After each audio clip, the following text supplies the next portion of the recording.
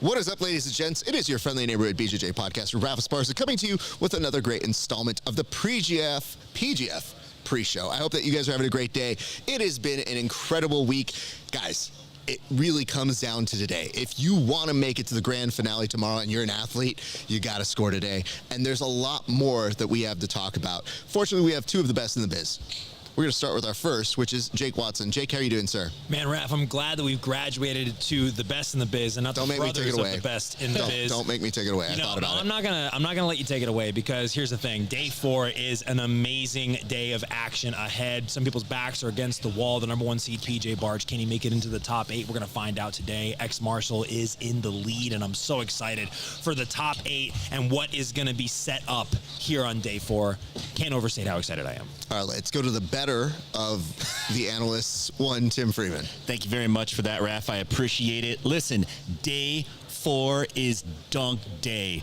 You better bust out those Reebok pumps, get to pumping, break off the breakaway pants, snap them down, chalk up, hit the LeBron magic clap. If you're on the cusp, you need a dunk today. You better Vince Carter that program and get 2 if you really want to make it. I'm stoked. I'm looking for stunts out there on the mat today. It's going to be a fantastic day, you guys. I'm glad that's what you went with, because on my notes it was pumps and a dunk day.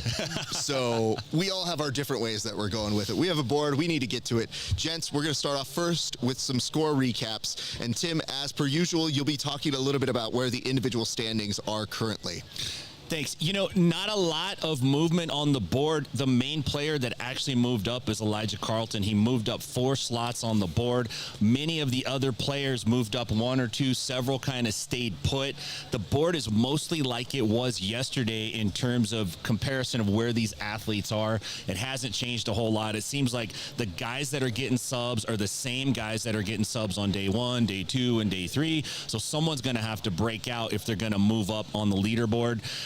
Guys on the cusp, Ben Eddy, Nathan Haddad, Kevin Beuhring, and 2 big stars are going to need to get into the leaderboard here, and that's Renato Canuto and PJ Barch. So let's see what they pull off today. All right, and I guess I'm going to give you guys the lead, but this is really important to note. We did talk to you a little bit about who was ahead yesterday, and nothing has changed for Ex-Marshall. They've just had a permanent place in the number 1 spot. But here's what I want to point out. Yes, first Phorm, closely behind. I just want to point this out. Egghead and I were talking about this today, and we were comparing notes, and I literally told him, I go, well, you know, statistically, a person could get 21 points plus the team points, and he goes, right. And I go, so a lot of people are saying, you know, it's too early to say somebody's completely out of things. And he just did this look. No. Like, I think I broke Egghead by telling people a statistic possibility was there, and that anybody who is saying they're statistically out, not quite. But I think by the end of block 2, we're kind of going to know where we're heading today. So here, with an update on our fantasy teams, is one Jake Watson. Jake, where are we standing with our fantasy teams, sir? Well, let's take a look, Raph. If you're looking at Team Freeman, sitting to my left, Elijah Carlton leads that one. As he mentioned, Elijah Carlton now in the second place. They got 48 points for Team Freeman. And if we look at the next set of scores, I believe the next one is myself, and tough to say I am in last place with 40 points. You know, I truly do believe in my team. It is day 4, so we'll see how it goes. Maybe I can win that BMAC belt. But moving on, Team Egghead, you'll hear him on commentary. TG DeSantis refers to him as the man they call Egghead. 45 points for him. So that does continually put me in last place, and I am, trust me, I know. And Raph is probably going to do the same thing that he always does. Here he goes. Team Esparza sitting pretty. I don't know why you don't do this to Tim. 55 points. And all I can say is I can't wait for the Airbnb for him to continually make fun of me, as he always does. Please sit down. Why does this make you so uncomfortable? Because I don't like it. He doesn't like you lording over him. Go and finish. We got a pre-show to do. All right, well, Octavio, move on to the next one. Go back to the board now. All right. I'm just going to call the shots from back here. All right, now we're going to go on over to our submission of the night. And I believe, Jake, you start us off there, sir. Yes, I am going to start you off. So my submission of the night actually ended up being recorded as the official G-Shock submission of the night, and that is Elijah Carlton with this last-minute, last-ditch effort with this beautiful triangle, so smooth that you could actually hear his left leg smack against the neck of Cam Hurd, locks it in as tight as can be. That was an absolute barn burner of a match. Cam Hurd looked so impressive throughout, and Elijah Carlton was struggling to get any submission wrapped up, but there at the end you see ex-Marshall absolutely elated with their athlete. It took a lot out of the PGF Season 5 champ, but he is making his name known, and he is looking poised to make a difference tomorrow if he makes it to the playoffs. It was good. It was earlier in the day, correct? Mm-hmm. I thought it was great that we started the action like that. A lot of the guys were coming for submissions, and Tim, you also picked somebody that I thought was a very solid submission. Walk us through that, please. Yeah, so we got Davis Asare jumping on the leg lock here against Daniel Sathler. Sathler was trying to defend. He defended one, but the second was too tight, and you can see the look on his face. It wasn't going to happen. Also have another leg lock here from Jett Thompson against David Evers. And it looked like Evers might have had a chance to turn out. And when he turned back to his left, he just kind of didn't hit it quite right. And Jett Thompson walks away with a big pop. It was audible. You could hear it. Nice work from both gentlemen last night on the mats. It was very, very impressive. I had one that I picked because I was almost confused that it did happen. Here you got Canuto and Jamie Carnall, and here you get a reverse Uno. Oh, and then you see the grimace, and you think, did Canuto hurt himself? No, he just felt that bad. An embrace tug between the two. But definitely, I turned my back on it for a half second, and just based off the look on his face, I almost thought, did Carnall catch Canuto? And then I see Canuto still smiling, and I go, oh, I have to see that again. And I watched it again and again. So big props to all of those individuals who got their submissions of the night. However, I do have to say this. I feel like you guys are cheating because you put 2 submissions on your packages. Yeah. I put one. Well, I mean, no, I put one. I put the day before you put 2. I put That's 2 the true. day before because I couldn't decide. There's so much action happening here But at the it says PGF World submission. Oh, I didn't catch that. Single I thought it said submission. There is an abbreviation on that scoreboard. It Yeah. could have been submissions. Yeah, I But wasn't that's sure. what says submission. It's very clearly I didn't defined. catch that. I'm sorry, It could have boss. been your mistake. No, I don't make mistakes. That's not true. But anyway. Just Silly pointing that Jake. out. All right, let's go to our next one, which is updates. So we put this here, and I'm hoping that you guys have been able to catch up on some information. I believe I do have some, so I'll start off with this, which is I do believe that we will not be seeing David Sathler here today. So that is something I went over to him, and I just asked, hey, no fighting. And I meant it in the group chat because they have been going wild. Yeah. And he looked at me, and he was just kind of like, no, not today. And I go, wait, oh, no. No, let's clear this up, buddy. No fighting in general, please.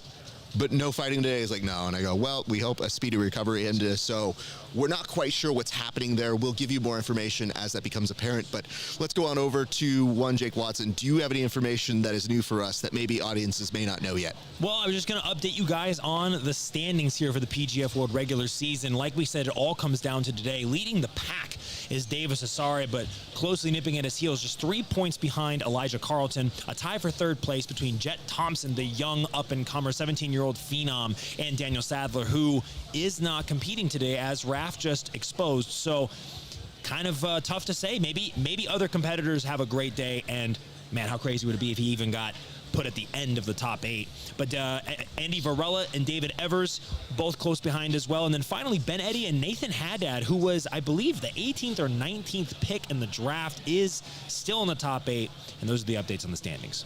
Thank you very much. Let's go over for more updates to one Tim Freeman. So a couple things happening. You mentioned Daniel Sathler is going to be out for the day. A few other guys are going to be out completely here. John Combs is out. Mike John is out. I chatted with David Evers just a few minutes ago. He is not going to be competing today. It looks like we have Alvaro Pinedo taking his place in the first block with John Chandler following up in the next 2. It's interesting that they're kind of alternating 2 alternates to fill his role. It's curious what kind of impact that will have on Evers' score. He is near the top of the leaderboard, but he's not going to have a chance to put points up. Obviously, he's confident that he'll be able to maintain his position at the top, but who knows? Like I said, guys are coming out to really bring the heat. This is your last chance. I know I said it yesterday, but today I mean it. You gotta do it today. If you don't do it today, that's it. There will be no tomorrow for you. So, yeah, those are my updates, Rhett.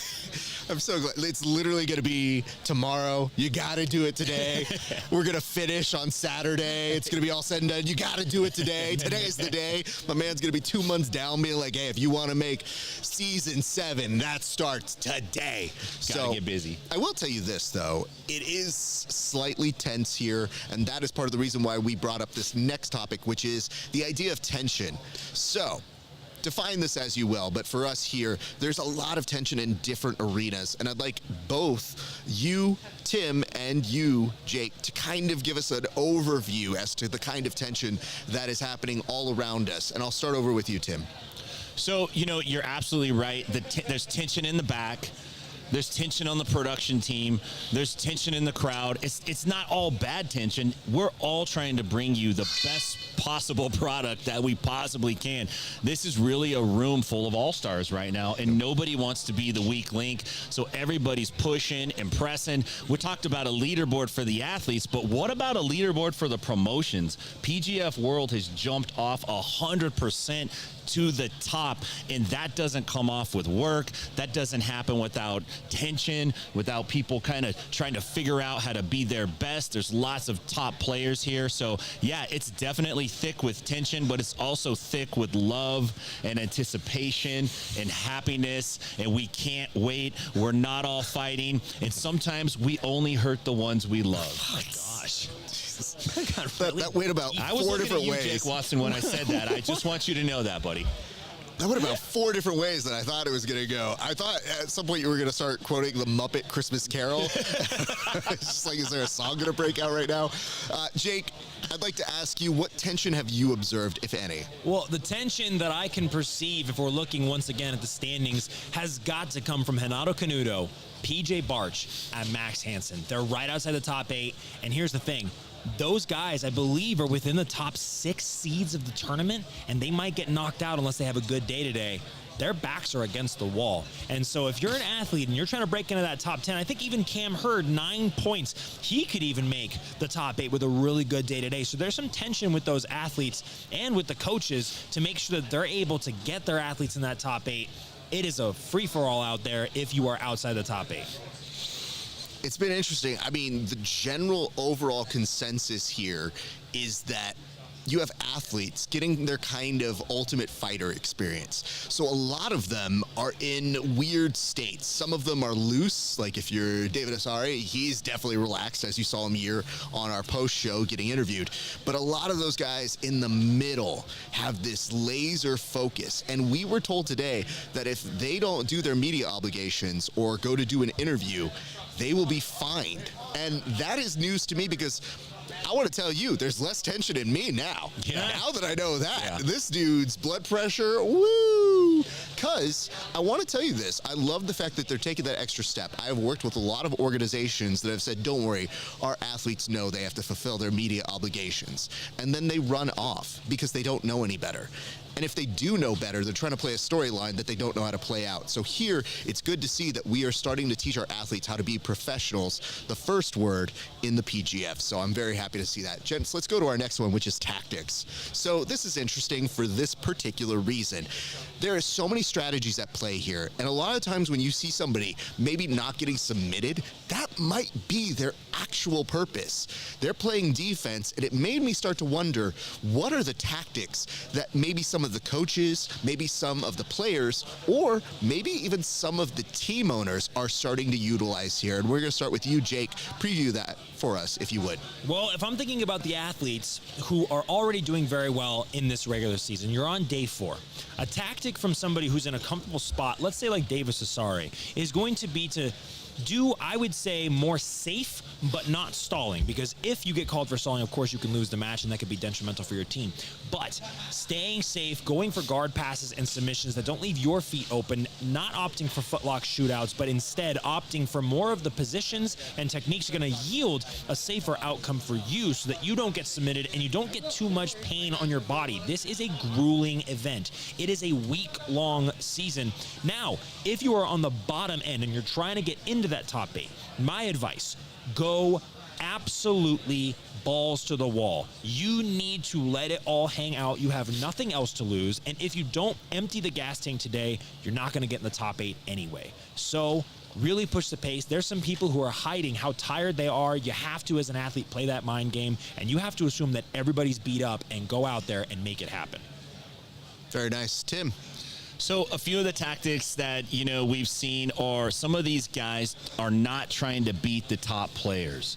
They're going in against the top players and they're trying to survive, and then they're trying to beat the guys they feel like they can beat. So they're saving energy, trying not to stall, the art of stalling without stalling, which is a difficult one. But that's one of the tactics we've seen. The other tactic we've seen is, I don't know if it's a tactic, but some guys, they get injured.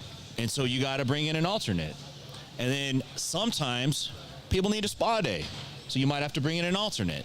We'll leave it at that. But as we move forward, look, like Jake said, it's a marathon.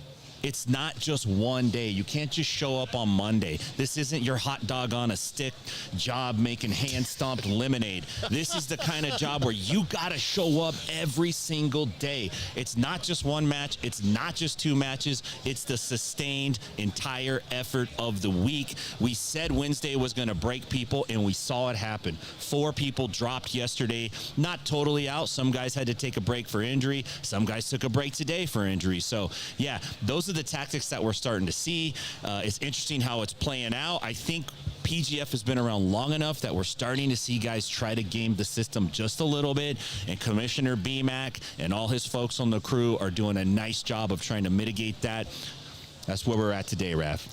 What a hot take. Good for you, sir. Thank you. Very proud of you. Love that one. Okay, let's go to our next one right now. So this one is Grapplers quotation marks. If you guys haven't had the opportunity to go check out a documentary by the crew over here as directed by Keelan, lawyer, our EP, who's quite good as a human being and That's even me. better. Oh, God. No, don't. That's him. That's him. Give him some camera You time. shout out to this man. Antonio was right on it, too. Wow. I just say, Well immediately done here. shifted the camera. Hold man. on. I don't want to say anything nice now because I was trying to say it when you didn't know. Rob's like, get out of my shot. Keelan Lawyer actually directed a great documentary. It is called Grapplers, No Gi, No Money. But what you may not know is they're already filming while this is going on top of everything, we have guys creating content that's going to go into the next documentary. So it made me wonder, what are the parts of the new documentary that you are most excited to see? Tim, let's start with you, sir. I want to see what's going on with these guys outside the venue. You may or may not know this watching from home, but many of these guys are housed together, and it's not all dudes on the same team. So there's a high chance that you're staying or rooming with somebody who's on another team. I know there's camera folks that are embedded in these houses. I can't wait to see that kind of footage, try to figure out exactly what the dynamics are that are going on outside of the house or outside of the venue. That's a big part of being here at the PGF. The other thing is I would like to see what some of these owners are doing, especially ex-Marshall. We kind of thought like their team wasn't going to be that strong, and actually their team has been very, very strong, and it's been very cohesive. It seems like they're operating together as a unit, and I think, and I'd like to see this, it looks like Elijah Carlton is actually the glue that's holding that together. So I can't wait to see the outside film, see exactly how these things are shaking out outside of the venue today for PGF Season 6. Jake. Tim, you're just one hot take after another, man. Sorry, it's buddy. great. No, it's great. Here's the thing. We are very privileged to be backstage, working behind the scenes in sort of a way, working with the pre-show, post-show, getting some insider information here and there. But what we have been reporting to you guys sometimes is what we hear about. For example, Max Hanson, Daniel Sathler, some of the drama going down there, but some of the talented people going behind the scenes and filming this documentary are actually capturing these moments on film. So when we see this documentary, we're going to be able to see the visible fruition of those things that were only hearsay to us here today. All right, let's go straight into our next topic, which is this. You know, we were talking a little bit under the aspect of who could be a spoiler when we were talking a little bit about tactics and tension. But if you really think about it, maybe you statistically don't have a shot into the big dance. That doesn't mean you don't have power.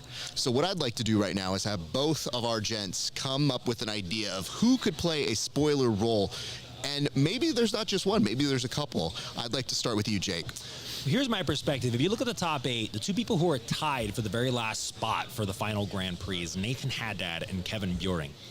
I believe they're actually going to share the mat today at some point. They could spoil each other's journey to that top 8. It could come down to a match between those two, depending on how it shakes up today. And so I think that those two are key players that we have to be watching out for, because both of them, they've looked great throughout it, but I'm definitely interested to see how they go about their matchup and also how they match up with other people. Tim. So if you look at the team scores, Epic Roll and Black Rifle have 36 points combined, okay? The number 2 team above them is First Phorm, and they're in at 53. So they have more than the combined total of the bottom 2, okay? Those bottom 2 teams have to play X-Marshall today. X-Marshall's about 15 points ahead in the team score. I'm looking for Epic Roll or Black Rifle to come out and make a statement. Sometimes when you're watching sports, your team's not in it, but they're playing a team that is in it, and there's nothing sweeter as a fan when the Giants beat the Dodgers while the Dodgers are on their way to try to get into the playoffs. There's better things. There is not, Raph. As a Los Angeles fan, I just want to point this out.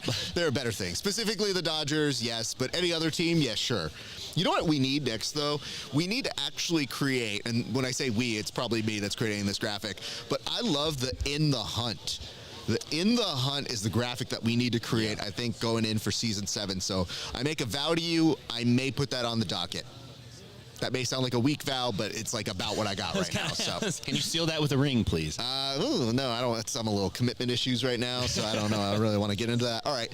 While we have a chance, let's get into our gallery, which we're keeping our eyes on what you guys are saying online. So why don't we go ahead and take a look at a few of the things that people have been chirping off in the comment section. Let's go to our first comment, please. I believe this one is yours, Jake. Samson's head slippery af. Ha ha. That's not cool, man. That is not cool. I don't know. I couldn't pinpoint at what point this comment was put out there, but Samson Phommabout, this was said about you, sir. Fair enough. Let's go to our second one. This is mine. This is your department, I believe, sir. Please. I'm taking this one. Josh Colbert. This would never work in the streets. You're probably right, Josh Colbert. I gotta say, you're probably right. There's some of it that would work, but some of it that wouldn't. Hold on. Can we just get to the bottom of this? Do you watch basketball and go, this would never work in the streets? Oh, this 40-yard dash would never work in the streets. Get out of here with that. Josh, I understand what you want to bring up. Just find somewhere else to go. What's the next one? Dang. This is yours, Jake. Chael P. Sutton. He's as sweet as a German chocolate cake. I have never thought that. As a Chael Sutton fan, I love Uncle Chael. Never once did I think or even allude to him as resembling a pastry. Fair enough. Tim? Oh, sorry. Where's my next one? Let's go to the next one. My apologies. We got Alfredo Moscoso. I heard Jamie Carnall. Jamie Carnall is a homeless guy they picked up from California, and he only wants to get paid with Dino Chicken Nuggets. Listen, that's probably true. Yeah. I was about to, hold on. First thing, how dare you, Alfredo? Number 2, maybe not untrue. I think we're going to get our W9s filled out, and he may be like, no, we don't need all that. Just bring that little truck full of Dino Nuggets, and we're good to go. Now let's go to our final one right now. I want the feedback. I'm trying to make something that we can all enjoy, and I don't know everything, so keep the feedback coming. We grow from it. And this is BMAC himself going into the Reddit. And what I want to say is this. If you are in the comment section, it must feel good to know that our leader, our fearless leader, one Brandon McCatherine, is trying to give you a better product. So if you have constructive criticism, throw it our way. I'm telling you, we will do our best to improve. We hear you about the audio cable. We know we've done 40 different things to fix it, and I believe today we may have a fix for you. But just know this, constructive criticism, yay. We need a pit? Boo. Don't come to me with that either. But we are definitely looking out, and we appreciate the passion. So thanks so much for giving us all those great moments. We're about to turn it on over to the main broadcast team. But I got to tell you guys, I'm super stoked for today. So we're so glad you're here. Do not go anywhere. And after this concludes, that means all 30 matches, stay with us. Come right back here for the PGF Pro Show, where we will have interviews with some of the athletes. And as you can tell, anything can happen in that post show. On behalf of Tim Freeman, Jake Watson, myself, Rafa Sparza, thank you so much for watching. It's been a great day for grappling. We'll see you back on the mats.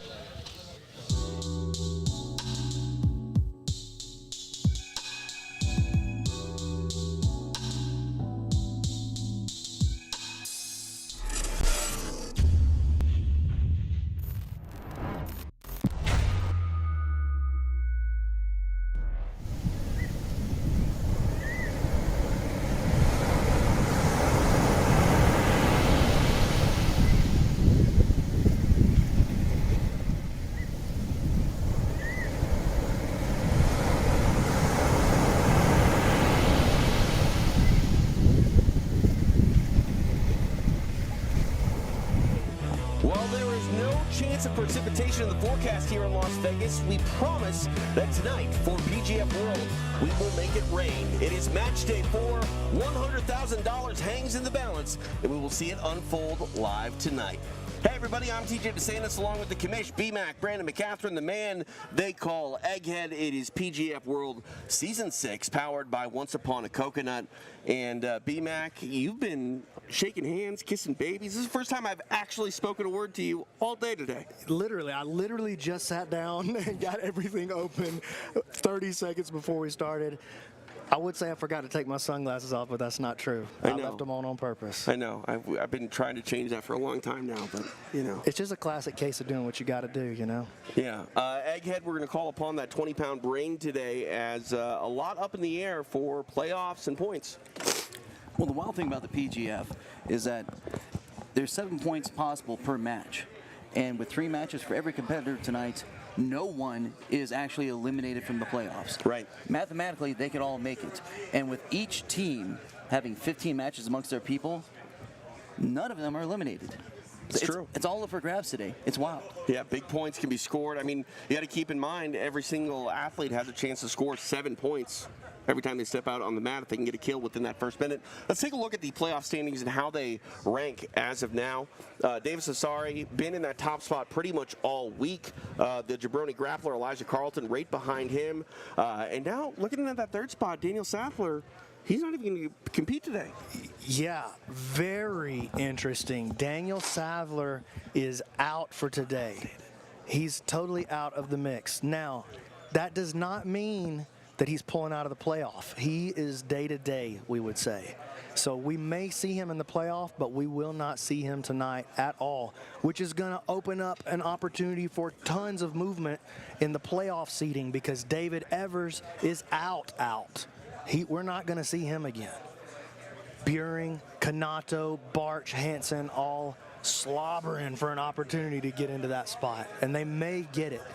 I mean, we could have movement way up the leader. Imagine PJ comes in and he hits 3 chokes tonight. I mean, he's going to rocket up the leaderboard with that. Like, probably to the top. Yeah, he would be at the top. That's assuming Davis doesn't score, though. Sure. And that's one thing, too. You know, this is... Which is a crazy assumption, because Davis is going to hit home runs tonight. He's got a great night in front of him. Well, you kind of lead me to my next point, B-Mac. This is a league, and we talk about, you know, these guys being players. Today is the biggest day, and we're going to find out who these big game players are. And PJ Barch sitting in that #1 power ranking spot. You know, those who know PJ, they're going to expect a big day from him. I'm going to tell you something else that's going to be a big factor tonight. The attrition rate of the athletes. Because by the time we get to the end of the week, the alternates are playing a huge role.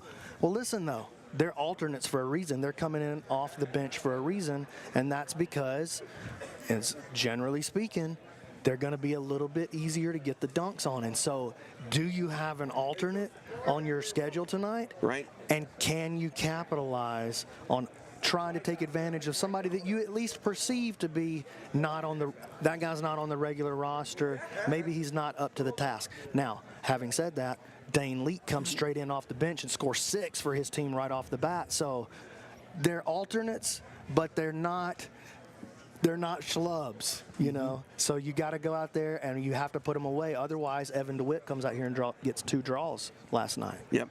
All right, match day 4 is upon us, and we're going to talk with some of the luminaries. Alex Wendling is standing by with Eddie Bravo and the ex-Marshall coach, Jacques Machado. Alex, take it away.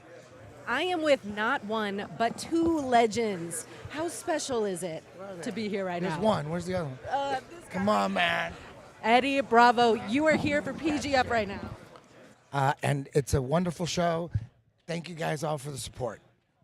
And you're right by Jean-Jacques, who is in the lead. He's winning by 15 points right now. Jean-Jacques, your team is going to be in the second half of Block 1. So are you going to be able to watch Team First Phorm and Epic Roll and be able to look at what you guys have to do? You know, my guys, doesn't matter who they're fighting. They already know what they have to do. If they want to be in the playoffs, if they want the team to win, they come here with a mission. And I'm just making sure they accomplish that. And I heard you in the back say, today is the day. Today we are going to win. So what else can you do to hype up your team? I think you got to understand doesn't matter what we did in the past 3 days if you don't do well today. Because what counts now is today. And yesterday's gone, and they know that. And I'm very excited. And, yeah, they're pumped. They are. Well, Team X Marshall is definitely representing. We saw some incredible performances from Elijah Carlton, Ben Eddy. So how proud of you are you to see some of the 10th Planet guys really show out and get those chokes out there, those 6 points? I'm very proud anytime one of my guys gets a choke or a kill or a break. I'm very proud. It's hard to watch my guys go against each other. I don't enjoy that at all. But when my guys beat someone from not 10th Planet, I get really happy. Well, rightfully so. And what has it been like reffing for this kind of format? Has it been easy for you? Oh yeah, the refs are in this format, sub only. We're like babysitters. We're just making sure no one gets too crazy. You know what I mean? Doesn't get out of hand. We don't have to call the cops. That's it. Really easy. Well, thank you guys so much for the time. We have plenty of action coming to you for PGF Season 6. Eddie Bravo, Jacques Machado. We wouldn't be here without these two, so thank you so much, and we'll send it back to you guys. Thanks, Alex. We will check in with her as our night continues here in Las Vegas. Jacques Machado sitting at the helm of that ex-Marshall team, and they've been pretty much in that #1 spot overall with team points since night 1, and if they can hold on to it, they're going to be $100,000 richer, B-Mac. That's huge. Do you know how good it's going to feel for me to walk out there and make this happen for, you know, maybe it's not ex-Marshall, First Phorm still in there, but right. Just to walk out there and make it happen for these guys is going to be one of the coolest experiences of my life. I can't wait to do it. You know, sticking with the ex-Marshall narrative for a brief moment, the pre-show talked about it. Elijah Carlton's been this team leader, the jabroni grappler, the man who flips everyone off and, you know, starts a little smack talk with everybody. He's kind of the glue of this ex-Marshall team. I don't think many people saw that coming necessarily, Egg. He showed a little bit of a face turn at the end of season 5. And you know, he talked about in some of his interviews. He said, hey, man, $100,000 is on the line. If I get put on a team, I'm going to find a way for all of us to win. And we talked about how he has more knowledge of the tactics of the PGF than anyone else. And he's given them some advantage, I think. And Elijah is more focused than I've ever seen him before. He's totally locked in. He's declined all media this week. He's completely locked in. He's completely turned on, and he expects to be #1 when the night ends. Oh, man, so much on the line, and we've talked about the tension and the energy. It continues to build and grow and get thicker and thicker. And today, you know, you saw a lot of people kind of, you know, keeping to themselves, keeping a low profile, because I think things are going to get hot, heavy, and intense early. Yeah, I think that there's going to be a lot of points scored tonight. There's a lot of opportunities for points on the board, and there's a lot of people who need points, and that need is going to meet opportunity. We're going to see a lot more 6s tonight, 6 points for the kill. we're going to see a lot more breaks tonight, and we're going to see a couple of extra bonus points. So the scoring is going to be higher. This is just a prediction based on what I know about this league and it's everything.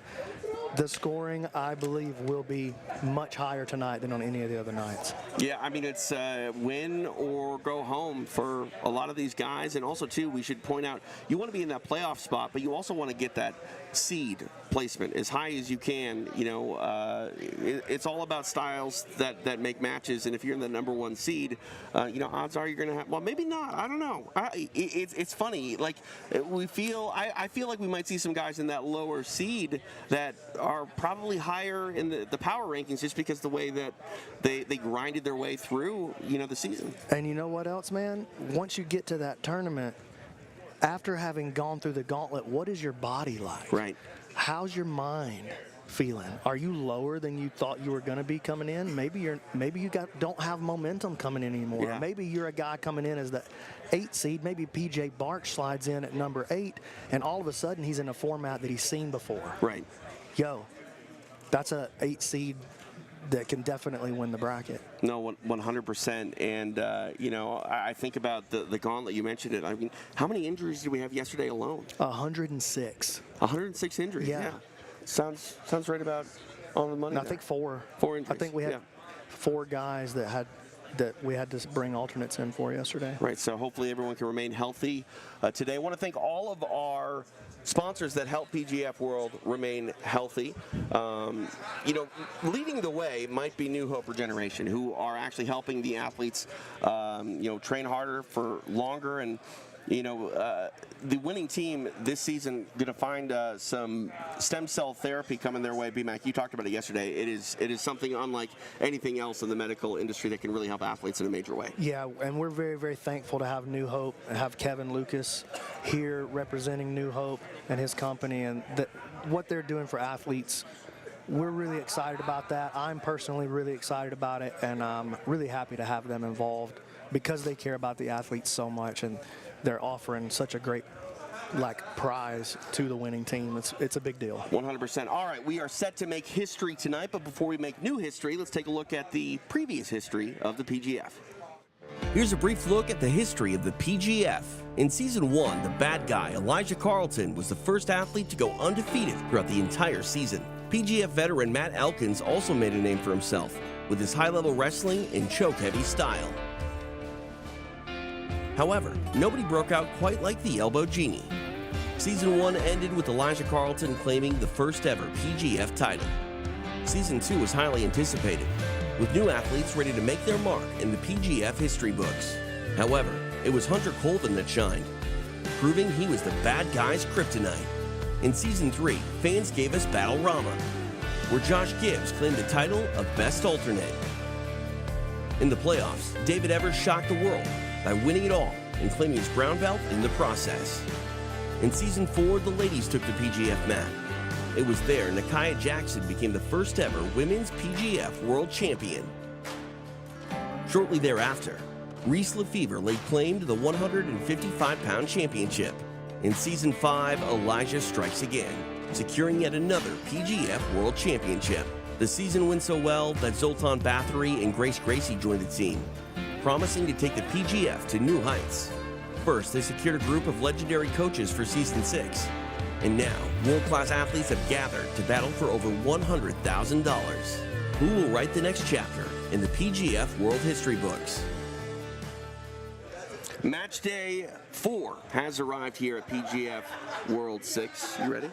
I'm ready. You ready, Egg? I'm pumped. All right, we're ready. Let's go to the mat, Stephen Aiken, to start our night.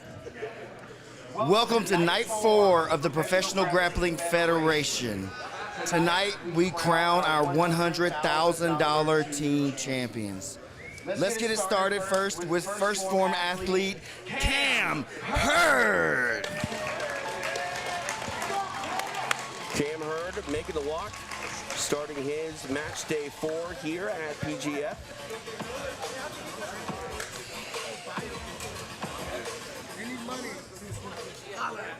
And his opponent, representing Epic Roll, Sherrill. And here comes the handsome one, Kevin Sherrill, representing Team Epic Roll. Kevin Cheryl was your PGF Season 3 runner-up. Cam Hurd was veteran of PGF Season 5.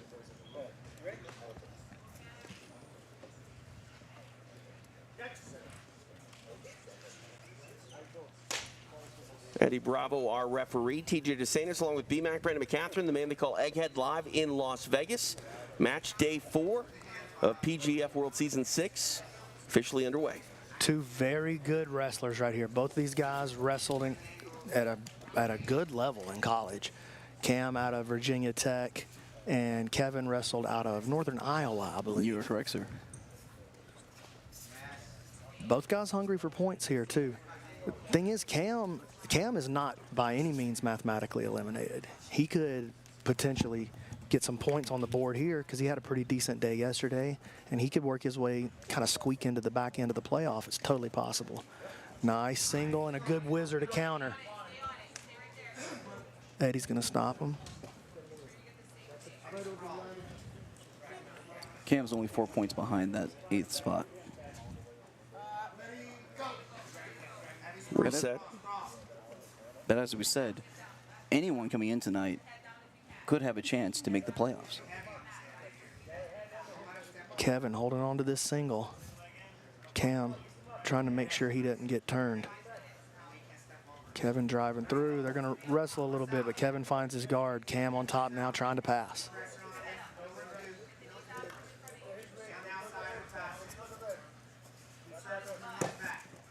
Oh, look out. Oh, nice save by Sherrill.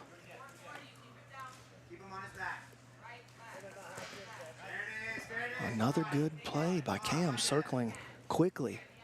90 seconds of elapsed time here. Hurd here in full side control. Cam using his speed and his footwork to really just move around the guard. Almost not even a guard pass, just went to the front all the way out to this north-south now.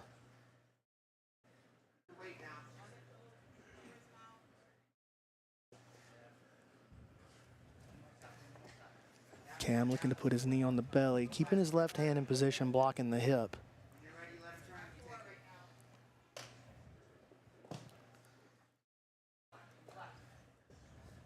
Reaching through, maybe thinking about a Darce, but Kevin trying to take control of Cam's wrist as he reaches through. Might be thinking about using that off balance. Now Cam adds the knee to the belly.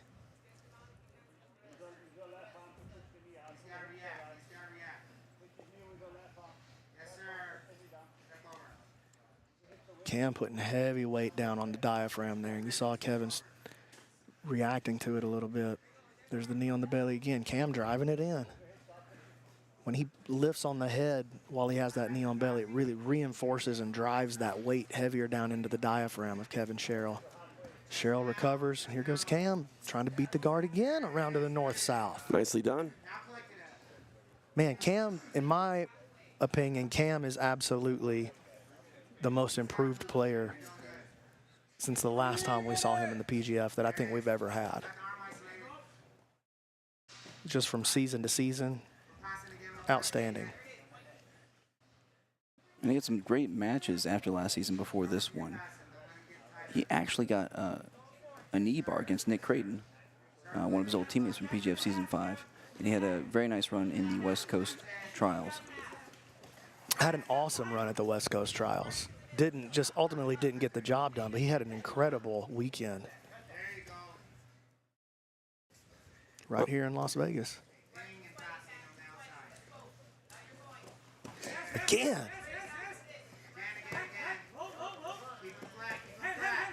Now Sherrill trying to induce a scramble, trying to get up. Hurd maintaining control here from the side position. Now we're at 2 minutes remaining. Well, Kevin better be real careful. We saw what happens, or what can happen, when Cam gets his hands locked together on a Kimura. Here's a full mount now.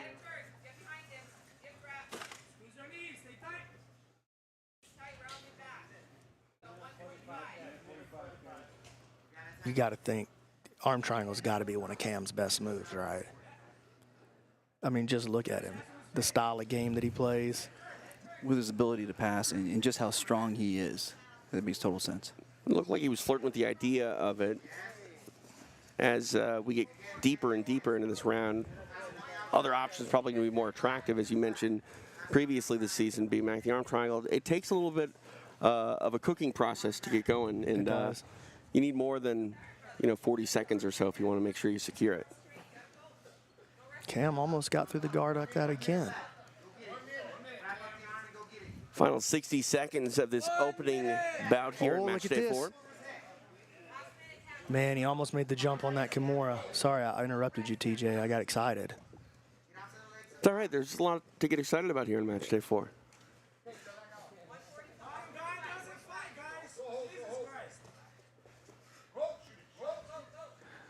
Cam going to sit back on the ankle lock. Cheryl now standing, tripped up. Able to clear the leg, though. Hurd readjusting. Oh, Cam moving towards a leg attack. Look at Cam's new skill set. I'm telling you, man, he's grown so much since season 5.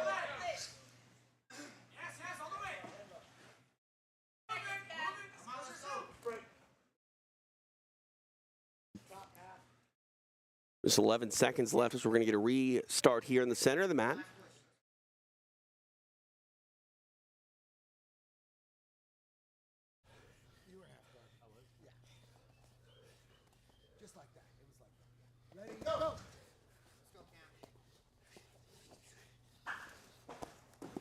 Kevin going to try to jump on something right here at the end. Hurd able to get free, and time is going to expire. Oh, my goodness, Cam. Wow. He went for it until the absolute last second. What an awesome performance by Cam Hurd. Didn't he? Look, he leaves that match with no points on the board.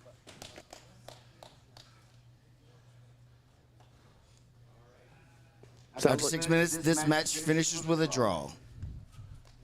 No points there for Cam Hurd, but again, a very game performance by the first Phorm representative. And he's got 2 more shots to secure a spot in our playoffs. And if that is the tempo and pace that Cam Hurd is going to keep up all night, he's going to get after it. That's just a continuation of the things that we've seen Cam Hurd do here all week long at the PGF. His pace, his hunger to win is incredible. And Cam is just a purple belt. Imagine the storyline that he's going to write in the PGF in the years to come. We're going to see Cam for a long time. I love that kid. I'm definitely bringing him back. Absolutely. All right, we are continuing our match day 4 here in our opening block of the night in Las Vegas. We go back to the mat with Bobby, both of them, and Stephen Aiken. Our next athlete coming to the mat, representing first Phorm, Jett Thompson. So many storylines here this week in Las Vegas, maybe none as exciting and borderline shocking. It's hard to even say that Jett Thompson's story is shocking at this point because it's been consistent since night 1. The kid is on a mission. He's a star in the making, and we will see his journey continue here at match day 4. And his opponent, representing Epic Roll, AJ Agazarm. The wily veteran AJ Agazarm has proven to be a Houdini of escapes this week. And a bit of a good guy, feel-good guy, saying nice things about a lot of different people. Total face turn by AJ. He's a new man. You know why I think he did the face turn? Because we expected him to be the heel. It's like his own little personal act of rebellion. That's true. That's true. No, man, I actually went and had dinner last night, and a couple of the athletes were there. AJ was there. Hajer was out there. I love AJ. He's a lot of fun to be around for me. And you know what? Always bows onto the mat.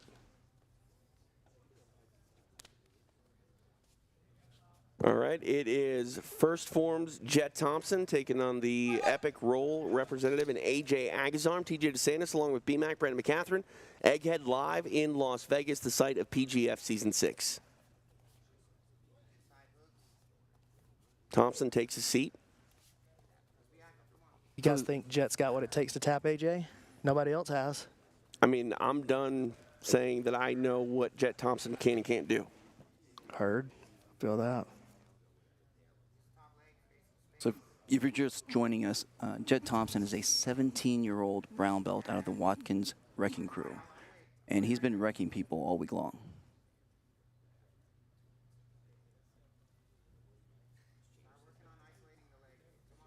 See how Jett approaches AJ here.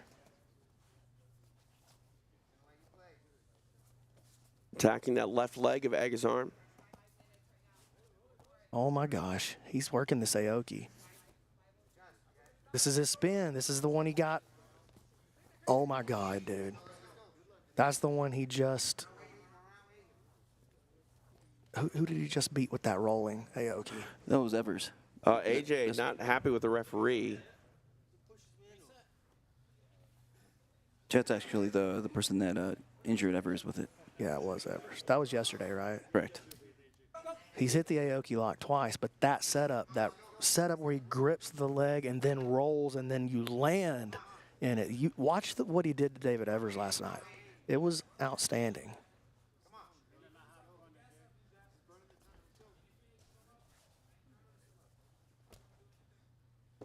One of the things I love about Jett is he shows you he's just having fun. He's always smiling. Yeah. Oh, you're gonna smack him in the face? He smiles back.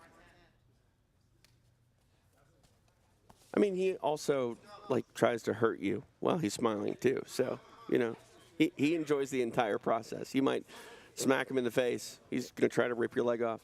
He's going to try this setup again.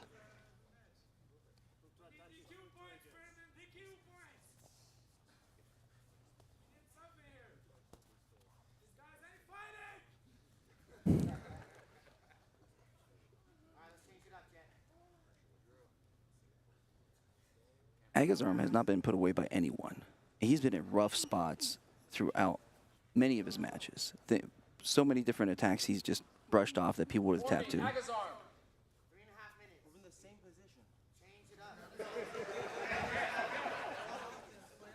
Well, you know how Agazarm feels about that now.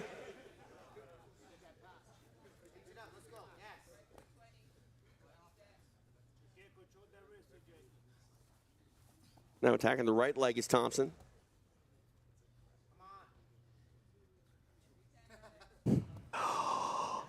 Is that a grimace by Agazarm? It was a grimace, but I think he was trying to be funny. He's smiling. I mean,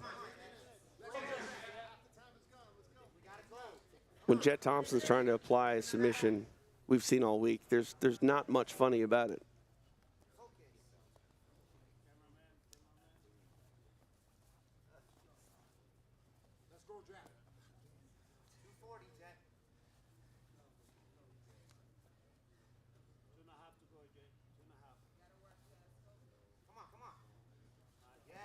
Two and a half minutes remain here in the match.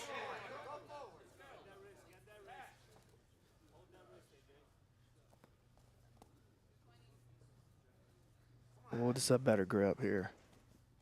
As soon as I say that, it was the worst grip.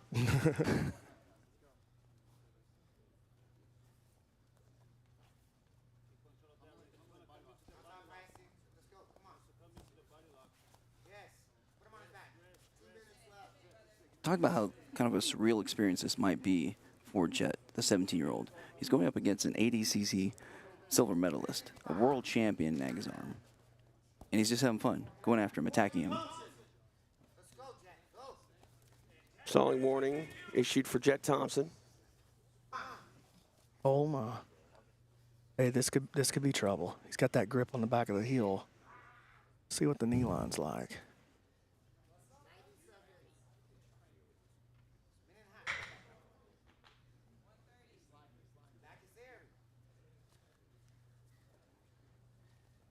Jett has stayed pretty persistent with this leg attack.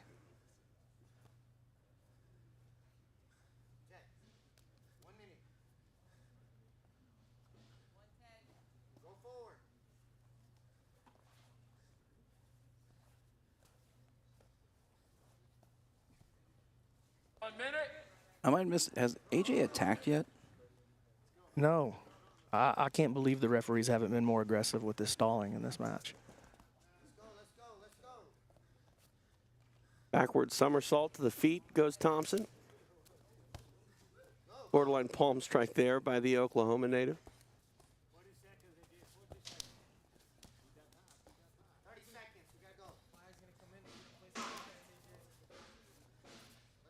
Agazarm back to his feet.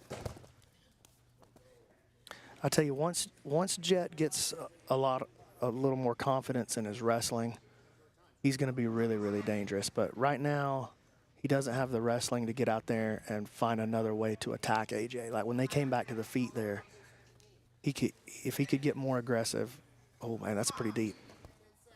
Short time. Thompson trying to make something happen. Oh, dude, I thought he had that. Agazarm survives once again, a common theme this week here at PGF World Season 6.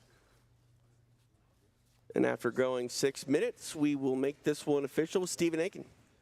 After 6 minutes, the match finishes with a draw. A draw for Jett Thompson and AJ Agazarm. Thompson in that playoff picture. Agazarm on the outside looking in. We will see both of those gentlemen again twice more tonight. I didn't like the officiating during that match. I have to be honest with you. I felt like there should have been way more aggression in the stall, like way more. Yeah, I mean it's now or never for everybody, right? So you want the action and tempo to be turned up as high as it can be. Yeah, that's what we want. That's what we're here to see. All right. Well, the night is young. We'll see what happens next. All right, back to the mat with Stephen Aiken. Our next athlete coming to the mat representing First Phorm, Alvaro Pinedo. Well, it took all the way to match day 4 for Alvaro Pinedo to make the walk for the first time, an alternate getting the assignment here for First Phorm in our first team matchup of this first block of the night. We'll see what he can do. Back to Stephen. And his opponent representing Epic Roll, the Ninja, Andy Varela. Andy Varela has lived up to a lot of his hype. Had a huge day 1 and has been entertaining and exciting throughout PGF Season 6. Pinedo's a black belt out of Checkmat, but he's going to have his hands full with the black belt out of 10th Planet Las Vegas in Varela.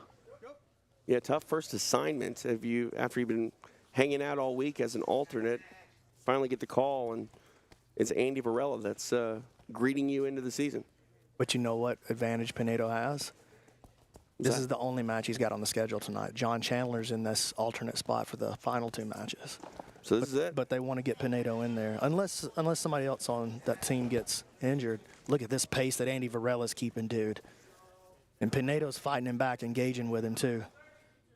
We're going to see some fireworks in this match. Saw Pinedo at the Las Vegas qualifier, and he's just chomping at the bits to get in here. He messaged me 100 times, dude. Coach, I want my shot. I want my shot. I was like, dude, I don't have a spot on the regular roster, but if you're willing to come and be an alternate, you may not get any playing time, but if you do and you bring it, you're going to get a chance to shine. And, man, imagine he gets out here and has a big match against Varela. 1 minute of elapsed time here. Varela inside control. Varela, he's thinking donk, dude. He's thinking donk. He's trying to get Pinedo moving a little bit. He's blocking that hip now, kind of pinning him down. Let's see what they do. Go ahead, Egghead. I interrupted you. I apologize. No, it's fine. I mean, so we were talking about the two storylines here. One, Varela is currently at 5th place with 18 points, but he's not safe. And the question is, hey, he has a reserve player here. Can he take advantage? As you said, can he get that dunk to solidify his chance at the playoffs?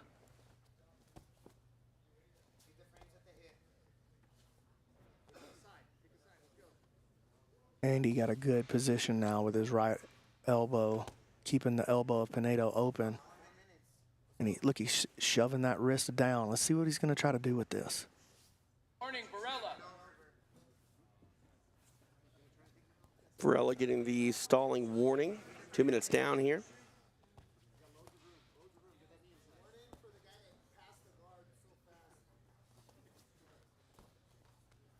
Morning, Pinedo.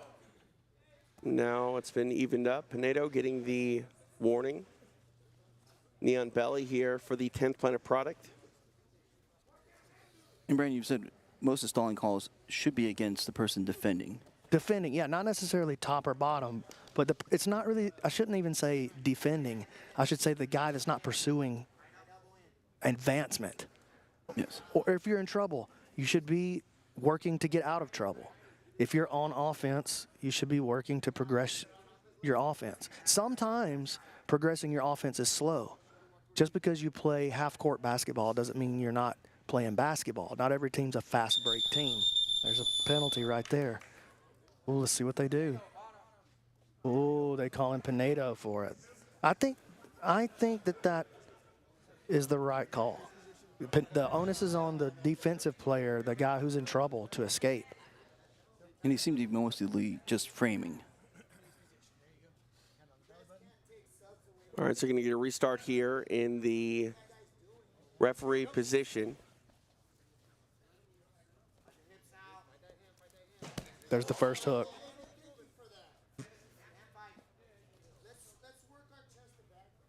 Oh, putting the heat down on Pinedo. There it is. 6 big points for Andy Varela. Huge win for him on this match day 4. It will definitely help his playoff chase. Let's go to Stephen Aiken. And your winner with a kill, representing Epic Roll, Andy Varela.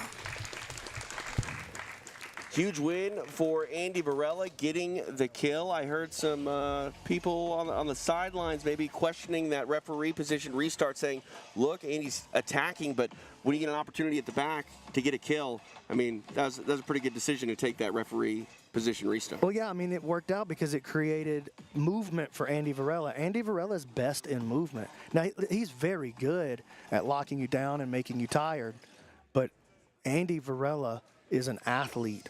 And when he has an opportunity to be an athlete, other people start falling apart in front of him. And that's what happened here with Pinedo. And check out that flex for the cam. And with that kill, Andy Varela moves into 2nd place with 24 points. Wow. Boom, just like that. Wow, 6 big points. It's dunk night. That's what Tim Freeman was calling on the PGF pre-show, and see if we have a few more dunks in store for us as we continue live in Las Vegas. Our first team match of this first block continues. Back to the mat with Stephen Aiken. Next athlete coming to the mat, representing First Phorm, Renato Canuto. Not many people would believe that Renato Canuto would be on the outside looking in to begin match day 4 when it comes to the playoff picture, but that is where we are, and you can see the demeanor on Canuto. He is here to go to work. Back to Stephen Aiken. And his opponent, representing Epic Roll, the Terminator, Sam Schwarz. Sam Schwarz started this season as an alternate. He's back in action here on match day 4. And now he stands in front of Renato Canuto. TJ DeSantis, BMAC, Brandon McCaffrey. Canuto goes airborne. Canuto getting busy right off the bat, like literally no time wasted. And Sam giving it back. Oh, yeah, look, Sam, he's here to party. Make no mistake.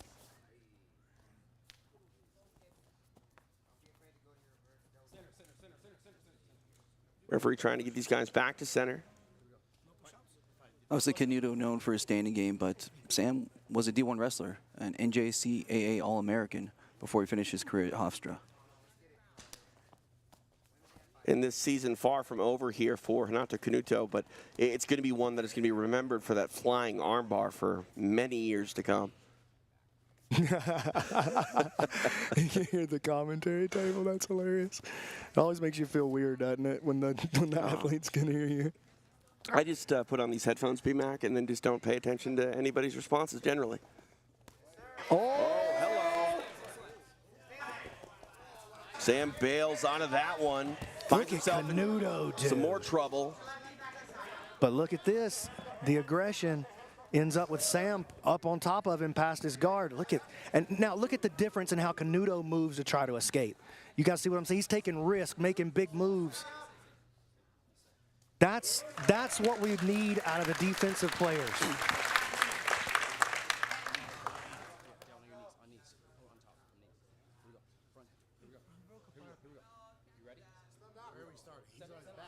All right, some discussion on where these two should start, and they basically take it upon themselves to go, let's just stand. 90 seconds of elapsed time. You know, Canuto doesn't have all the points in the world, right? Right. But, man, he's a great example, and he's gotten, like, his style has adapted more and more to the PGF as the week's gone on. And the way that he's played last night and tonight, that's exactly what we want out of an athlete in the PGF.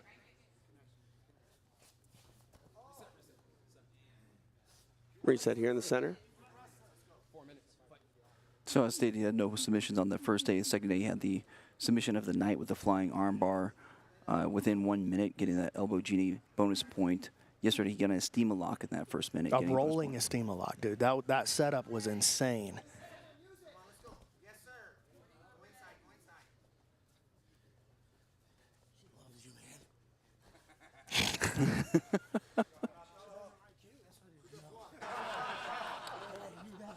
Sam's got to watch out, talking about Canuto's wife. He was saying she loves you, dude.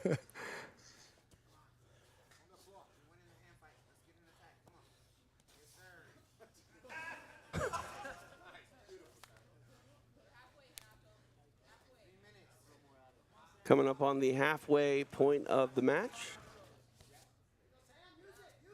Trying to grab a hold of the head of Canuto was Sam.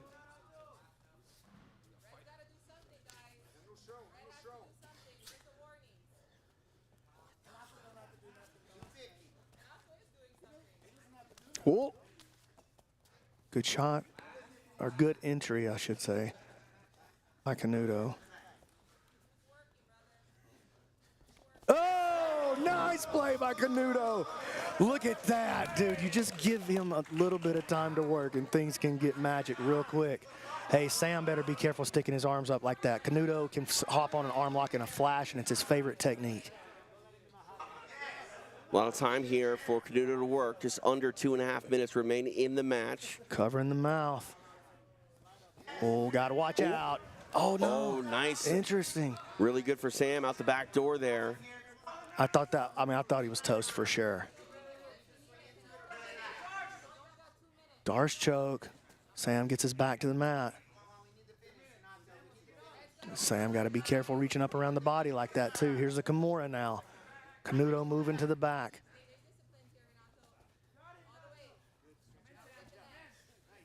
Comes up on the back. Now trying to frame up this rear naked choke on Sam Schwarz. Might be in business here. Huge points racked up for Renato Canuto. A kill and 6 big ones going on the board. Solid stuff, Stephen Aiken, to make it official. And your winner with a kill, Renato Canuto. Renato Canuto getting it done in a big way, 6 points with the kill on match day 4. We talk about how his style has evolved and developed throughout this season. I mean, that submission, huge in so many ways for Canuto. Huge in a lot of ways, and maybe even in 20,000 ways, because First Phorm is packing up 6 more for their team right there. They're catching up to X-Marshall, and if X-Marshall has, say Beuhring comes out here and makes it happen in this next match, right? They walk out with, say he gets a heel hook, they walk out with 9. Yeah. Now pressure's on X-Marshall to score and to win the bracket to keep the First Phorm team from scoring again and moving up. You know, a lot of pressure on Beuhring right here, I think. If Beuhring gets a kill in that first minute and gets 7 points, they'll be tied. Wow, that's crazy. You think about the big gap all week, and now within striking They've distance. just slowly been climbing. It's because Canuto came to life. Yeah. Canuto, as the week's gone on, he's understood what we're trying to do with the rules and the structure of the game more and more. Every time he steps out there and every time the pressure turns up, Canuto keeps getting better and better. Right, 100%. All right, let's continue our night of action here in Las Vegas. Back to the mat with Stephen Aiken. Our next athlete coming to the mat representing First Phorm, Kevin Beuhring.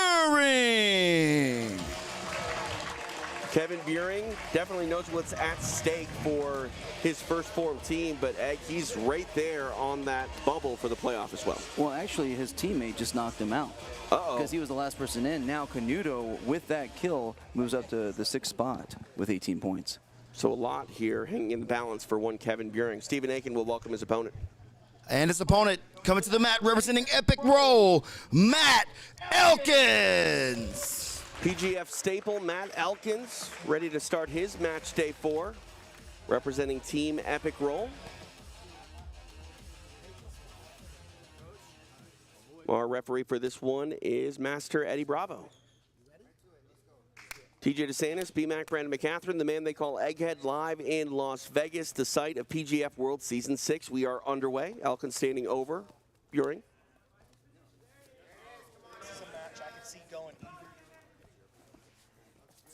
One more time, BMAC. This is a match I could see going either direction. I can see this turning into a kind of a longer play that ends up as a kill for Matt Elkins.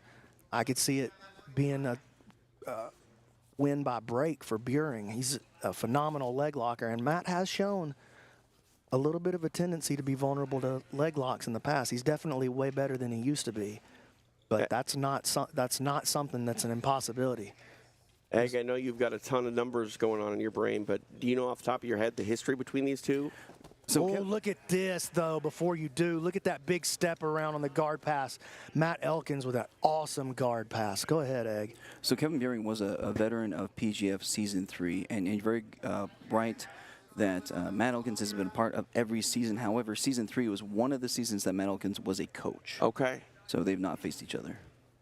But they're definitely familiar with each other. Matt jumping on the head, throws the triangle choke. Oh, my God, what a play by Matt Elkins. He's got a good triangle, too. He's going to cinch that up tighter.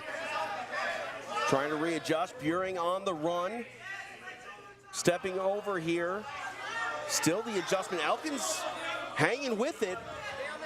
See if he comes up here in this mounted triangle. Uh-oh, big trouble for Beuhring. He's out of there. Now pulling on the head. He's out of there. It is done. 6 big points for Matt Elkins. Matty Elkins, TB. Bumping his chest for the camera. What a win by Matt Elkins. Huge victory by way of kill. Bobby, both of them, make it official. And your winner with a kill, representing Epic Roll, Matt Elkins. What a shot. We got to see that setup again. And let's talk to Matt Elkins. Somebody on the replay get me that setup to the triangle. Here it is, B-Mac. This is the end. This is the end. And hey, beautiful finish, but somebody get me the beginning of that. And if we can't get it, everybody stop what you're doing, hit rewind on YouTube and go back about 60 seconds for one of the most incredible triangle setups you're ever going to see. That was phenomenal work by Matt Elkins. Big win for the Epic Roll rep. He is now standing by with Stephen Aiken. I'm here with Matt Elkins. Man, that was an incredible match. You had everybody screaming right there with that triangle finish.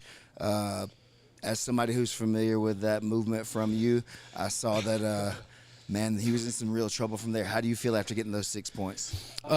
Ladies and gentlemen, it's an honor to finally be on the board. Thank you, thank you, thank you. Do you think that you're going to be able to find your way into the playoffs tonight? Your boys got the number 1 seed right now, Davis Asare, in the next round. You know your boys bringing the heaters. Yeah, so maybe we can leave with 12. I don't know. It's going to be a rough night at the office, but your boy packed a lunch and a once upon a coconut. All right, baby, we look forward to tonight. See you. Phenomenal on the mat, and dare I say, just as good on the mic. Matt Elkins doing it big here tonight in Las Vegas, and sounds like he's brought his lunch pail with him, and a once upon a coconut. What a pro cut, too. What a shot on that triangle, and stayed patient with it. Was putting the heat on him early, but the triangle was not there. Look how much of Kevin's shoulder is inside. But look at that now. Kevin's elbow starts to slip us to the middle. Thought he was going to slip out. Elkins chased him. I thought Kevin was going to get out right there. Matt made a nice follow. Made sure that Kevin's right leg didn't come up around the hip. And watch this little hip move here by Elkins. Locking it down and then up to the top position. Now he starts to cut the angle, pulling on the head, and then putting the death squeeze down on it. I mean, That was just a masterpiece. That was phenomenal. Yeah, phenomenal, to say the least. A big win for Matt Elkins, who is finally on the board with some points via submission, and he wants to keep his night going. We will see him again 2 more times here in Las Vegas. It is match day 4 of PGF World Season 6. He's the commish, BMAC Brandon McCatherine, the man they call Egghead with the 20-pound brain, which we're putting the test tonight with all of these points. I'm TJ DeSantis, and this next man is Stephen Aiken. Our next athlete coming to the mat, representing ex-Marshall, the jabroni, Elijah Carlton. The jabroni grappler, Elijah Carlton, really the poster boy for PGF coming into this Season 6, and he's shown the world why he belongs in that spot. He starts his match day 4 here tonight. Back to Stephen. And his opponent, representing Black Rifle Coffee, Jamie Carnall. Jamie Carnall had a interesting week here. We've got to learn a lot about him. We talked about raccoons. A lot of people talk about dino nuggies. See what he can call upon here as he stands in front of the jabroni and Elijah Carlton. Well, I'll tell you something. The way that Carnall's leading with his right leg, if he tries to stand and pass Elijah like that, it's going to be bad. He's going to get in early. Elijah gets lifted. Carnall, second time he's utilized that strategy. Uh-oh, backside 50-50 attack from jabroni. But does he settle for the break? You have to think he's going for the kill here. I think he's going to, listen, nobody understands the strategy in the PGF better than Elijah. I think he's going to look. There it is. Oh, see, there's that backside spin. He's in there. Got it. There it is. Under a minute. Wow. 4 points for Elijah Carlton. 4 big points for himself and his ex-Marshall team. Stephen Aiken to make it official. Your winner with a break, representing ex-Marshall, the jabroni, Elijah Carlton. Huge win for Elijah Carlton, getting the submission under 60 seconds. B-Mac, walk us through. So watch this. He makes the spin and weaves the back leg through. One of the classic setups that Elijah's had over and over here in the PGF. Watch this. Carnall blocks the top leg to stop him from entering that honey hole cross ashi position. So as he spins through, he weaves the back leg through. Now he goes to put the knee on the floor with the continued rotation, gets the trap. The heel is already trapped before Carnall can get his second leg in to defend. And as Elijah goes to his shoulder there, the break is already on, and he elicits the tap. Huge win for Elijah Carlton. 4 points, the break, plus the elbow genie point awarded to him and his ex-Marshall team. And we still get to see him 2 more times tonight. All right, we continue our match day 4. Back to the mat with Stephen Aiken.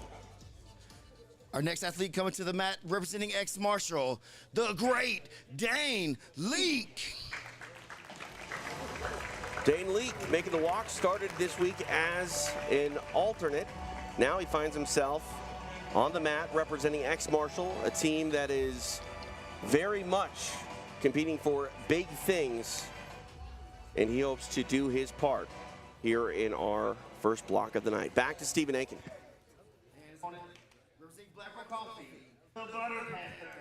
PJ Barch. PJ Barch, the #1 ranked athlete coming in to PGF Season 6, representing Black Rifle Coffee Company. He's currently 4 points out of the hunt right now, tied for 11th. 6 would get it done for him, but he's got his, listen, this is not an easy dunk. Dane Leek's an alternate, but he's a PGF veteran, and he's a very good black belt. He's highly coveted by Jacques Machado. Jacques strategically went and grabbed him in the draft. But Barch threw his guard like butter. Huh? Oh, that was pretty good. Huh? Yeah, I like that. Thanks. So now he's moving like a panther? That might be even better. I'm sorry, B-Mac. Dude, I feel like y'all are teaming up on me. That's what it takes. I mean, I think you want to talk about Cam Hurd being the most, progressed athlete in between seasons. Egg might be leading the way here in the booth.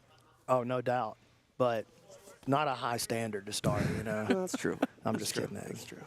PJ's putting that action on Dane, and look how Dane Dane won't stay just shelled up and defensive. He's trying to move, and that's creating opportunities for Barch to move around him, and it's going to start gassing Dane out. And you'll hear Dane, he breathes hard the entire match. So even in matches when he's not tired, he's actually quite the little cardio machine, but he always has like a measured, like strategic approach to his breathing. We've noticed that in previous seasons of the PGF.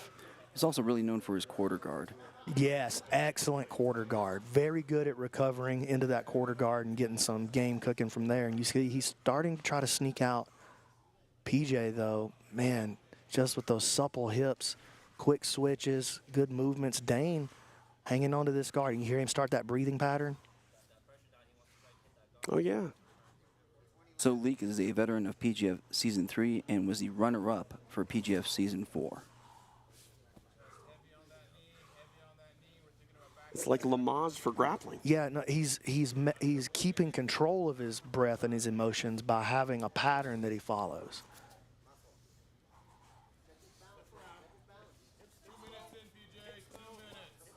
PJ getting it going here. Dane, though, holding on to his famous quarter guard. And there he comes. Got to be careful, though. Does not have the underhook, so PJ, if he can free that leg, and he not able to, though, and a great recovery by Dane. Dane has really good, clean, fundamental jiu-jitsu, in my opinion. Just from having seen him so much in the past seasons of the PGF, when he finds himself in strong, traditional jiu-jitsu positions, he's very clean and technical in those positions.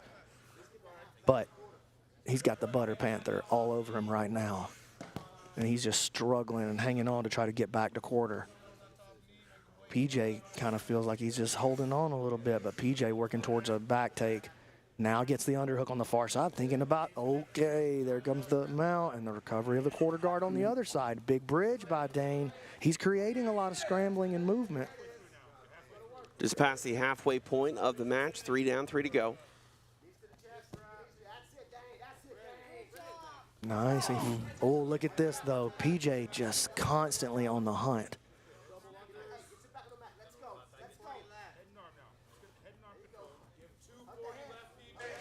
PJ closing in on this back. There's the first hook. Here comes the body triangle. And it could go downhill really quick here for Dane if he's not careful. Boy, this would be big for PJ if he can put 6 on the board. He needs it.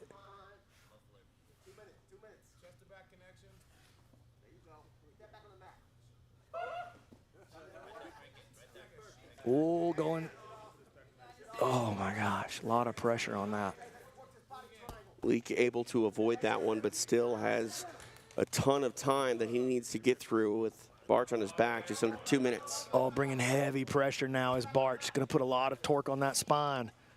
Dane barely survives it.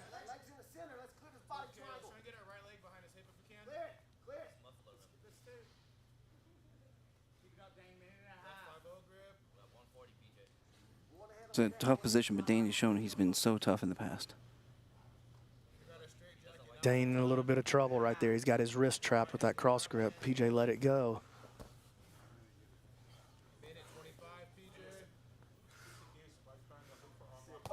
And a turn for PGF fans. PJ actually muffled Dane Leek, and that's usually his move.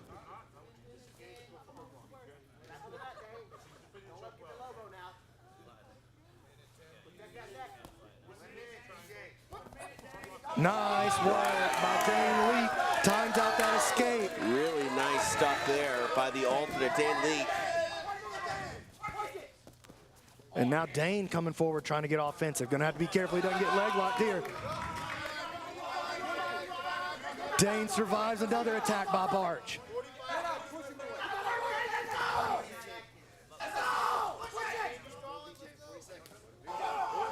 You can hear the urgency coming in. 30 seconds left. There's the tap. The break. Big sigh of relief there for getting it done. Fun match, points awarded. We will go to Stephen Aiken to make it official. Your winner with a break, representing Black Rifle Coffee, the Butter Panther, PJ Barch. PJ Barch getting his hand raised. 3 points added to his total here to kick off match day 4. Looking at the replay, BMAC. Leek was incredibly tough, but forced a tap there on the side of the mat. Yeah, and he was making the right moves here. Referee stopping them from rolling. Controversial, because he can't keep rolling, you know? I mean, like, you can't keep rolling. Gets the tap. Well, controversial.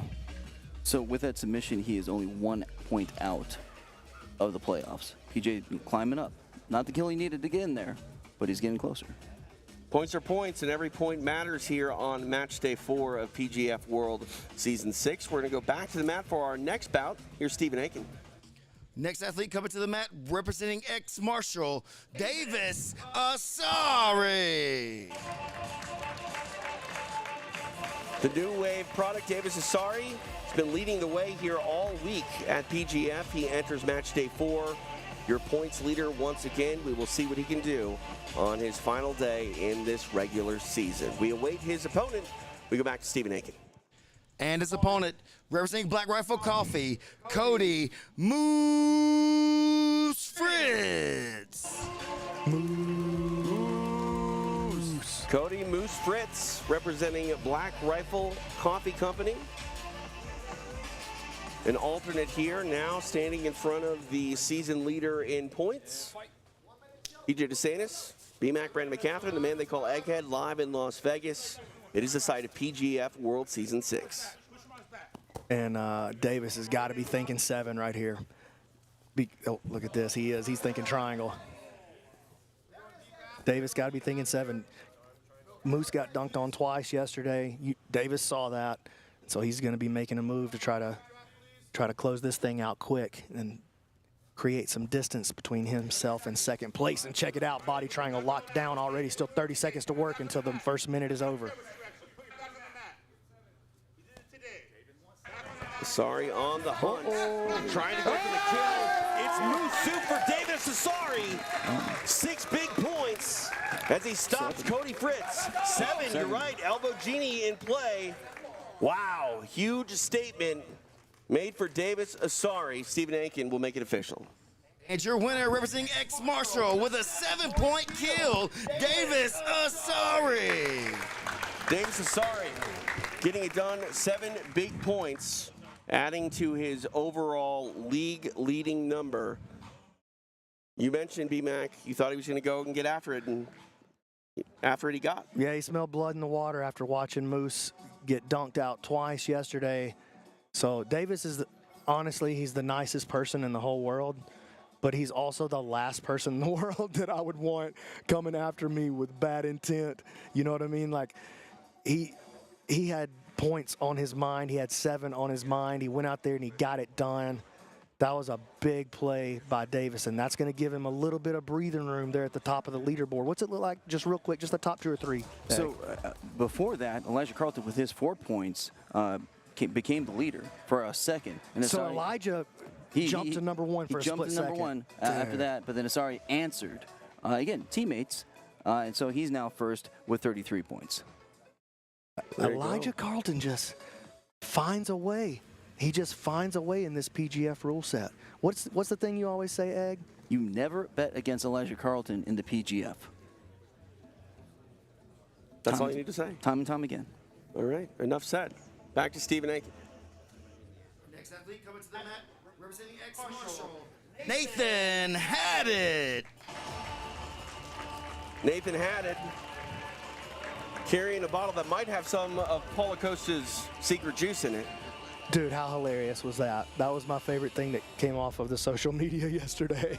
I think my favorite thing was you giving Paul Acosta the tightest hug I've ever seen a man give. I told you I was going to go give him a hug. Yeah, I told you on the broadcast. Didn't think you were going to try to squeeze him to death. Listen, you only get one shot sometimes, you know. All right. I had to shoot mine. Back to Stephen Aiken. And his opponent, representing Black Rifle Coffee, Max Hanson. Max Hanson making the walk for the beginning of his match day 4. He represents Dean Lister's Black Rifle Coffee Company.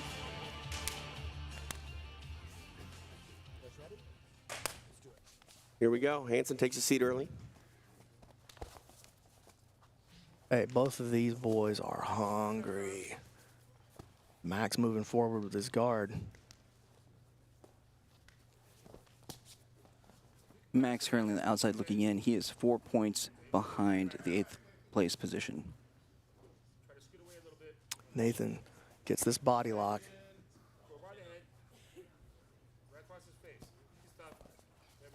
Nice job by Max, getting him pulled out of that body lock position. Max with a nice 2-on-1, creates an off balance. Oh, look at Nathan jumping the head, though.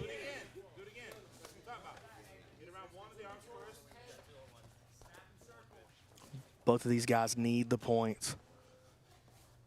Haddad started the night tied for the 8th place, but losing it by the tiebreaker. If he gets a break here, he'd be right back in it.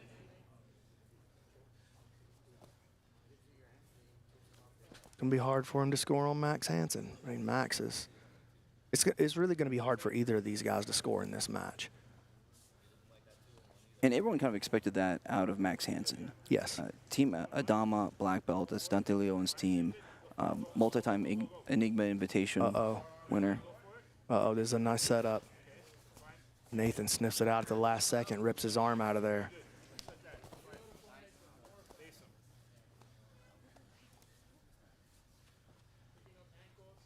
And we talk about the gauntlet, and it's truly a gauntlet, B-Mac, when it comes to racking up points. When you are the heavily favored athlete in any given matchup, you want to make sure that you win and win big. And the more you can do that earlier in the week, the less urgent and frantic you might find yourself in match day 4.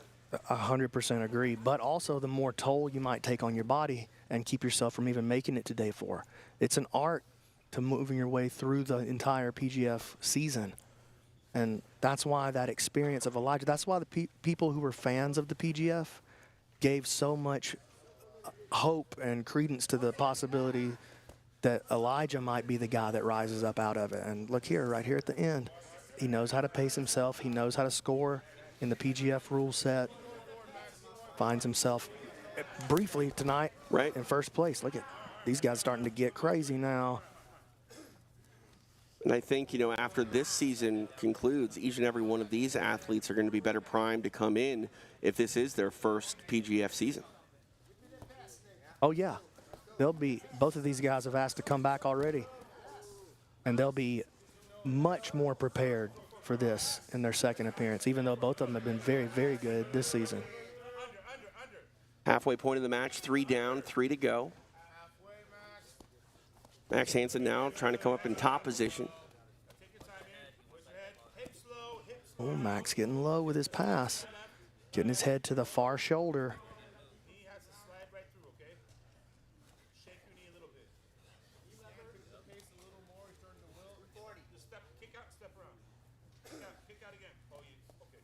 So there's a few different layers to the urgency amongst these competitors. So first, Ex-Marshal is currently in the lead for the $100,000. But First Phorm has been on their heels, you know, at least the last couple of days. But also, the team that accumulates the most points in a block earns a team point for every one of their team members. Currently, Epic Roll leads this block with 12 points. Ex-Marshal has 11, so they need another submission if they're going to take that away from Epic Roll. That's why they call him the egg. That 20-pound brain. I'm glad we got you over there doing the math. Here comes a nice setup. This is a nice setup here.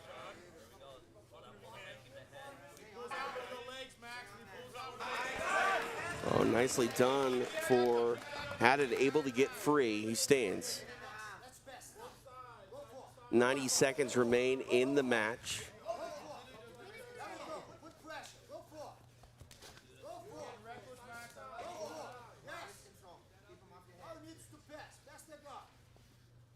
Nathan flashed in the steam lock at him. Made him change the way he had his foot woven over the hip.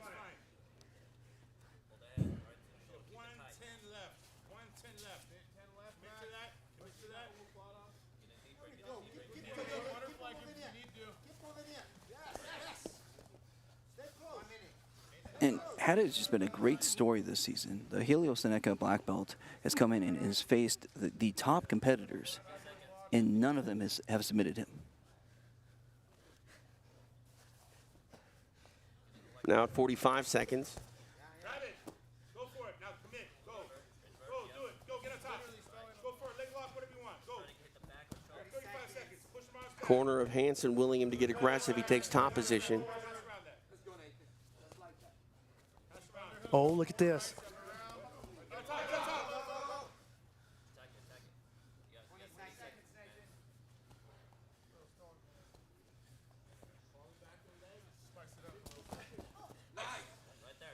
Oh, look at this. Nathan dives in recklessly. Oh, my God, he ended up getting the better position out of that. Max got a very hard guard to pass, man, all the way back to his close guard, and that's how we'll finish this. No points awarded. Fun match, evenly contested, but we go the distance, and Stephen Aiken will make it official. After 6 minutes, this match finishes with a draw. First match for these two guys who were on the bubble of the playoffs in the past. We'll see what they can do later tonight as our night continues here at match day 4. I mean, again, today I think is the day you start to see the reaction, guys, on the faces of these athletes when we speak to a draw being a loss today. Those draws feel a lot more like losses than they did earlier in the week. And I was going to say the exact same thing. Both these guys are in the hunt. The outside looking in, any submission would have gotten them in the playoffs. But neither of them secured a submission. It was a draw, but both of them essentially lost the opportunity they had. Yeah, that's something we always say in the PGF rule set. A draw is a result. Like a draw's not no result. A draw is a result. The result is 0. Right. You got 0 points towards the playoff. You might have survived that match, but you didn't advance in the game, which is the season. That's how you get it done in the PGF. Yeah, absolutely. All right, our night continues in Las Vegas for our next bout. We go back to the mat. Here's Stephen Aiken. Our next athlete coming to the mat, representing ex-Marshal, Ben Eddy. The master of the Hindulatine, the 10th Planet product, representing ex-Marshal, Ben Eddy. About to get his match day 4 underway. He represents the team leading ex-Marshal. And Ben Eddy cannot feel safe. With everyone moving up, he is now the last person in with 14 points. He needs to get a submission if he's going to feel safe going forward. Stephen Aiken with the announcement of his opponent. And his opponent, representing Black Rifle Coffee, Evan DeWitt. Evan DeWitt found himself getting in the regular season yesterday, an alternate. He came out of the stands. It was a really good thing. He was in the chair. He just pulled off the warm-up gear and then said, I'm getting after it. That was a stunt, though. You know, he knew he was coming in. Yeah, but it was funny. It's not the early 2000s in the Midwest where you could go to an MMA show as a fan and then go home with an 0-1 pro record, or 1-0 pro record if you were good. Or last year in the state of Alabama. All right. Noah Randolph did that. He was actually in the stands the first day. Oh, my goodness. Ooh. Uh-oh. Here comes my second one he promised me. Uh-oh. Hindulatine in under a minute. Hey, he's got that, guys. He's looking This is the first time Evan DeWitt's ever seen this. It's a matter of time, and Ben learned a big lesson yesterday. Hey, he's got that. Ben learned a big lesson yesterday about switching off to the triangle.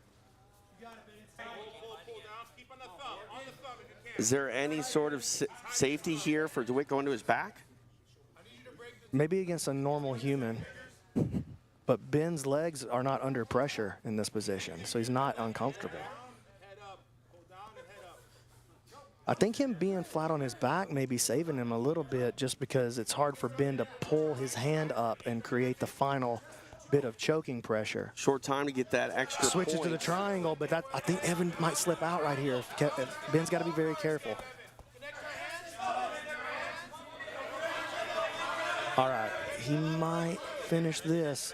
He missed that 7, but he should get the 6 here. And he's hooking the leg to stop the lift this time. That should close the deal for him. DeWitt hanging tough, but in a world of danger, there's the tap. 6 big points for ex-Marshal and Ben Eddy. Nicely done for the 10th Planet product in Ben Eddy. We will make it official with Stephen Aiken.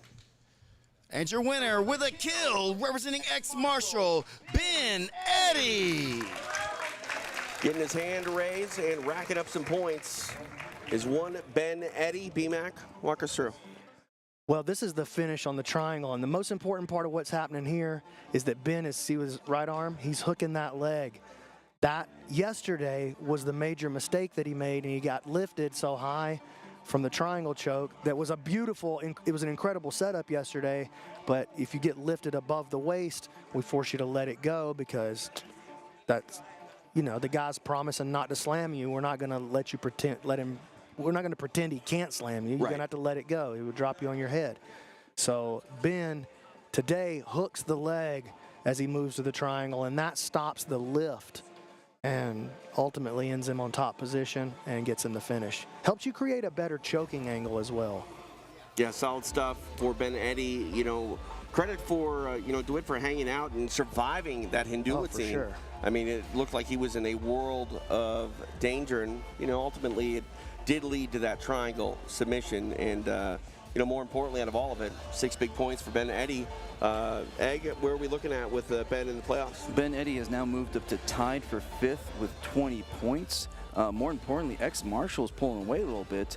They now have 85 total points, and they are, pardon me, they are 24 points ahead of first Phorm, having a really strong first block. And also with that, Ben Eddy secured the block points, the team points for that block for ex-Marshall. And let me point this out. You know, I told you guys there's going to be a lot of scoring tonight. Yeah. 10 matches in block 1, 7 of them finished by submission. Wow. Points for 70% kill rate or submission rate. Right. I guess we actually have a kill. I would have said kill rate if we were at Combat Jiu-Jitsu, but 70% submission rate in block 1. A lot of points on the board and a lot more to come. Yeah, I got to imagine that's the most aggressive and effective block we've had all season this far. I think it is, yeah. Yeah. All right. We are now going to check in with Alex, who's standing by with Matt Elkins. I am standing by with PGF vet Matt Elkins, and man, you got it done. You got the triangle choke. You've been a part of this promotion for so long, but how does a win like that stack up to the rest you've had? Man, it's I would say that's probably one of my biggest wins in all the PGF. A lot of you guys know Kevin, absolute savage. He's been a purple belt for a couple years under Sean Applegate at 10 Planet Atlanta. Shout out to Sean and all those guys at 10P Atlanta. He's an absolute killer. He's had a couple matches with some of my friends. I've seen him grapple thousands of times, I feel like, and he's to be feared, you know what I'm saying? And just getting out there after a couple of days, we're talking about getting on offense. Good offense is defense, and you got to get out there and shoot your shot. And like I said, he's a dangerous dude, and sitting there trying to run from him wasn't going to be the play. And 6 points for the good guys, man. It worked. It was definitely an epic battle between you guys. You're representing Team Epic Roll, so that's being coached by 10-time world champ Roger Gracie. What message did he have for you guys? I know you guys are a little down right now, but what did he have to say to motivate you? From what I understand, Roger's been super involved with our team, a little more than like some of the teams haven't been meeting, but he's been a huge help, man. He's been very, very helpful with just like the mentality. I could tell he sat us down after day one and was like, you know, guys, like you got to decide to go for it. You got to decide to believe in yourself. And you know, the way that I look at my opponent, the way that I move, I'm not confident because of the way that I speak. He said it's confidence in the way that I look at him, the way that I move, and it really resonated with me. You know, sometimes coaches, sometimes it kind of falls on deaf ears. I have students that I know that I'm trying to tell them something they need to hear. Some people don't hear it, but I heard the GOAT, Roger Gracie, man, and he really changed my mentality a lot, and I can't thank him for being here and being hands-on like he's been. He's been absolutely fantastic. It's been a blessing. And up next, you guys are going up against ex-Marshall. Your next match is against Davis Asare, who's currently in the lead with the most points. So what is your mindset and focus going into a match like that? I mean, really, the pressure on him right now. I mean, he's in the first place. If it didn't go his way, that would look really bad going into the final tournament. You know, your boy's probably going to be watching from the sideline tomorrow. But I got 2 hard matches left in me, so I hope he's ready to play for it. He's going to have to earn it for sure. We can't wait to see you in action. That'll be quite a battle coming up. We'll let you get back to warm-ups and send it back to you guys. Thanks, Alex. Appreciate you checking in with Matt Elkins. And Elkins, I think, showing his veteranship and experience here in PGF because, yeah, you don't want to get to match day 4 and secure your first points that day, but it hasn't broken his spirit. And he said it. He's probably watching on the sidelines come tomorrow night on UFC Fight Pass in this season finale. But he's going to do everything he can, and he kind of turned the pressure on Davis Asare going, hey, dude, you're in #1 spot. I just scored points for the first time. That's all pressure on Davis Asare. You know, I don't think Davis is going to feel the pressure, though. Davis has he's got a lead. I don't know that he feels that he has to be #1 coming out of here, but we know he's going to be in the playoff pretty much. Yeah. And so even if something crazy happened and he fell all the way back to like 6th seed or something crazy like that, he's still going to be just as dangerous when the tournament rolls around. So I don't know that Davis really feels that pressure, but you know what I know about Matt Elkins and all the Elkins boys? We're going to find out fast.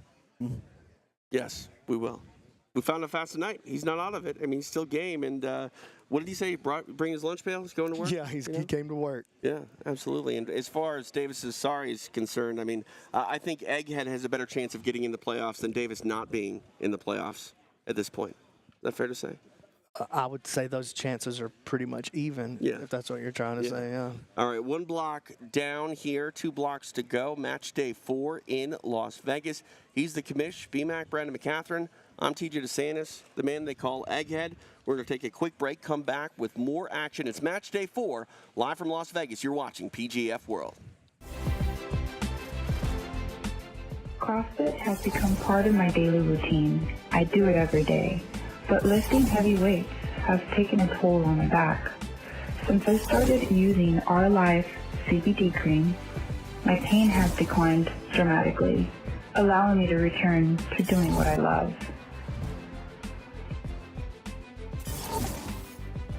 From our life to yours.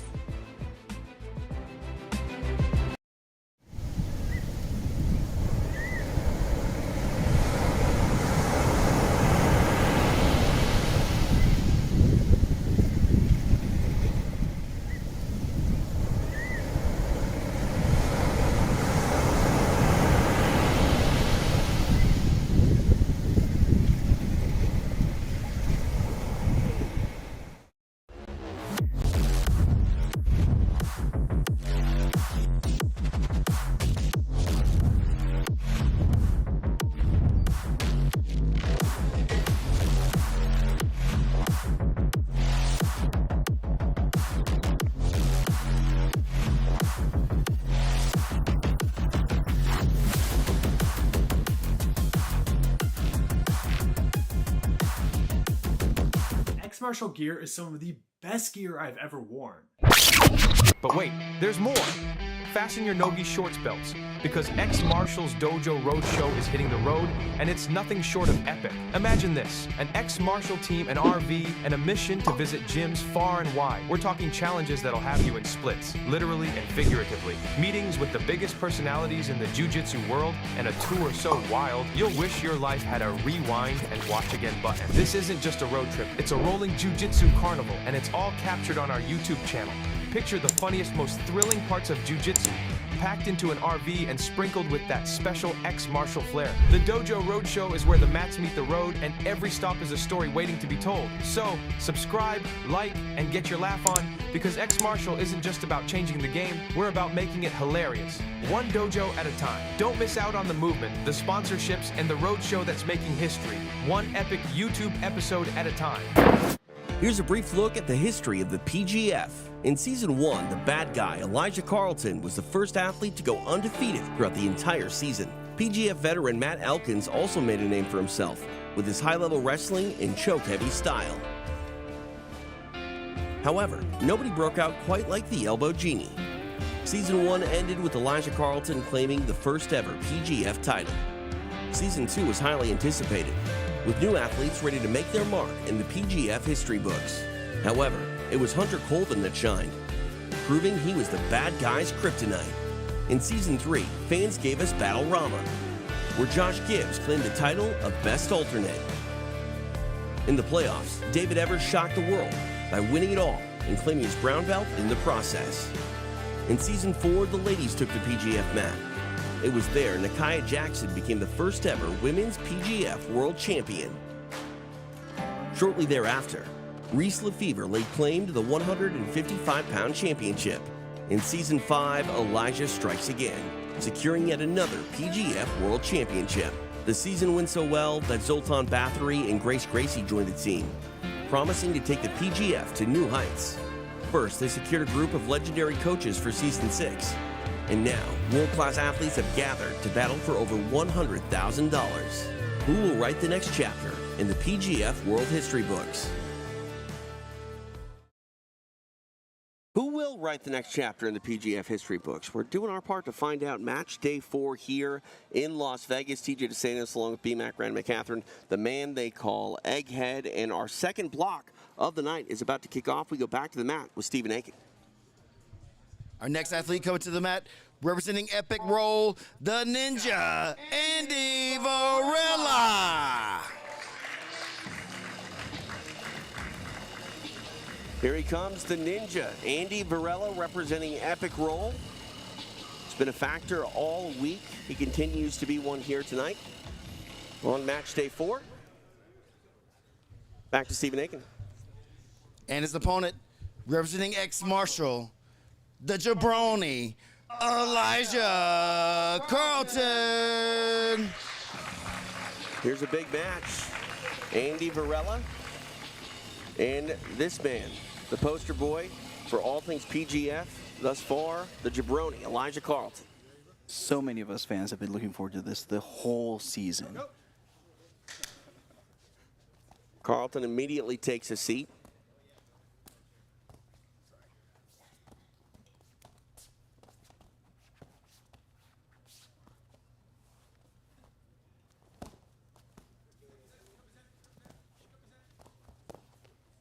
Oh my. It's Elijah's setup. Andy gonna have to be really cautious right there. And you saw that he didn't like what he felt right there. Decided to pull back. Seen it time and time again if Elijah gets his hands on the tricep. You can get that triangle. Right there. Yep. Andy's aware of it though. He can feel that setup real early.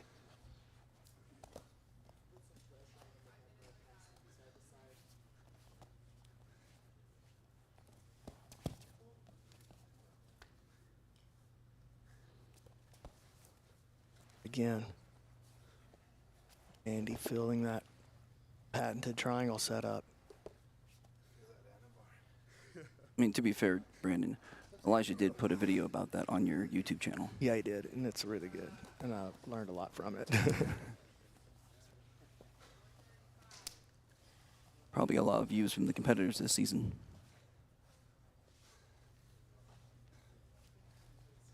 .90 seconds of elapsed time.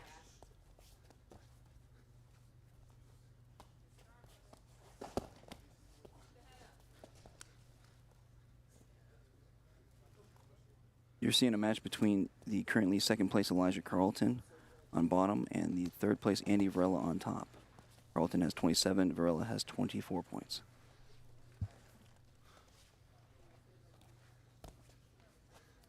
That counts the team points. Or it does not. That does not. Sorry. So thank you very much. I'll update that. So Carlton has 1 extra point because ex-Marshal won the last block.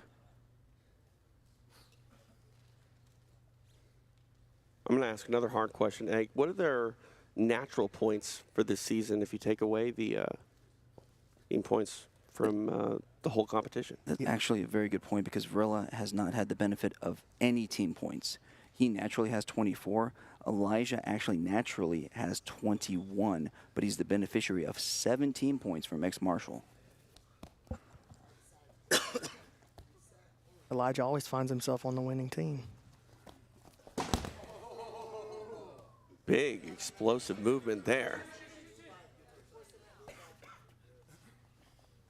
You got to think that Carlton benefited from being much lower in the power rankings compared to some of his contemporaries here. They don't have to spend as much to get, statistically the best player in PGF history on their team. Well, he still won the first round, but you're very much right. The other three people that win the first round, Varela there, Canuto, and PJ Barch, all went for more than 5,000, more than 50% of the budget for their coaches. Elijah Carlton came in with a respectable 4,400, but that did save Jacques Machado money to go after the other competitors and build a phenomenal team as they are in the lead. Yep. Andy priming him for that backflip. They give each other a little smile. They both knew it was coming. Andy throws the legs past. Elijah keeps that left knee shield on the inside, though, and check out that knee-elbow connection he's built over on his right side. That could start to offer him the guard recovery that he needs.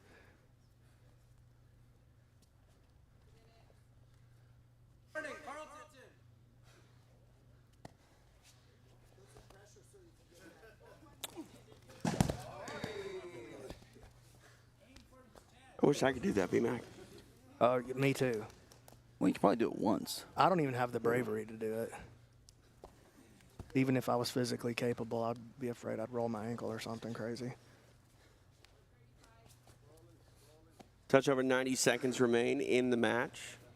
Carlton has been hit with a stalling penalty. No. Nope, not penalty, sorry. Warning. But the next one will be a penalty.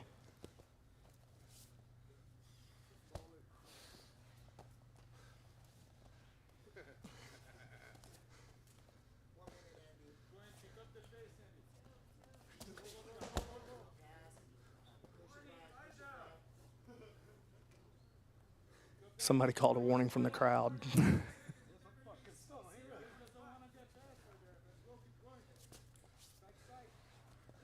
Inside the final minute.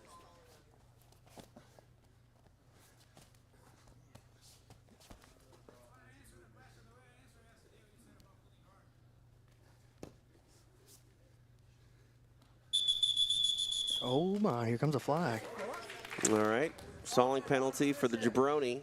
Going to get a restart here in referee's position. We saw Varela take advantage of this earlier.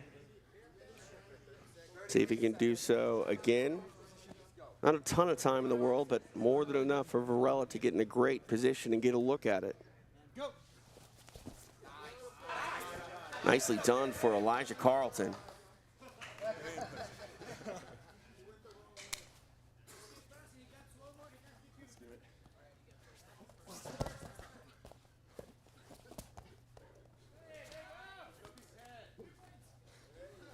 Oh my God.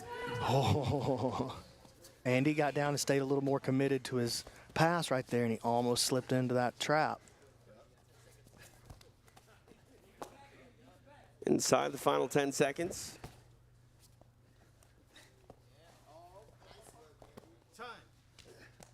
And that's time.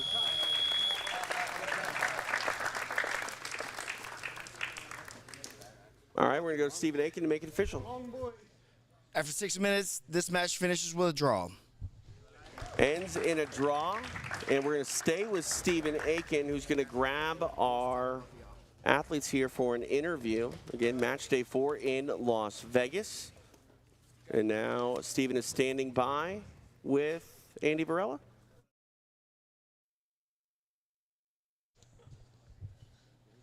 Andy, tough match there with Elijah.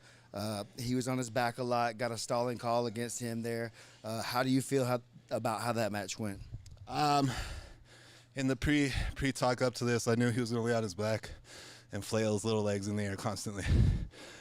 But I still got respect for him, bro. He's been tapping a lot of dudes, and that's impressive, bro. You don't tap a lot of guys if you suck, so I respect the cat. Looking forward to the playoffs tomorrow night.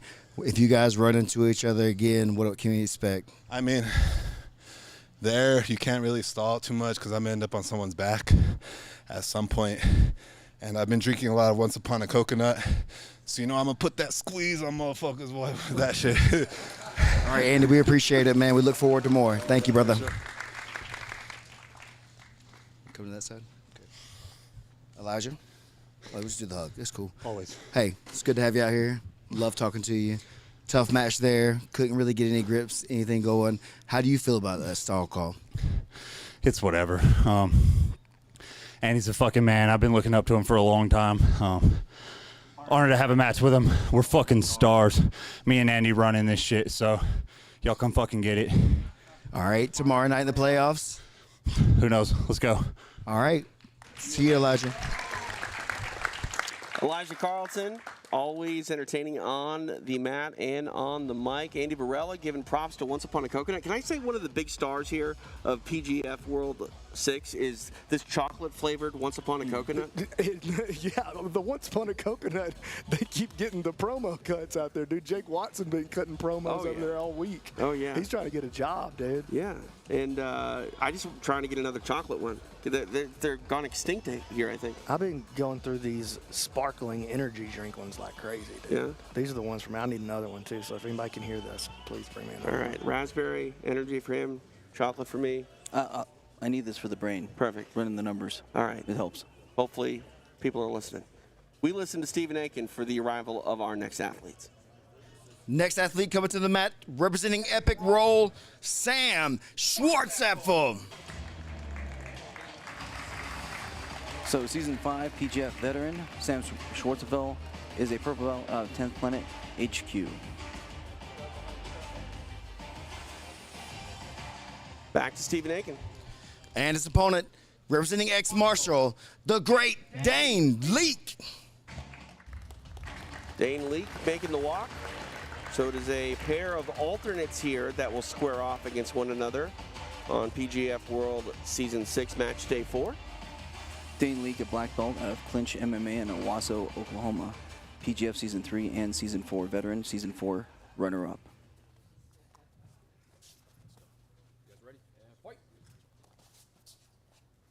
Leek takes a seat to start this match. Get a Sam hold of tries that. to rip his leg out, and Dane's like, no, son, get back here. Pulling him down into that quarter and half game. Old school style game by Dane Leek.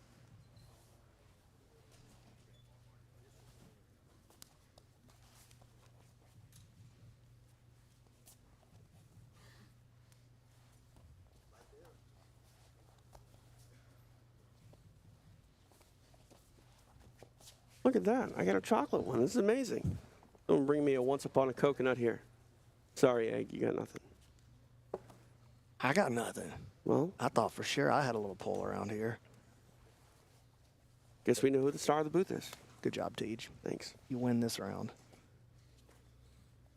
We won't forget it. Shush.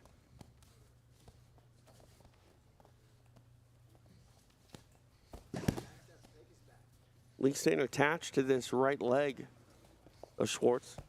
Sam trying to step back. He's really overselling that inside heel hook setup.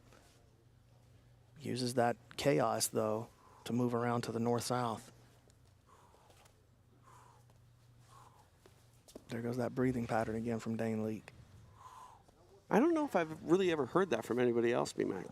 Anybody else? Did you ever see the choke documentary? Oh, yeah, with Hicks and Gracie. That's probably where he got it from. Ooh, watch out for this knee bar by Schwarzenfeld right here. Oh, he might have it. Oh. Just missed. I like setting that banana split from that position, too. Mentioned that choke documentary. I haven't watched that in about 20 years, B-Mac. Got my Once Upon a Coconut, Dave. Who's Dave? Oh, Egghead. Oh, what are you talking about? Did Dave give you the... Hey, Dave, could I get a Once Upon a Coconut, please? All right. Kayfabe on that one. Thank you very much.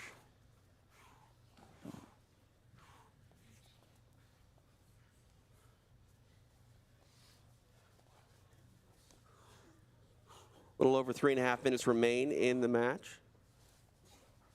Oh, look at this. Dane trying to create a sweep. Gets into his closed guard. Good closed guard player, too. You're looking for that wrong-sided triangle he calls a bolt cutter. Yes, he's very good. He prefers the triangle locked on the quote-unquote wrong side.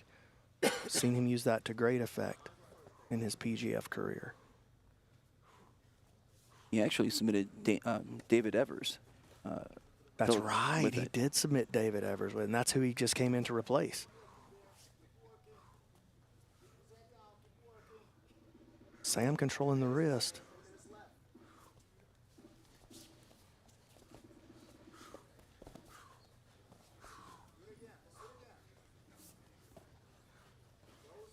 Look at that. That's Sam's move. Not able to expose the back during that particular attempt, though.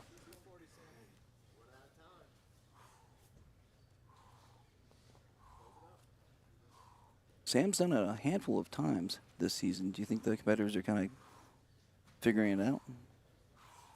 Yeah, probably.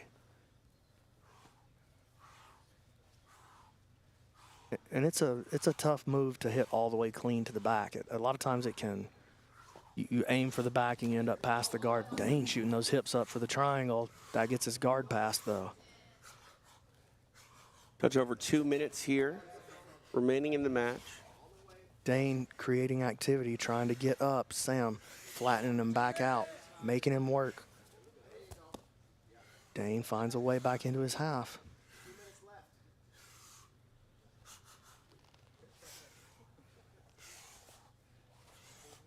Sam got to watch out for a triangle setup here, but look how he's keeping the right foot of Dane Leek pinned inside by sitting his weight on it. They're up now. But Dane was trying to set him up for that triangle choke by going belly down. Inside the final 90 seconds. Going backwards. I was kind of thinking the same thing. I'm just telling the refs. 1 minute, let's go. Aggression. So too many steps backwards will get you in trouble in the PGF.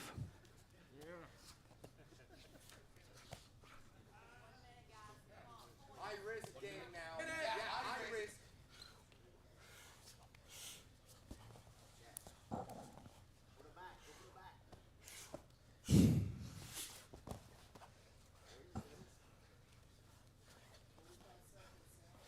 Now we are inside the final 45.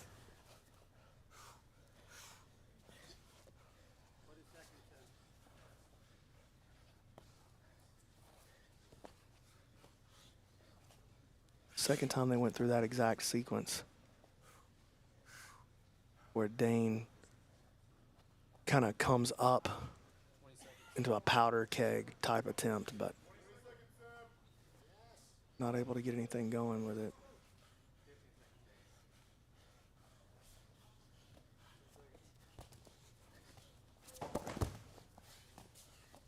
Look at this, Dane trying to take the back from here. Short time. And that's a wrap. 6 minutes full. We'll go to Stephen Aiken to make this one official. After 6 minutes, this match finishes with a draw. No points in this battle of alternates. We go 6 full minutes. And unfortunately for them, they are both eliminated from the postseason. I mean, granted, it was going to be a hard task, both coming in fairly last minute, but yeah, they don't have enough time to get enough points to get in. So those are the first 2 names that are officially off the board, if you will. Yes, sir. All right, good to know. He does have a 20-pound brain. He does. Yeah, all right. Maybe we should get him another drink. Let's go back to Stephen Aiken. Our next athlete coming to the mat, representing Epic Roll, Matt Elkins. Matt Elkins making the walk for the second time here on match day 4. Got a huge victory, some points racked up in his first appearance. See what he can do here in his second appearance. And his opponent, representing ex-Marshal, Davis Asare. And that's the man he's going to have to get through, the league leader in points, Davis Asare. And we are underway. TJ DeSantis along with BMAC, Brandon McCatherine, the man they call Egghead, live in Las Vegas. It is the site of PGF World Season 6.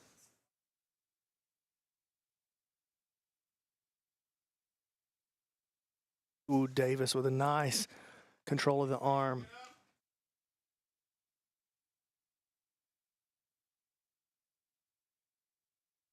Davis in a good passing position.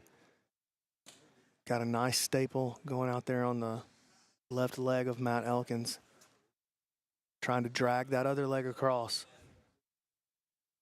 And our referee, my coach, Eddie Bravo, going to restart him back here in the center. He'll give Davis that leg drag. Back underway. Davis with the forward pressure now. Keeping that hand on the knee.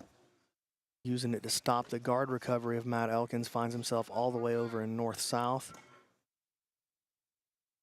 Davis pummeling with his knees. And look at this nice play by Matt Elkins! Holy cow! Asare staying on top of him now. Elkins in bottom position. Asare trying to sit back with the leg. This is a battle here. And look at the smile on Matt Elkins' face. Elkins living up to everything he said he would do, and that's bring it.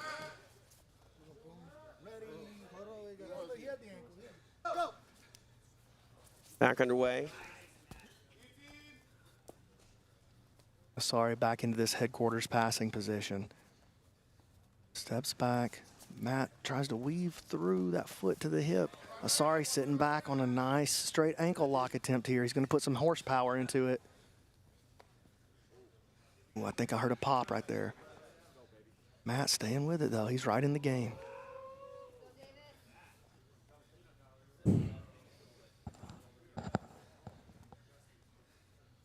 Man, that would have made a lot of people quit. And look at that. Extracts the foot and starts to go on the hunt himself.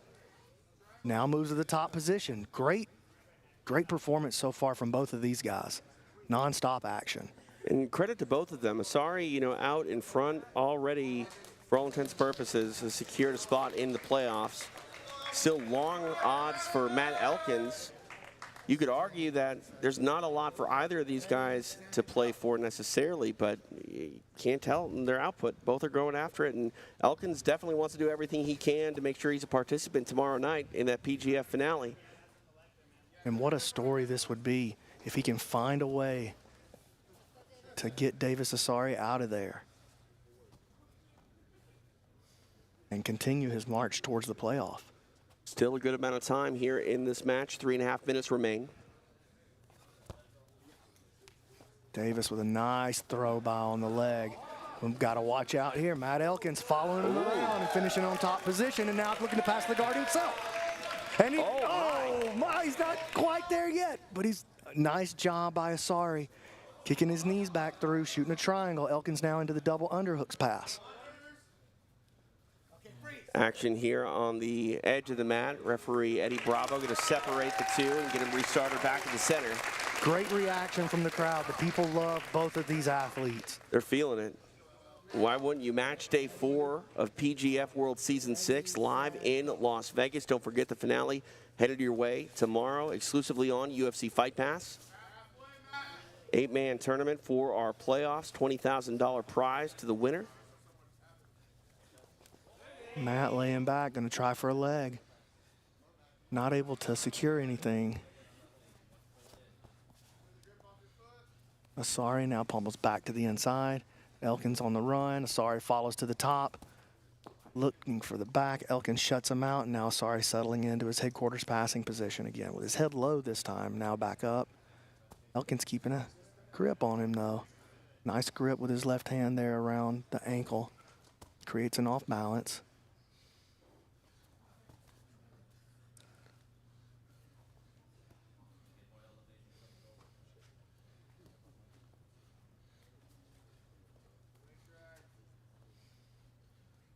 Coming up on 4 minutes of elapsed time.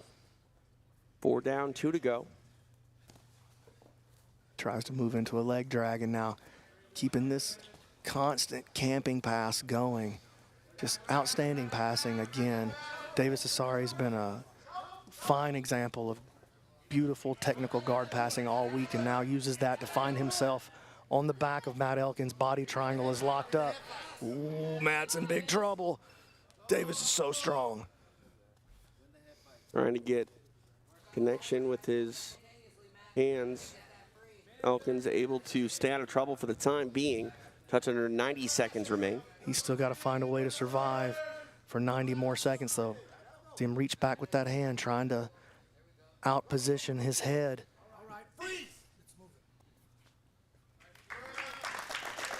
Halt the action to reset in the center. Body triangle. Nothing really going on upstairs. 115, Davis. Ready, set, go. Action back underway.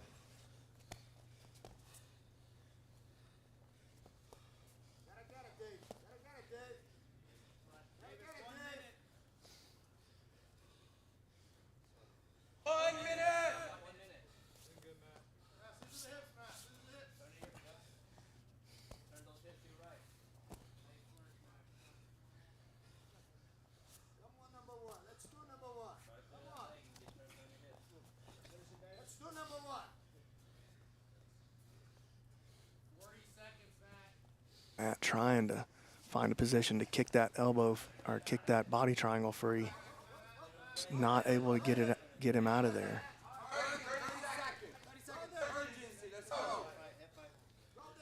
Here we are inside the final 30 seconds.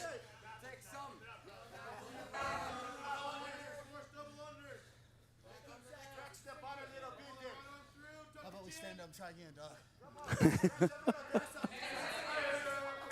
Matt Elkins offering to stand up again and restart. Making an interesting escape here. Oh, wow. Oh, look at Matt Elkins! What a match, Expired, dude. absolutely. Action-packed all the way through.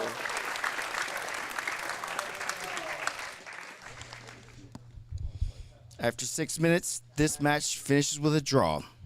Gentlemen, just have to say that I've done the calculations, and Matt Elkins and his team Epic Roll are now eliminated. Whoa. Wow. All right, good to know. But a valiant effort, though, from Matt Elkins there. I mean, that was fun. Yeah, one of the best matches of the season. Yeah. That was incredible. And that just goes to show you, draws don't have to be boring. Right. It's not the rules set, it's the athletes that are boring sometimes. Yeah. Like, you know, oh, I don't like this rule set, I don't like that rule set. You don't like the athletes that were chosen to be there. You put Matt Elkins and Davis Asare out there in any rule set, and they're going to do it just like that. Absolutely. All right. We do it just like this and throw it back to Stephen Aiken. Next athlete coming to the mat, representing Epic Roll, handsome Kevin Sherrill. Here comes the handsome one, Kevin Sherrill, representing Team Epic Roll. He's back on the mat for his second appearance of match day 4. And his opponent, representing ex-marshal, Nathan Haddad. Again, for the second time tonight, Nathan Haddad. He makes the walk, representing ex-marshal. Haddad currently the first person out with 14 points. He's 2 points behind the last person in, David Evers.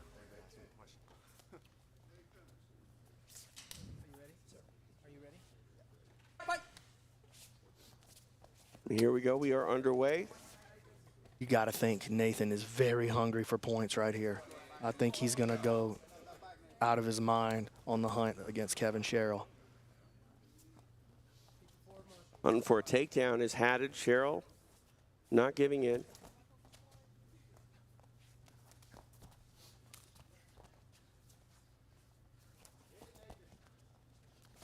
Well, any submission will get Haddad into the playoffs right now, or at least in the standings as we speak.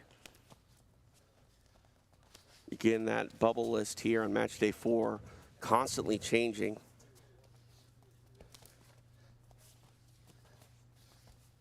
You have to think Haddad also wants to get more of a cushion for his ex-marshal team to make sure they get the $100,000 at the end of today. That is the big headline here in Las Vegas. Enters the single leg, follows Kevin. Cheryl able to get back to his feet.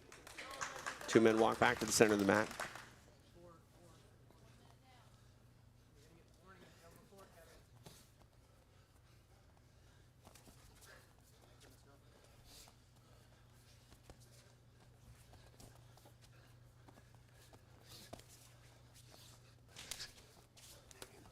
Nathan just marching forward, commanding the center of the mats.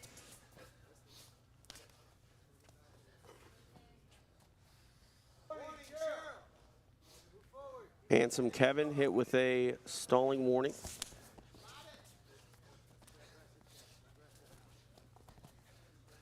There's a shot by Sherrill. Nice work. Nathan on the hunt for this far side. Kimura maybe bails on that. Moving around towards the rear triangle. Nice work. And Kevin utilizing that shot to find himself on top position. And let's see if he can find his first submission of the week.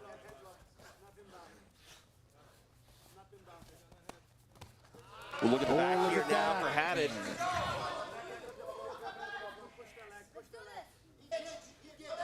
Action here right in front of us on the edge of the mat. Just been so impressed with Nathan Haddad's wrestling. I mean, he just took down a University of Northern Iowa wrestler, a state champion wrestler, in handsome Kevin Cheryl.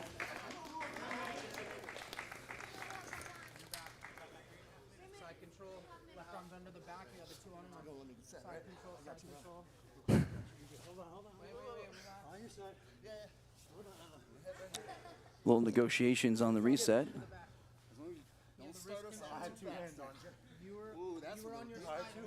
Kevin said, ooh, that's a little deeper than it was. Like we say, everyone always tries to win the reset.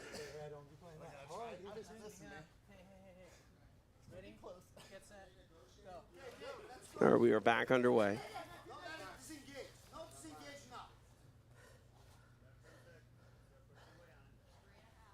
Start stretching him a little. Let's go. Let's get them out there.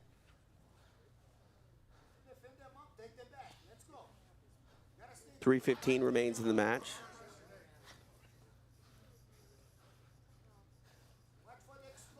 Nathan still has that grip on the underside.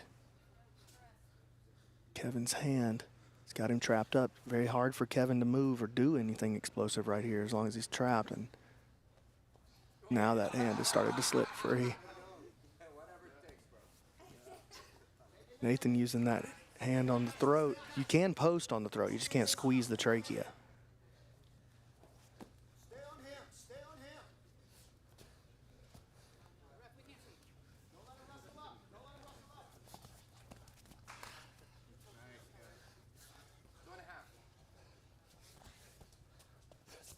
Nice work. Kevin survived some precarious positioning there.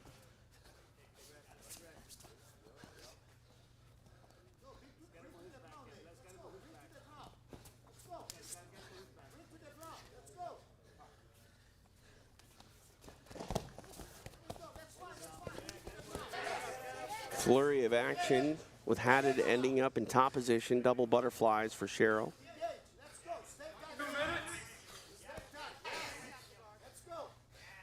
Nathan fighting for position, but great job by Kevin posting on the chin, lifting that chin, digging him out of that body lock attempt.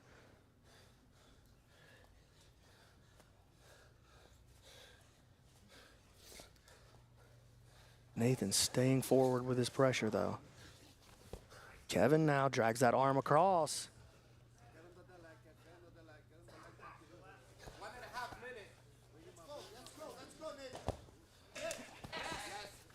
Oh my goodness, what a move all the way to the back now. For Haddad, full body triangle locked on.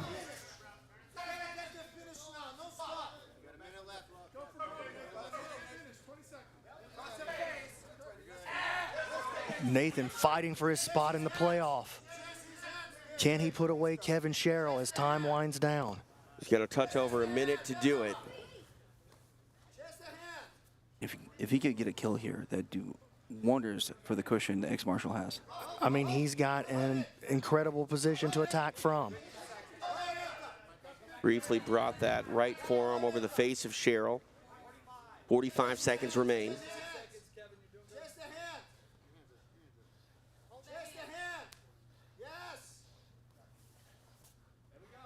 Trying to isolate that arm. Oh man, it's getting deep for Kevin Sherrill. His hand is out of the defensive attack. Now trying to put on the squeeze here is Haddad. He's going to try to break his face right here. 15 seconds to go. Oh, he survived. To get it. What a great survival by Kevin Sherrill. Putting the squeeze on again, but time not on Haddad's side. It expires. No points in this one. Sherrill survives, and you can guarantee that first Phorm team might give him a little slap bump at the back when he gets back there, as he helped their cause. We will make this one official. Go to Stephen Aiken. After 6 minutes, this match finishes with a draw. Wasn't for lack of effort. Nathan Haddad definitely going for it. Had an opportunity. Had an opportunity? He did. Yes. That was good. Thank you very much. I wish I planned it, but I didn't. It's okay. BMAC, Brandon McCatherine, I'm TJ DeSantis, the man they call Egghead. And yeah, as we continue in our second block here tonight, we get closer and closer to all these matches that mean more and more and more. $100,000 hanging in the balance tonight, BMAC. $100,000, and it's looking more and more like it's going to be Team X Marshall. Egg, what's that lead look like for them right now? Right now, they have a 24-point lead. And also amongst our competitors, we only have 13 that are still in the hunt. 7 have been eliminated. Go ahead. They haven't scored 1 point this block. No. Not 1 point. Giving first Phorm a chance. They're leaving an opportunity right there for them. All right, we see our top 12 standings. We know what the playoffs mean. That is tomorrow night live on UFC Fight Pass. All right, our action continues. We're going to go back to the mat with Stephen Aiken. Our next athlete coming to the mat, representing Epic Roll, AJ Agazarm. Well, if you need points, you don't want to be standing across from this man. AJ Agazarm has played a bit of a spoiler, getting free from every submission attempt thrown on him thus far, and be hard-pressed to think that things would change here on match day 4. Back to Stephen Aiken. And his opponent, representing ex-Marshal, Ben Eddy. Ben Eddy getting a submission in his first match of the night. Big points went his way. Ben Eddy is currently in 5th place with 21 points. We'll see if his unorthodox game could be enough to take points off of AJ Agazarm. He'd be the first to do so this season if he can get it done. TJ DeSantis, BMAC, Brandon McCatherine, the man they call Egghead, live in Las Vegas. It is PGF World Season 6, match day 4. Agazarm and Eddy underway. Agazarm pulls guard. Very strategic decision. Avoids Ben Eddy's #1 most dangerous position just by simply going to the ground first. Stops Ben from any... Oh, Ben does have a very nasty guillotine game as well. Darce's.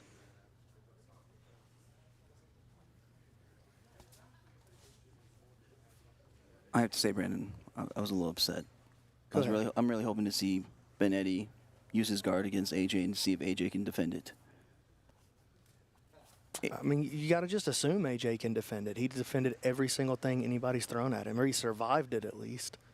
So I told the other PGF insiders, if Ben Eddy gets AJ in his guard, the closed guard, the rubber guard, and AJ can defend it, I'm going to get to BJJ Fanatics and buy that you don't get got instructional. I will buy it as soon as that happens, if it happens.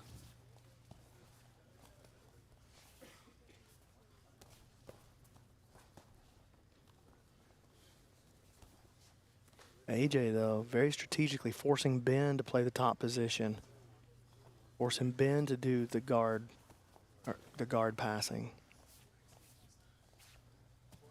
AJ currently has 0 points on the board. He hasn't been submitted at all, but he hasn't submitted anyone either. He's 16 points behind, and he has been eliminated. So he's really going for pride here. And here's a pass by Ben Eddy. Got to be careful, doesn't leave his foot hanging out. He addresses that.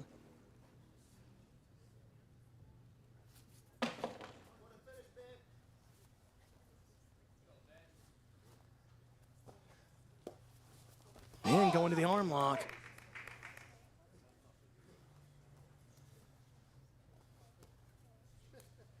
AJ just masterful defensively. Gonna get a reset here in the center.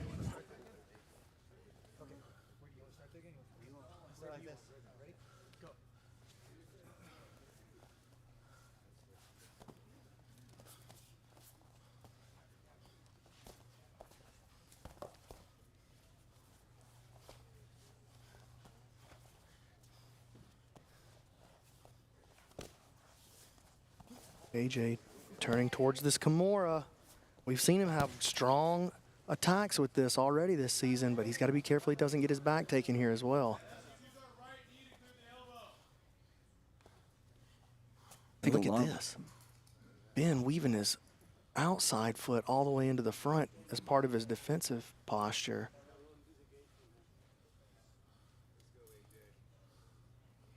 Is this foot all the way through? Yeah, he weaved it all the way through. Wow. Through the hip, all the way through the grip on the other side. Ben having trouble. He's very much trapped in this Kimura right here. Can't free his elbow, so he frees his elbow.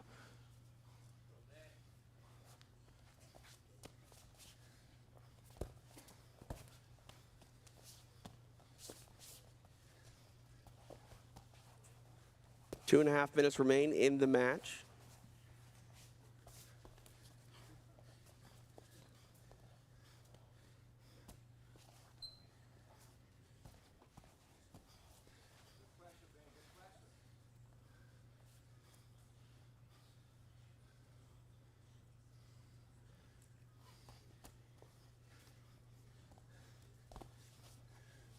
Ben sitting in, scooping under the far leg, hoping to clear that De La Riva. Maybe pull AJ back into a leg entanglement.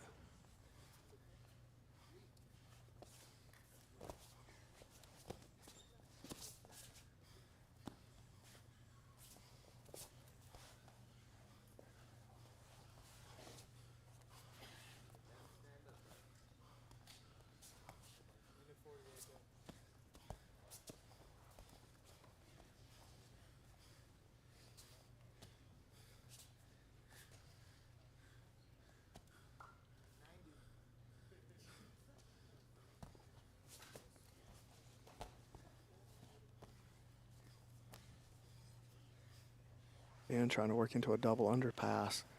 AJ does a great job pummeling with his legs. AJ with a warning for stalling.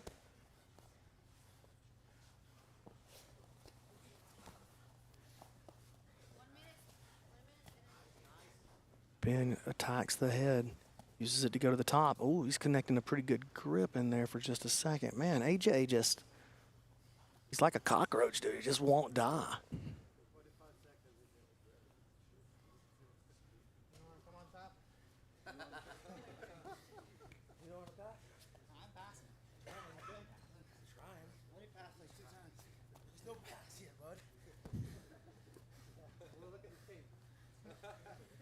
These two could just do commentary for their own match. I was trying to lay out and just let them do their thing.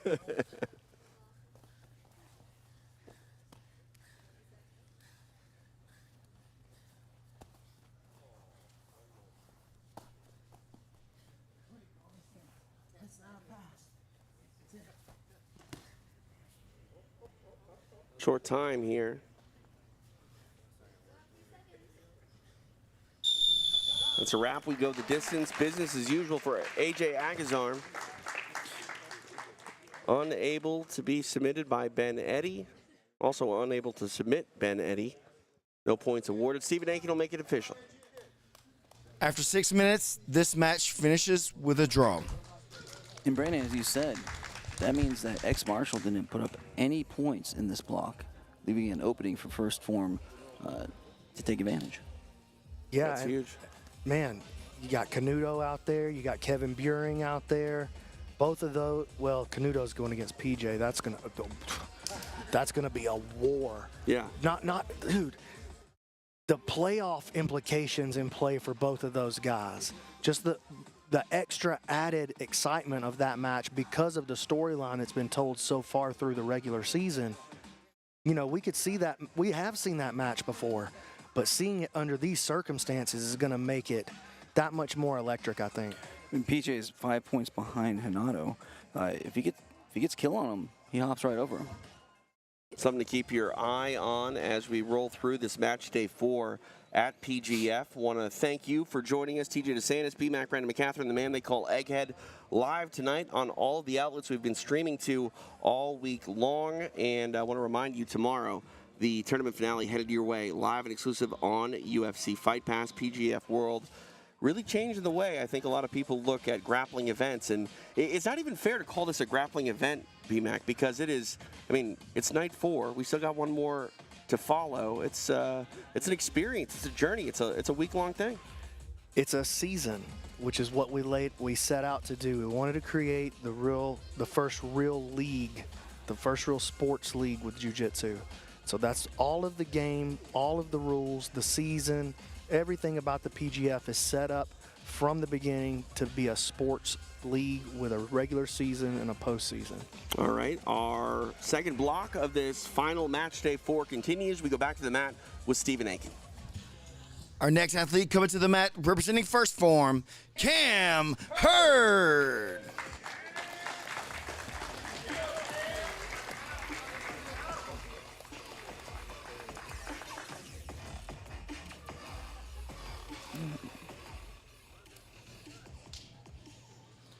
And his opponent, representing Black Rifle Coffee, Max Hanson. Where is Max sitting right now? Max Hanson is currently in 12th place. Wow. With 10 points. He is 6 out of the 8th spot. Hurd is right behind him in 13th place with 9 points. So both on the bowl.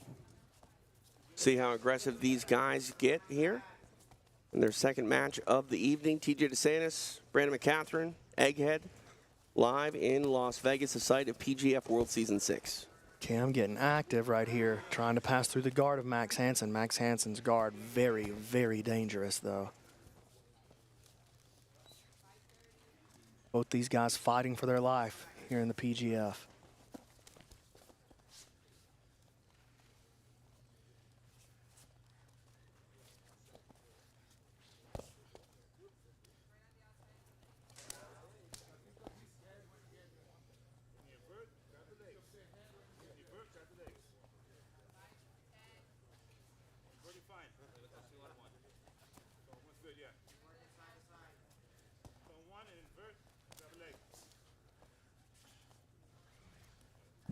Cam looking for any weakness that he can find in Max's guard. Changing sides, trying to move up and down, change levels, and just not able to find any holes in the game. Ooh, there it is. He's got to force him to attack. And that may be Cam's best play. Like, draw Max into a sense of comfort, allow him to open up and get the early parts of his attack going, and then use that, knowing that, you know, kind of feed him something. You have to feed him a little bit. Get him to overcommit, and then try to pass on the backside of like an arm lock attempt or a triangle, perhaps. It's going to be hard for him to just pass this guard from scratch without taking a big risk.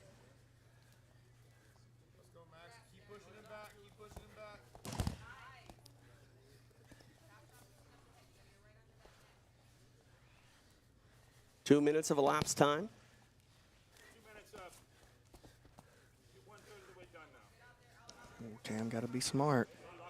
Max shot that triangle up at him, threatened his leg, then shot the triangle. Combinations coming off the bottom for Hanson.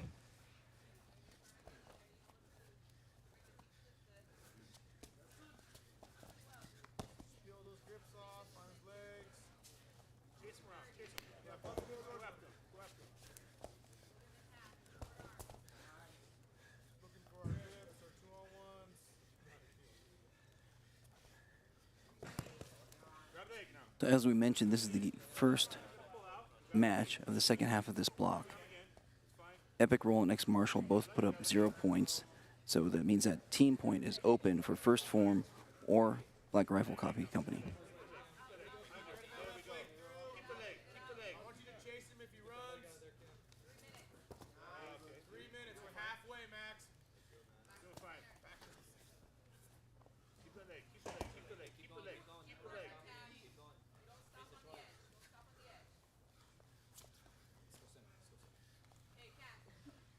Going to get a reset here now in the center of the mat.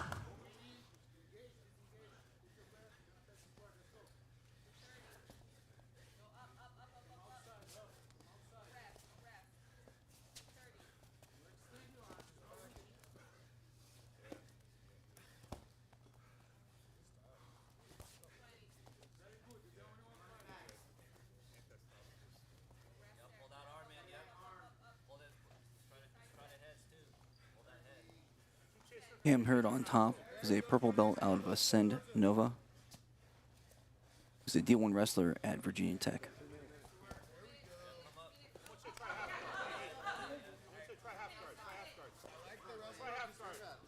Cam showing the wear and tear of the PGF visibly on his body. Scratched up elbow, busted eye, bloody lip. But you know, no broken spirit from Cam Hurd. Still right there in the mix.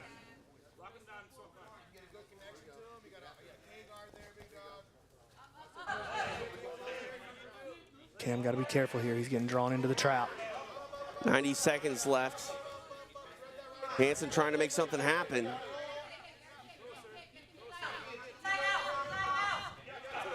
Nice defensive work. Gonna get a reset here in the center.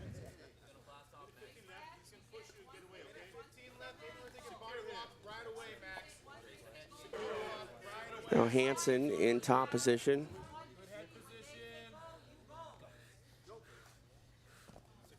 Cam retreating back to his half guard. I thought we'd see him try to make a quick explosion and wrestle up right there, but he's gonna be content to play his guard here. 2 underhooks though for Hanson. Trying to slice this knee. Now he's gonna try to step over that butterfly on the right side. Inside the final minute of the match. Hanson pressing forward hard. Trying to make something happen here at the end. Cam recovers back to his open guard. Now a knee shield. Max with the underhook. Trying to step around. Cam Hurd inverts. Check out the wrestler. Showing the variety in his game. Max tries to step around. Cam follows him. Cam framing at the hip. Up he comes, and back to the feet they go. Hanson takes his seat. 30 seconds remain in the match. They both need submissions. They're not eliminated yet, and they won't be if they have a draw, but they're all but being 6 and 7 points behind that 8th place, respectively. Long way to go. Long way to go for both these guys to get into the playoff at this point. Looks like this one is going to go the distance as time expires. No points in this one between Max Hanson and Cam Hurd. We go to Stephen Aiken to make it official. After 6 minutes, this match finishes with a draw. So after a furious start in block 1, no submission so far in block 2. A lot of stalemates, but a lot of really good action. That Asare Elkins match was here. Haddad versus Sherrill, Elijah versus Varela, all of those great matches, none of them ending in submission though. What if nobody gets a submission? Again, it's a long way from having that happen. What if no one gets a submission in the block? Does the team point still get awarded? No. No, okay, good to know. That's never happened. Yeah, it's literally never happened, but no.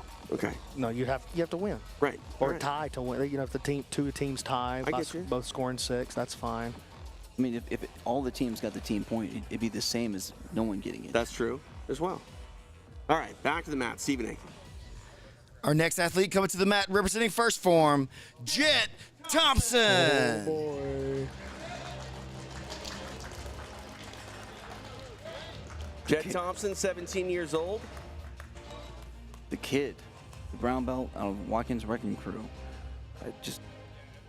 Everyone is afraid of the 17-year-old. Oh, absolutely. Stephen Aiken. For Coffee, Evan DeWitt. Evan DeWitt, an alternate. He PGF takes the mat for the second time tonight. Go ahead, Egg. Sorry, PGF Season 3 and Season 4 veteran. He's a black belt out of Derby City MMA in Louisville. That's Jiu-Jitsu's gym.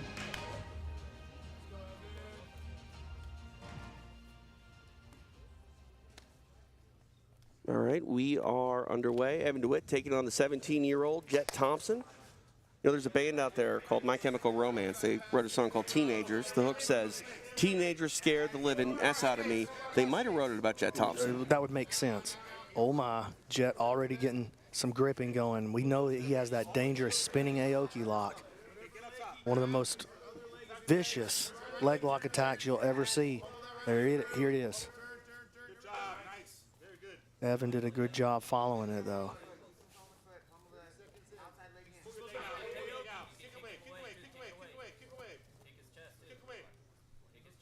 I think it's safe to say that everything that Jett Thompson does is kind of vicious. It's dangerous. He's a dangerous kid. Get on top. Now, hip slow now. Hip slow. Hip slow. Sit down. Yes, sir. Oh, Jett shooting up for a triangle. DeWitt falls backwards to try to defend the triangle. That would have been a big mistake. Uh-oh. Yo, oh wow. Still time. 5:01, that's 5 minutes. He didn't make the elbow genie point, but he is going to finish this. Trying to pick up a cool 6 from another kill. Oh, he goes for the lift. Jett Thompson wisely overhooking the leg, and that's going to solidify it for him. Trying to make some space here. There's the tap as DeWitt. Another big victory for Jett Thompson and a huge bit of points for him and his first Phorm team. Stephen Aiken will make it official. And your winner with a kill from first Phorm, Jett Thompson. 6 points goes the way of the 17-year-old kid, Jett Thompson, furthering his effort into our playoffs, but also furthering his team's effort in cashing in on $100,000. Nice bit of work turned in here with this triangle choke submission. And huge points for first Phorm, with ex-Marshal blanking in the last block, or in their portion of this block. Jett now, not only does he put 6 on the board, close the gap against ex-Marshal by 6, but he puts first Phorm in position to get the team point if everything stays the same, and add another point to everybody from that first Phorm list. Oh man, I'm starting to get goosebumps and chills. The stakes are only getting higher and higher. And of course, it's only equal to the prize that hangs in the balance, $100,000 on the line here in Las Vegas. Let's continue with our second block. Back to Stephen Aiken. Our next athlete coming to the mat representing first Phorm, John Chandler. John Chandler, he makes the walk tonight. For the first time getting this assignment as an alternate.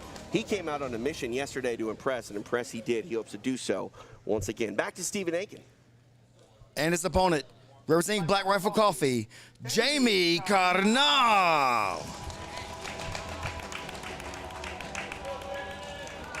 Jamie Carnall, representing Black Rifle Coffee Company.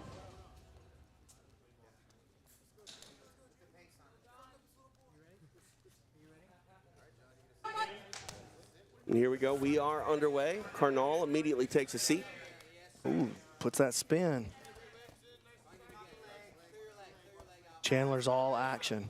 We're seeing Chandler, just as a reminder, how he ended up out here on the mat. Daniel Sathler, one of our athletes in playoff contention, injured pretty badly yesterday in his match against Davis Asare on that outside heel hook. Got to watch this Aoki lock if you're Carnall.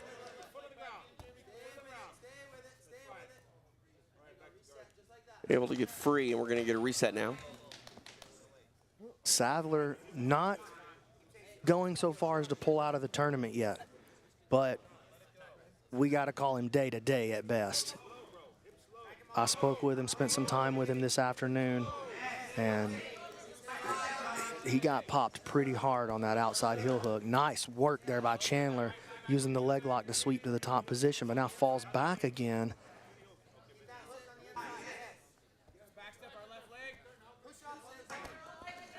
Carnall stepping through.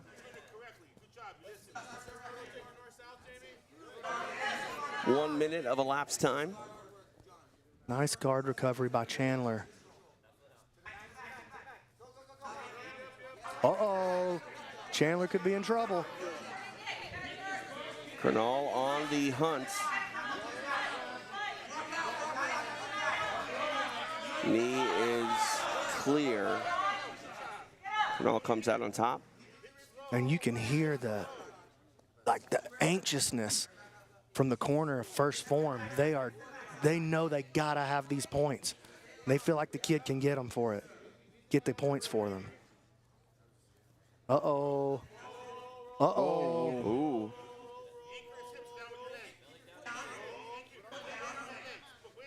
Carnall weaving through with that foot. Gonna try to push off on the chest. Sticking with this is Carnall. Great job by Chandler just following the pressure that Carnall was creating until he could eventually free his knee line. Comes back to the top position.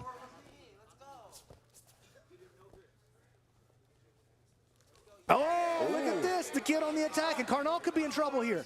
Anaconda attack. And Carnall keeping his right arm across the hip. Not saving the arm from getting shoved across and moving into a deep anaconda. Nice job, man. Chandler had a really good look right there. He's going to go back to the tape and look at that one and go, man, I should have had that one. And getting back to this format in this $100,000 prize that hangs in the balance. Now again on a leg.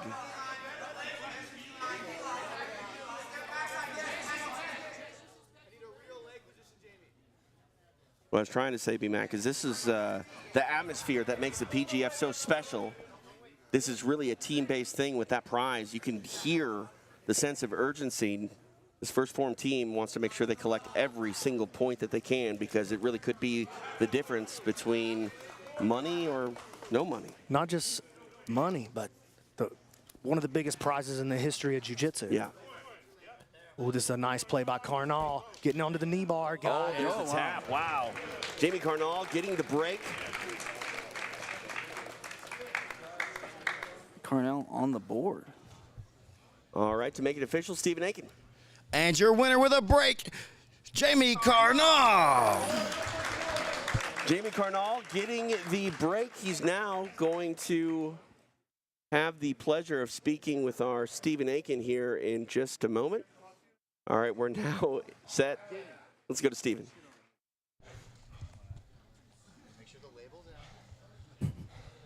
I was going to do a shoey with one of these, but I don't know if anyone wants to lend me a shoe. You want Oh, man. Oh, Jake Watson sacrificing his shoe. That looks like an expensive shoe as well. All right. I mean, I'm pretty sure Once Upon a Coconut's got some antioxidants in it.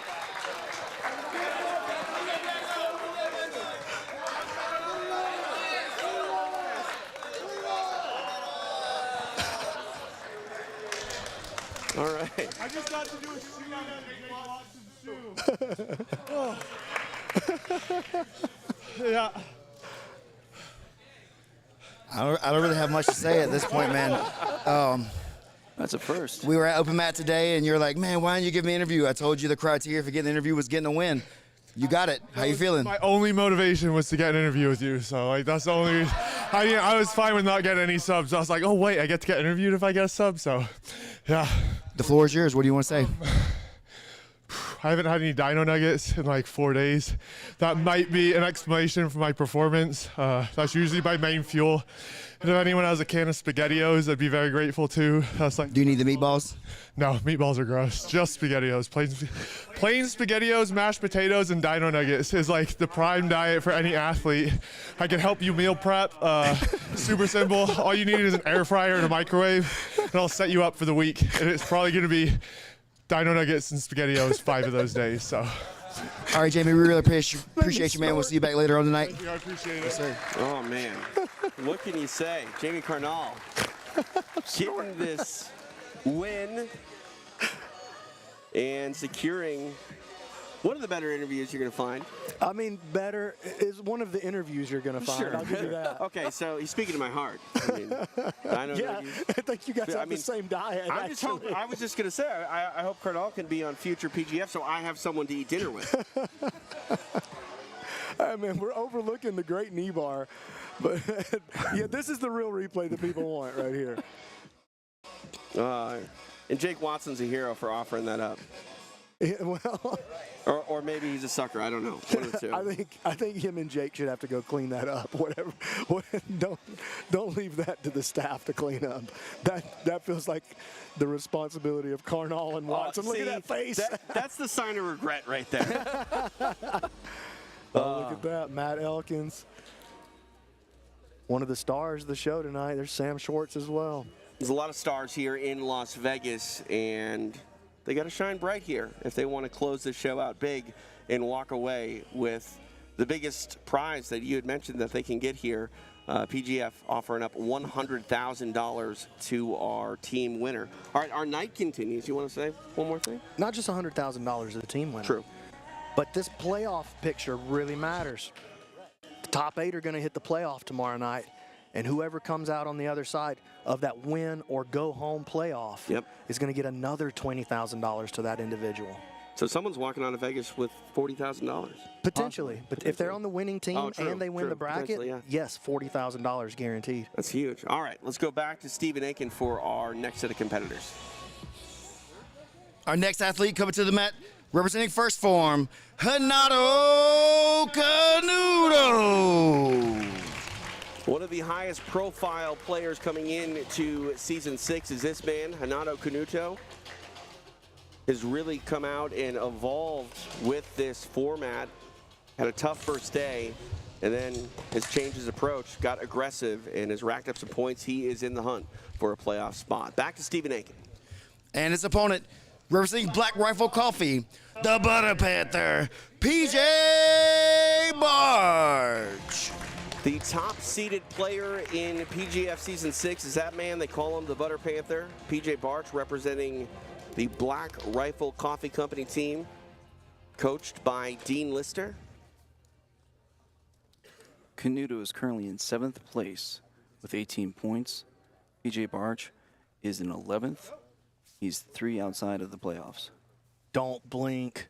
This one's going to be fireworks, guaranteed. Both guys under a lot of pressure. And First Phorm still right there in the running for that $100,000 prize. Both guys in the running for the playoff. Canuto drops for an Imanari roll.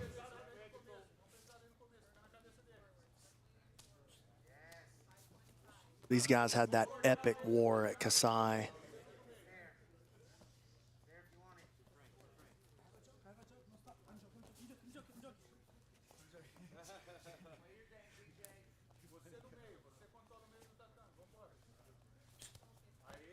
Canuto tried for the foot sweep. PJ light on his feet, though, and firm with his posture as Canuto reaches out to check him.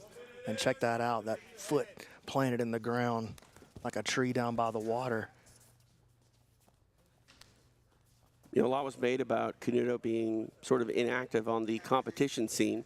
Barch incredibly active coming off that Polaris win. I think all of that inactivity, ring rust, if you buy into it, that's all negated at this point of the season. Both of these guys have been on the mat every day 3 times. Yeah, I mean, Canuto, even if ring rust was real, he's got a whole year's worth of competition in his under his belt in a week. And no match might be bigger than this one right now, as points are so important. Canuto's only got one more opportunity at getting them after this match.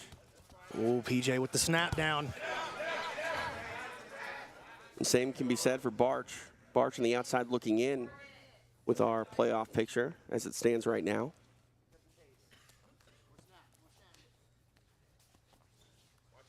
Two minutes down of elapsed time.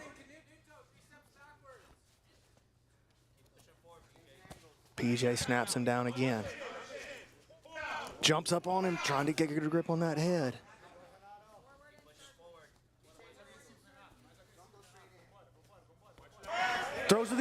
missed it, but strong attempt. Now in on the leg. PJ's so good at these counter leg locks. Oh, man. All right, going to get a reset here in the center of the mat. And we've seen already this week how dangerous that flying arm lock attack can be from Renato Canuto. Set the jiu-jitsu internet on fire. That was day 2, I believe. Yes, sir, it was.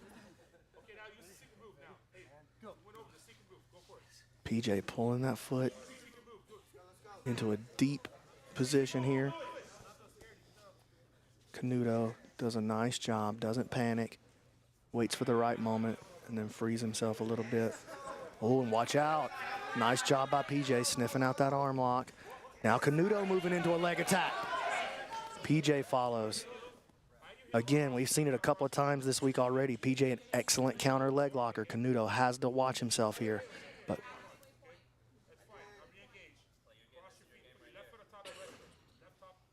yeah, we saw him counter leg lock Elijah Carlton just yesterday. we saw him get Kevin Beuhring with the counter leg lock. We've seen this Estima lock from Canuto as well. This is not terrible. There's that. That's PJ's move right there, that sudden shift into the 50-50 where he trades sides all the way down to the attacking side in a flash.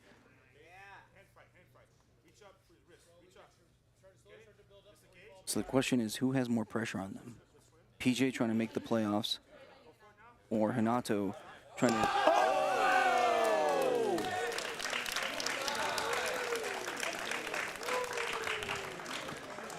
Huge win.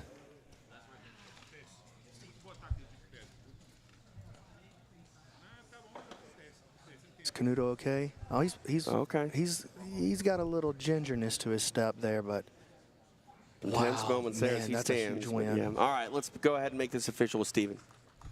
And your winner with a break, representing Black Rifle Coffee, PJ Barch. Barch needed points, and points he got. Egghead doing some calculating here. PJ Barch going to stay on the mat and chat with Bobby, both of them. Steven, take it away.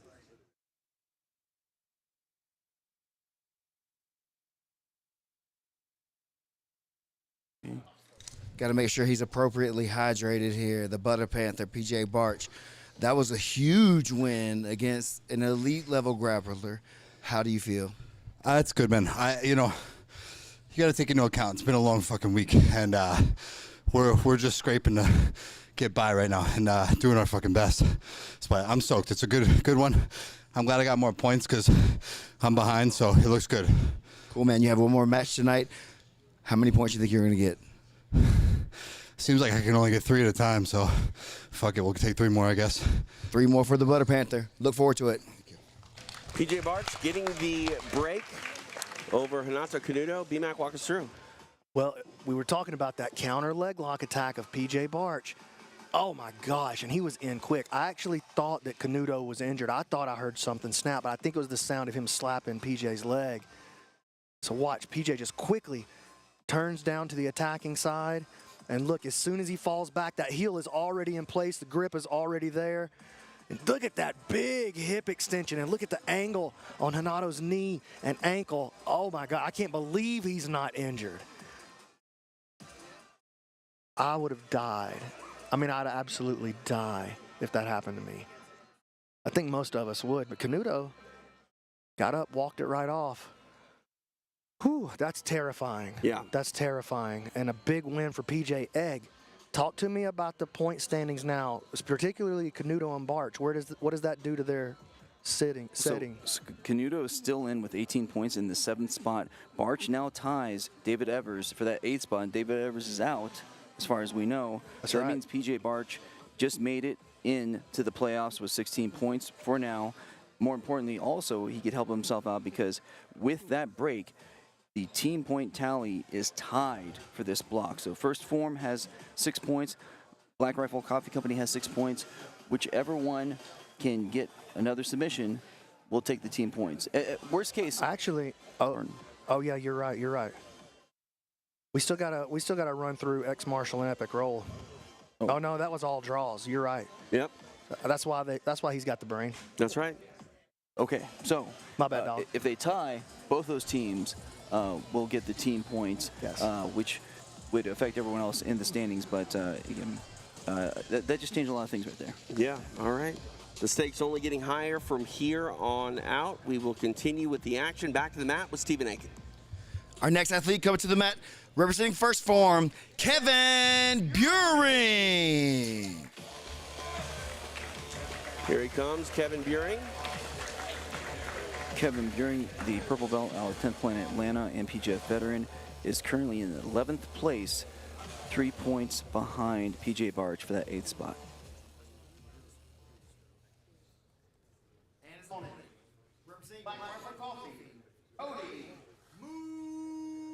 Fritz. Moose. Cody Moose Fritz taking the mat for the second time tonight, an alternate here at PGF Season 6.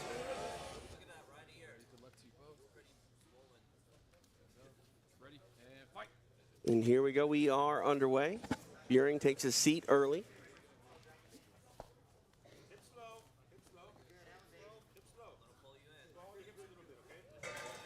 Moose Fritz, a veteran of PGF Season 5, cut a lot of weight for this tournament, or for the season, pardon me.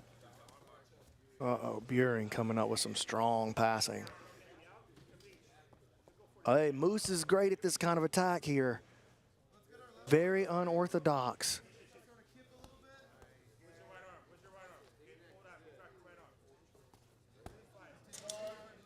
Beuhring locking him down, trying to inhibit his movement. Make him spend energy as he's forced to try to escape. Yeah, Moose is out of 10th Planet Santa Barbara. Hit a fly trap during the LA qualifier for that season.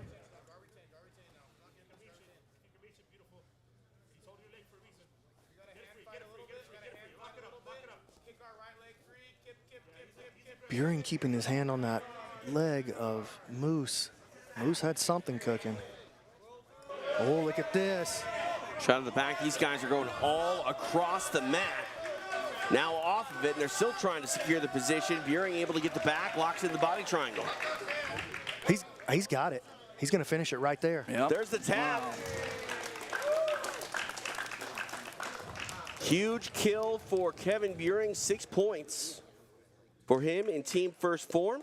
That's big for his team. Absolutely monstrous. To make it official, Stephen Aiken. And your winner with a kill, representing First Phorm, Kevin Beuhring. Huge points racked up for Kevin Beuhring. It will help his team's cause in the overall point standings as well as his playoff hopes. And these guys went from one end of the room to the other, and ultimately it ends with that right there, B-Mac. Rear naked choke for Kevin Beuhring. That's crazy. I mean, for sure, that's going to be a clip for the ground. I'd love to see that whole sequence again. Coast to coast in getting this submission, and you can see Moose forced to tap.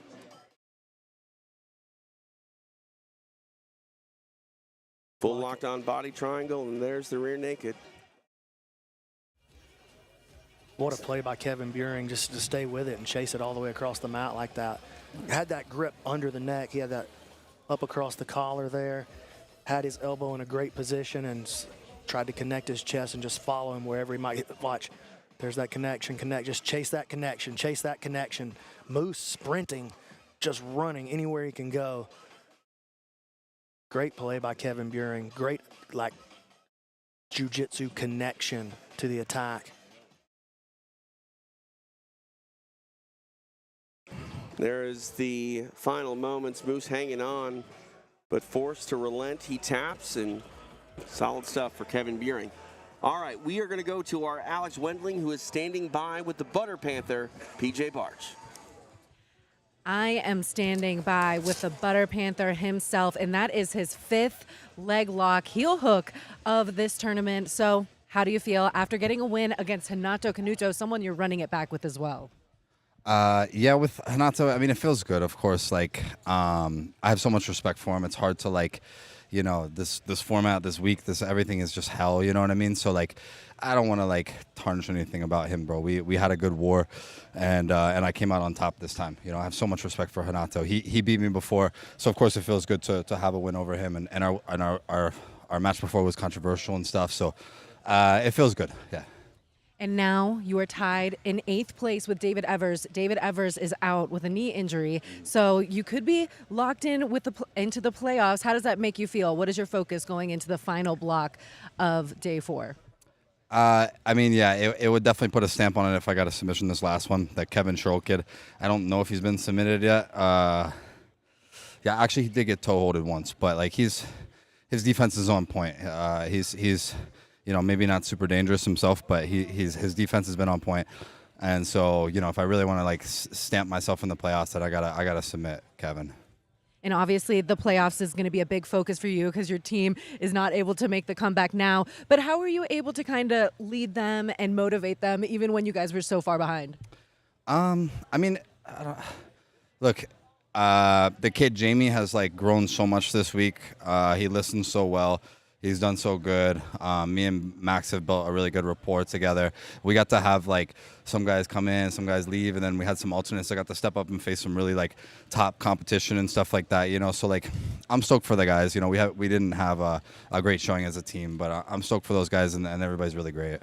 And you are such a vet to the jiu-jitsu game. What is it like experiencing a season and then the tournament like this?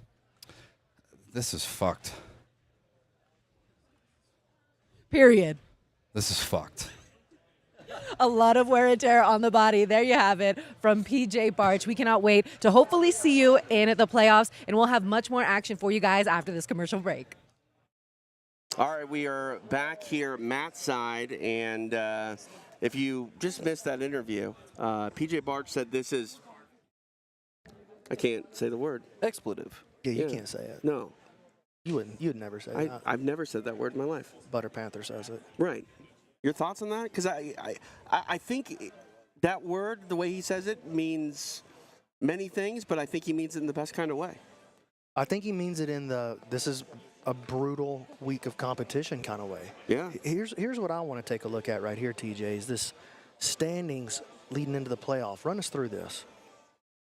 I'm going to defer to Egg. Egg, you want to tell us how we're looking here with our top 12? Yes. So, thank you. We have David Asare with 34 points, Elijah Carlton in second with 28, Jett Thompson moving up to 27. First Phorm just got that block. They won the block for their team, so all of them got an extra point. So Andy Varela still hanging in at number 4 with 24 points. Daniel Sathler, 21 points. He's tied now for 5th with Ben Eddy, who also has 21 points. Kevin Beuhring now in there with 20 points, and Renato Canuto with 19. Okay, so Barch is on the outside looking in at number 9. So that has changed with some team points getting allocated. And again, so much is going to be hanging in the balance here as we enter our third and final block of the night. And, you know, one thing we should also say about our third block, these team matchups, it might come down very well to the final team matchup as we've got First Phorm taking on X Marshall. And they're the final team matchup of the night. Yeah. It really could there's potential that this could come down to the absolute last match. Could you imagine? Yeah, I can imagine. I'm praying for it. I mean, that's why you came up with the PGF for moments like this, right? Yeah. All right, we'll see if truth is stranger than fiction coming up. Our third block just around the way. We are live from Las Vegas. You're watching PGF World Season 6.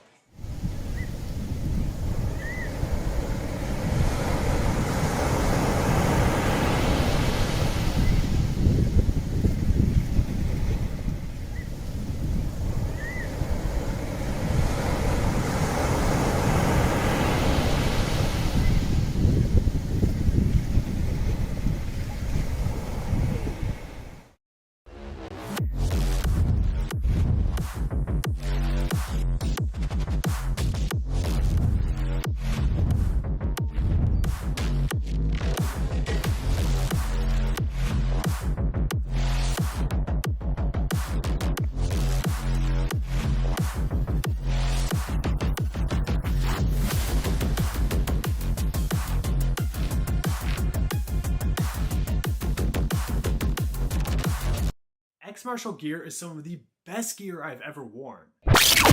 But wait, there's more. Fasten your Nogi shorts belts, because X Marshall's Dojo Roadshow is hitting the road, and it's nothing short of epic. Imagine this, an X Marshall team, an RV, and a mission to visit gyms far and wide. We're talking challenges that'll have you in splits, literally and figuratively. Meetings with the biggest personalities in the jiu-jitsu world, and a tour so wild, you'll wish your life had a rewind and watch again button. This isn't just a road trip, it's a rolling jiu-jitsu carnival, and it's all captured on our YouTube channel. Picture the funniest, most thrilling parts of jiu-jitsu, packed into an RV and sprinkled with that special X Martial flair. The Dojo Roadshow is where the mats meet the road, and every stop is a story waiting to be told. So, subscribe, like, and get your laugh on, because X Martial isn't just about changing the game, we're about making it hilarious. One dojo at a time. Don't miss out on the movement, the sponsorships, and the roadshow that's making history. One epic YouTube episode at a time. CrossFit has become part of my daily routine. I do it every day, but lifting heavy weights has taken a toll on my back. Since I started using Our Life CBD cream, my pain has declined dramatically, allowing me to return to doing what I love. From our life to yours.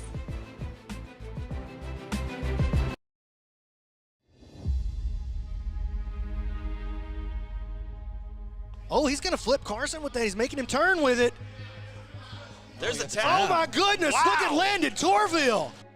What's going on with the PGF and the money and the things like that, that's answers the one fundamental problem we have as professional athletes in the sport. I mean, it could change everything about the sport. This is the future of jiu-jitsu right here, and I'm just ecstatic to be the face of it right now. PGF is the shit.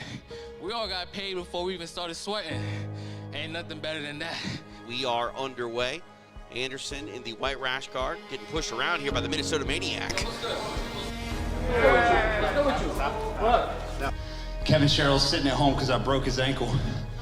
Hard collar top. Oh, that was. Whoa! Because they don't see a future in it, but I do see a future in it. Haven't done anything but just like come and did what I'm supposed to do, you know, and just let's f people up, you know. He doesn't take it as serious as I do. This is a lifestyle for me. It's my first experience with something like this, and I just want to say, Brandon, thank you. PGF, everybody. I mean, this has probably been one of the best experiences of my life.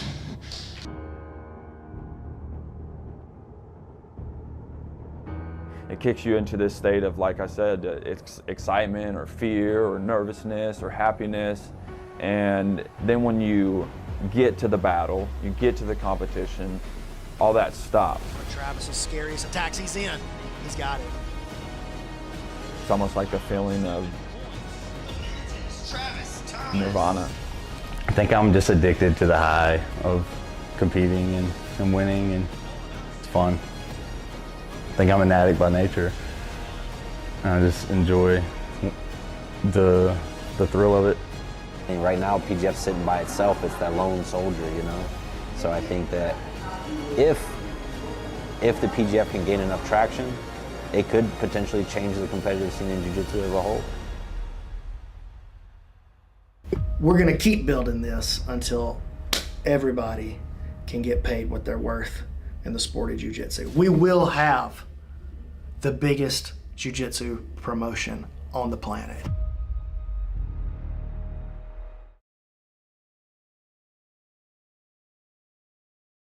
We welcome you back inside here in Las Vegas. TJ DeSantis along with BMAC, Brandon McCaffrey, the man they call Egghead. We just saw the promo there say that you are building what should be the biggest Brazilian Jiu-Jitsu promotion in the world, and man, it feels like it. It feels like we got the biggest stakes as we enter this third and final block. BMAC, how you feeling? I feel good. I like the way the game is shaped out so far this season. I like the energy and the output from the athletes. I feel, we have a lot of athletes that are new to the PGF this year, but I feel like as the week goes further and further, they start to understand and adapt to the rule set, and they start to get a vision for what it is that we're actually trying to do.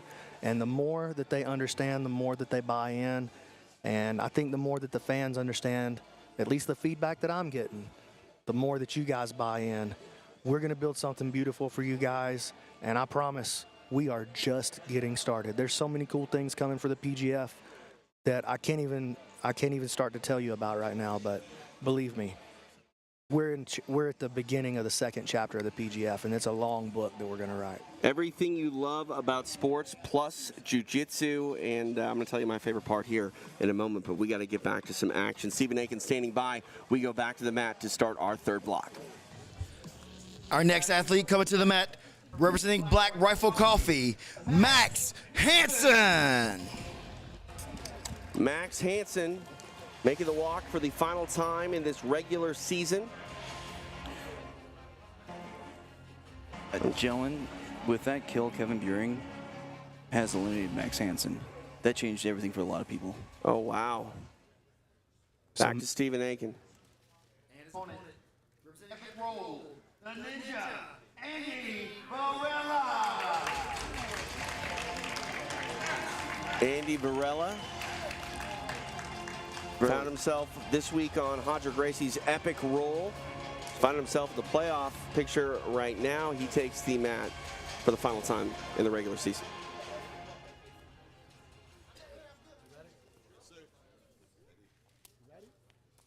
Master Eddie Bravo, our referee. TJ DeSantis, along with BMAC, Brandon McCatherine, the man they call Egghead, live in Las Vegas. First match of this third and final block of the regular season underway.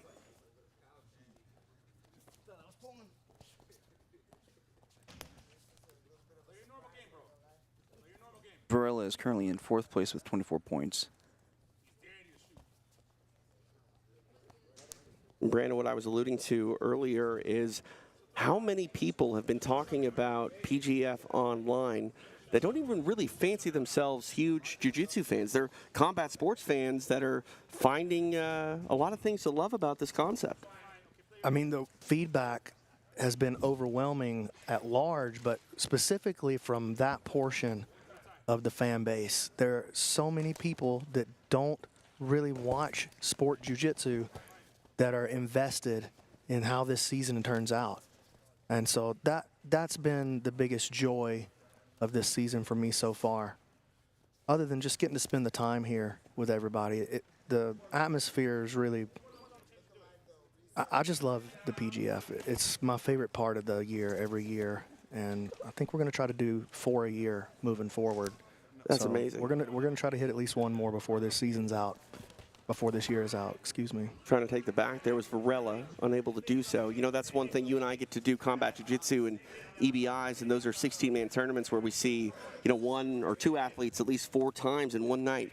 Think about that. This week we get to see 20 guys 30 times a piece. It's 12 times a piece. Yeah, Yeah, 30 fights.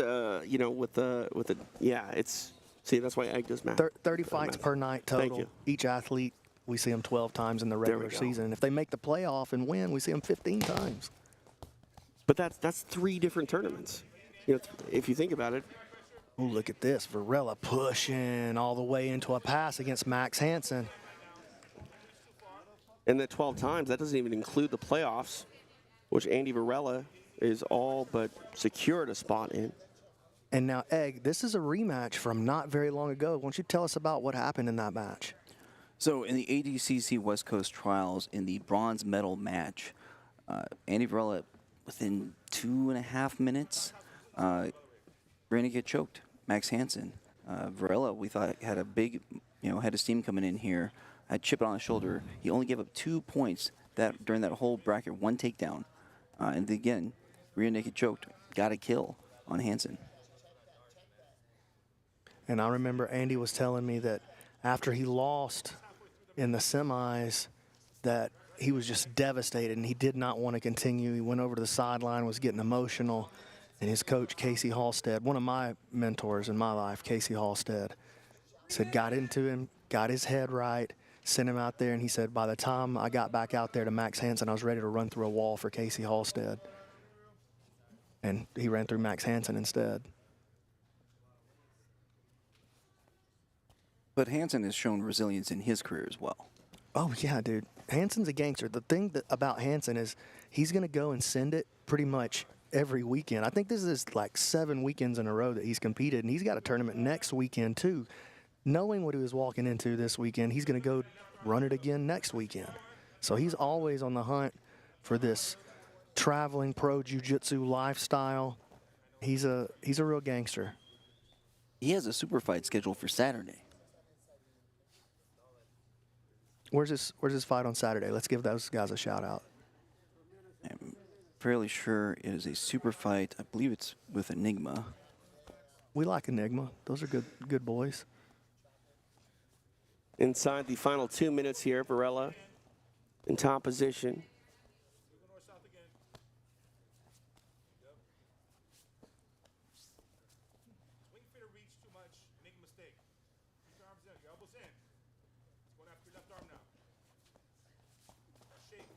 Max trying to create some space, but Varela locked down tight.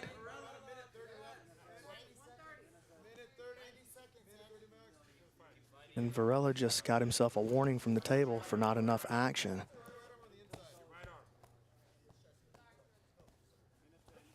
So Brandon, I was correct. It's Enigma Invitational 15th this Saturday.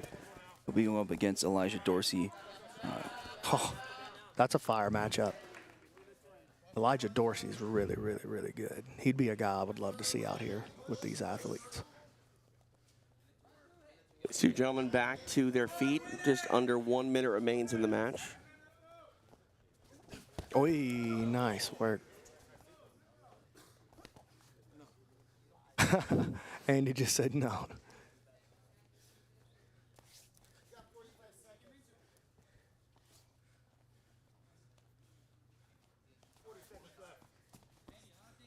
Watch the flying stuff right now. 30 seconds remain in the match.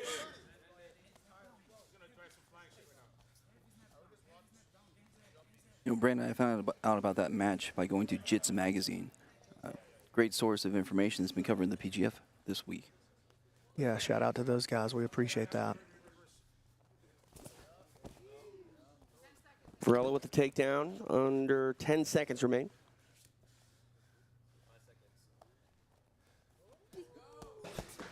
Andy just doing it for the ground there. 6 minutes in the books between Andy Varela and Max Hanson. We're going to go to Stephen Aiken to make this one official. After 6 minutes, this match finishes with a draw. That one wraps up. No points. Ends in a draw. And I'm taking a look at the mat. Looks like Stephen Aiken is standing by with Max Hanson. Okay, I'm here with Max Hanson. Max, tough week for you here at the PGF, man. I think that's probably put you out of playoff contention. Unfortunately, yes. How do you feel after this week? Honestly, I feel pretty good. Everyone was really tough. Someone in the comments said that Max is a shitty wrestler, so I thought I was just going to try to wrestle Andy. He's pretty good on the feet, so I fucking try, but my butt's gooder at heart. But it was a good week. Yeah. What can you tell the people about the PGF format? PGF, honestly, this shit's a marathon, not a sprint. You got to really be strategic with everything, and I'm just grateful that I had all these cool matches. And I'm just, if on Sunday you want to watch a cool jiu-jitsu match, I'm fighting Elijah Dorsey, 20-minute match. I had 12 matches this week. My body feels perfectly fine, so I'm excited to fight him on Sunday too. Well, Max, we really appreciate you coming in this season, putting in so much work. Is there anything you want to say to the people at home? Thanks for watching, guys. Keep supporting jiu-jitsu. Fuck yeah. Thank you. Mr. Varela, I think you secured your spot into the playoffs. I think you already knew that, though, coming into the season you were going to be in the playoffs. You're going to make $20,000 come tomorrow? Yeah, that's what I'm here for. I'm here to make some money. 20K sounds nice. I'm trying to buy a new fucking cat. Nice one. That's what's up, man. That's what's up. What do you want to say to the people at home about the PGF? Just keep tuning in, man. They're trying to do something great with jiu-jitsu, something different. It's something the sport needed. And, yeah, I mean, I love the growth of this. This is tight. 3 matches a day, no joke, man. Everyone's walking in here, broken legs, messed up arms. I think I saw Mike John in a cast earlier. Full body cast. That boy's arms are both broke. His legs are both broke. But nah, I'm just being fucked up because he rooted against me. He rooted against me right before I walked out here. So Good stuff. Well, thank you, Andy. We appreciate it, man. We'll see you back tomorrow night. Andy Varela firmly in the playoff picture. He wants to win $20,000 so he can buy a new cat. You know what was my favorite part of those two interviews? Max Hanson with a mouthful of blood staring down at the camera. He's like, I feel great. My body feels perfectly fine. Different breed of athlete that does this PGF gauntlet and comes out the other side and says, yeah, no, this is good. This is feeling just fine. You know, so definitely would love to see Max Hanson back in PGF moving forward. And again, we'll most likely see one Andy Varela tomorrow in our PGF World Season 6 finale in the playoffs. All right. Our third block of action continues here in Las Vegas. We are going to send it back to the mat with our guy, Stephen Aiken. Our next athlete coming to the mat, representing Black Rifle Coffee, Evan DeWitt. Evan DeWitt, the black belt of Derby City MMA, PGF Season 3 and Season 4 participant.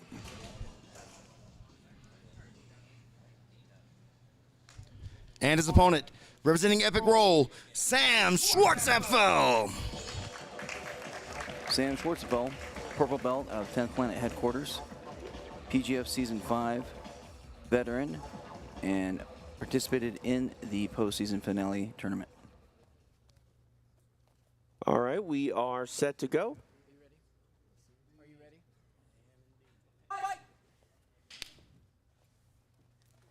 TJ DeSantis, Brandon McCatherine, the man they call Egghead. We are live in our third block of the evening in Las Vegas, the site of PGF Season 6.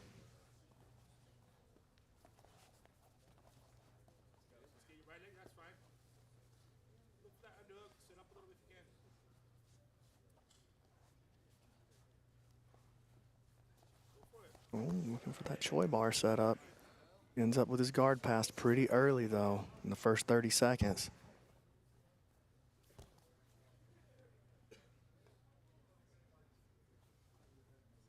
Neither of these competitors can make the playoffs. However, they could have put up points towards their team total for the block and help. Sam sitting back for a knee bar.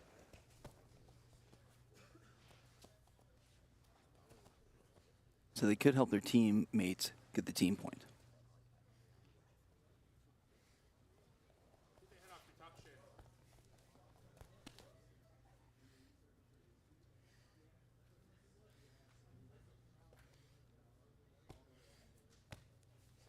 Sam working into a double underpass. Gonna get all the way around here, it looks like. He does. DeWitt trying to frame with that bottom arm. Sam does a nice job of busting that frame with his hip.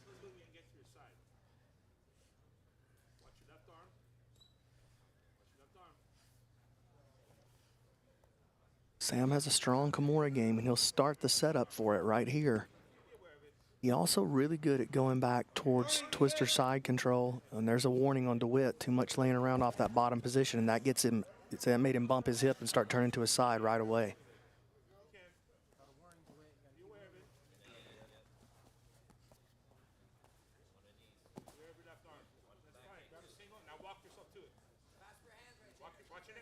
Two minutes of elapsed time.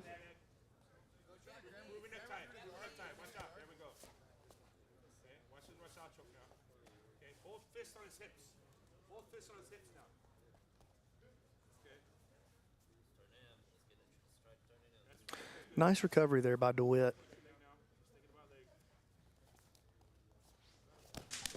Sam jumped him as soon as he tried to re-engage, and he's past the guard again. Oh, DeWitt gonna have to be careful right here. Sam is very good with this setup. He's a really good truck player. He might lace this leg up right here with a 2-on-1.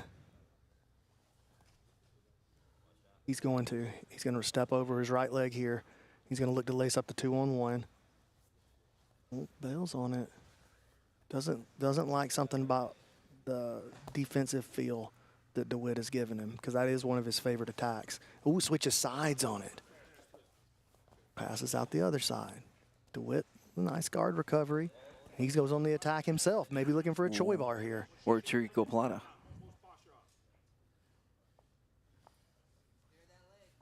He actually learned that from Kata, his wife. Oh, yeah, she hit that several times in the ladies' season. PGF Season 4. Yep, PGF 4. And we'll see Kata tomorrow night, actually. And right before the men's finale, she's going to be fighting against Nakia Jackson, the two-time defending PGF women's champion for the 125-pound ladies belt. Nakia is here in the crowd. She's over there with her sunglasses on, looking all cool. Sunglasses inside. I wonder where she got that idea. Listen, smoke them if you got them, you know what I mean? This is a nice Choi bar setup here by DeWitt. This is a much deeper grip. He's up above the elbow. Sam just times it out and rips out. We've seen that happen with him a couple of times.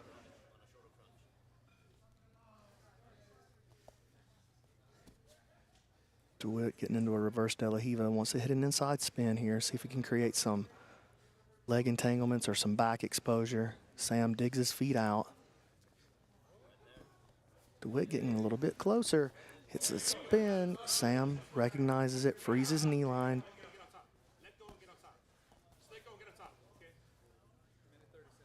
.90 seconds left in the match. Warning, Schwarz. Sam hit with a stalling warning.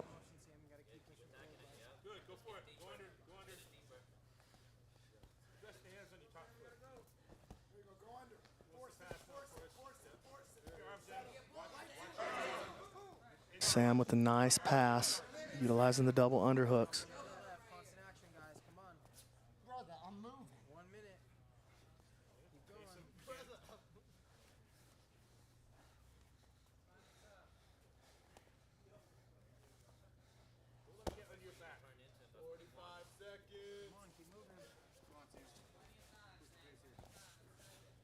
You hear the admonition from our own mat referee, Drew Murillo, telling them keep moving. We want constant action. Sam trying to sit back for a leg, but Evan had a nice defensive arrangement with his feet.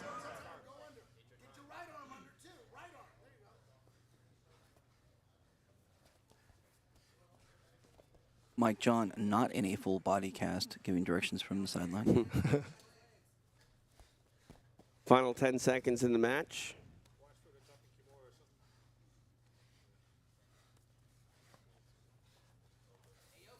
Ooh.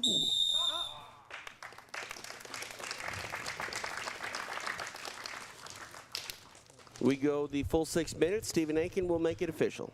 After 6 minutes, this match finished with a draw. All right, no points awarded there in that matchup. I think we're going to hear from both of these athletes. I think we're trying to hear from everybody here as we hit this last block. All right, Stephen, take it away. Man, I just want to say on behalf of the PGF, thank you for coming out here this week as an alternate, taking the risk. You put yourself on the line for everybody out here. You've got some good matches in. Give you a chance to say whatever you want to the people at home. Third season. 2 weeks ago, I was sitting on my couch eating a dozen donuts. B-Mac hit me up, told me he had a bunch of softies that dropped out. I said I'd come do it. It's a couple weight classes above me. Some of these kids 20 years younger than me. Hard as hell. I think I'm gonna do something easier on my next run. Head back home, make a black belt baby with my wife, get her pregnant. I think that's my next move from here. Hey, man, we appreciate you so much, Evan. Thank you.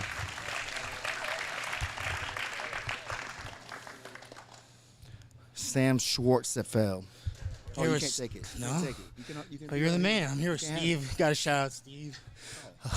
Yeah, tell me good stuff about myself. Yeah, Steve. He's a handsome man. You guys check him out. You got 2 different socks on Monday. Oh. But he corrected that, so we all make mistakes. I appreciate you pointing that out to me on Tuesday. Yeah, no, like when I was out here standing with mismatched socks on Monday, that would have been good information then. But, you know, good friends still let you know at some point, right? Yeah. And same to you, though. We appreciate you coming out here this week for the PGF, putting yourself on the line, spending a week of your time out here with no guarantee that you were going to get a chance to compete. How you feel after this week? I feel like a nail, not the hammer, but let's see. I mean, I was part of season 5. You guys you went too fast. You guys just blew up too fast. You can't just bring in all these fucking studs from one season to the next. You ever heard of a pace? You guys got to pace yourselves next time. But no, super proud of all the people involved in the PGF. Like, to think that this just started during COVID and 3.5 years later, it's this. I'm beyond proud of them. They're part of 10th Planet. I enjoy all the people in 10th Planet. You ever need something, you're in 10th Planet, hit me up. I got you if I can. That goes to anybody. Of course, thank you to my coach, Eddie. He was supposed to be a coach, but he's got too many guys in here. He doesn't want to coach against them. So, and of course, all these other coaches, like, just absolute legends here. And to be in this room and be coached by them, I mean, you wish you could go out there and perform well in front of somebody like Roger. But I don't know, next time I'm getting better, I'll get better. Just thank you guys so much. You guys are doing awesome stuff for jiu-jitsu. This is just the beginning. You're bringing money to jiu-jitsu. That's what we need. You guys are fucking awesome. Sam, we appreciate you so much, man. Thank you.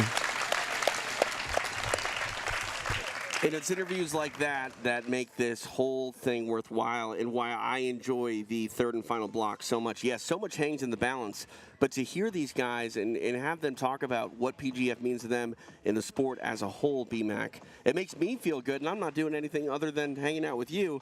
This is your brainchild. You got to feel pretty damn happy about what Sam just said. I feel ecstatic, and it makes me feel all gooey inside, dude. I'm so happy to be here. And you're doing more than nothing, bro.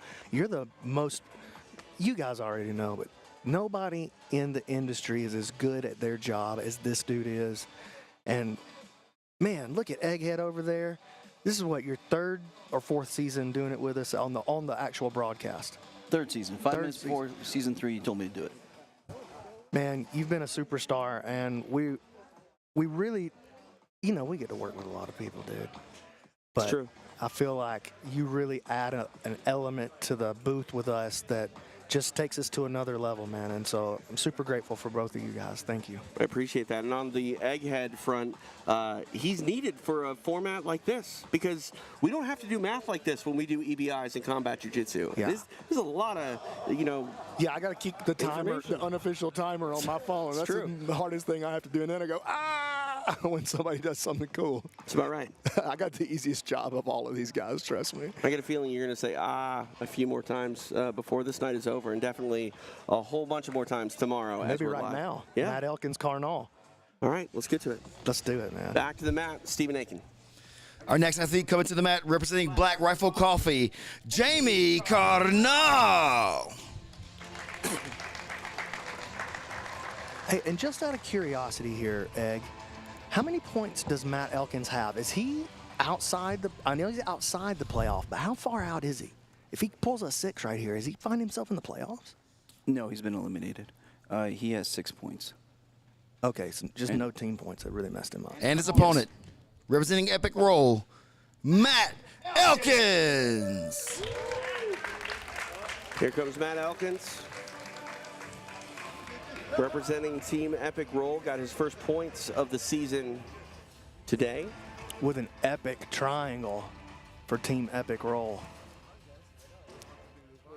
As you're pointing out, Epic Roll has not won any block this season, so their teammates haven't received any team points. Black Rifle Coffee Company won 1 block, and so they all received 1 point this season bonus.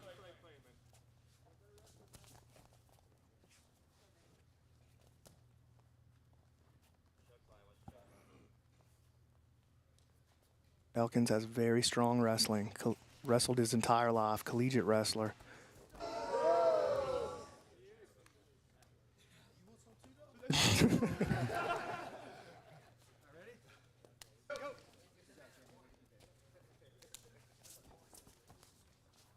Look at that slide by Elkins.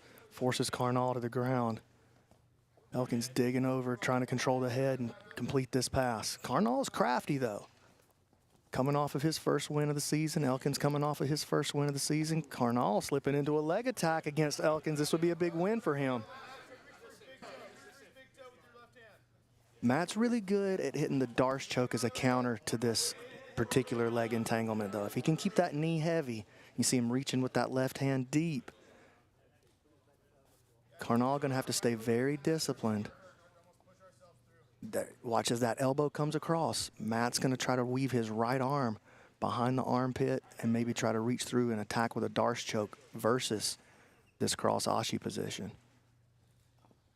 Carnall starting to get a little bit of a dig going.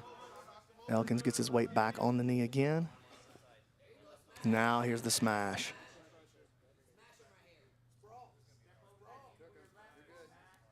Matt pummeling his foot over the top, trying to untangle the legs of Jamie Carnall. He's got a very good position up top.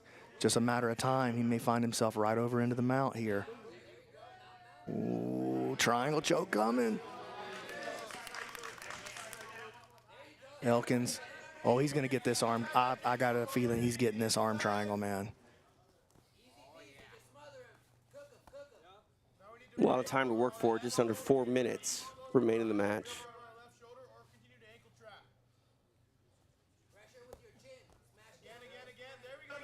Watch his triangle. Ooh, nicely done. Elkins in business, trying to lift. Oh, he lifted him, he lifted him, he lifted him, he lifted him. Past the belt line. No, he lifted him. No, no. No. Throw a flag, do something. He lifted you too high. He lifted you too high. He lifted you too high. He lifted you too high. Carnall says, I thought so, and he would think correct, so. We can go to the replay, but you'll see it. It was definitely past the belt line. Referee got to catch that. Referee has to catch that. Hey, wait, give him a chance if he get his breath together. He's cool, he's ready to go.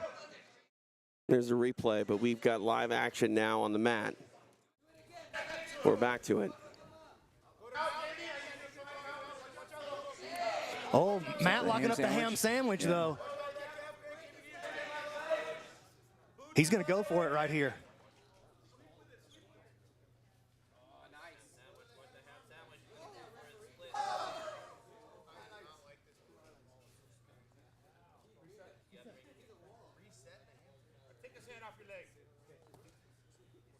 All right, so we're going to get a reset here in the center of the mat.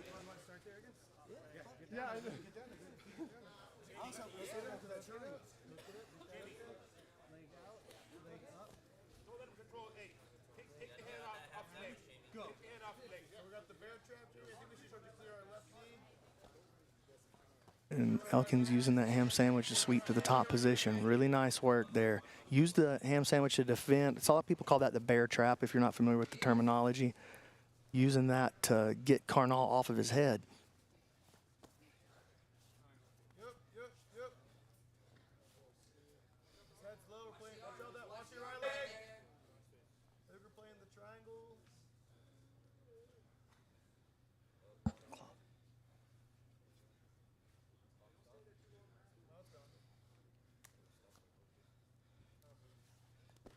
I let that clock run a little bit too long, but I also stopped it too late on that reset. So.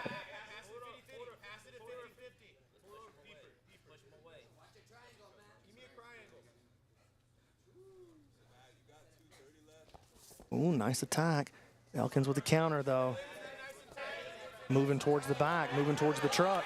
Is Matt Elkins going to go for the twister? Oh, my gosh. Looking for 6 with the twister. He's going for the wrist lock right here. Wrist lock.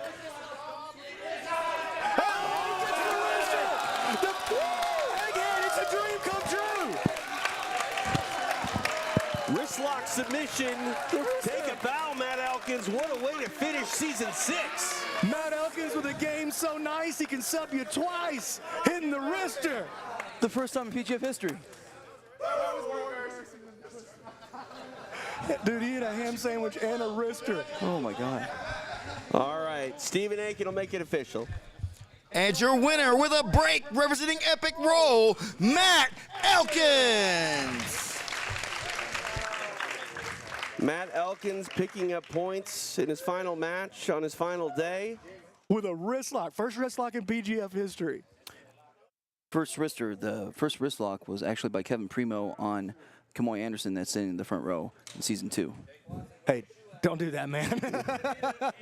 Let me enjoy my moment. Look at that. You see, he distracts him. I always say this is the lamest move in jiu-jitsu. You thought you were getting caught in the coolest move, and then you get caught in the lamest move. The wrist lock inside the twister.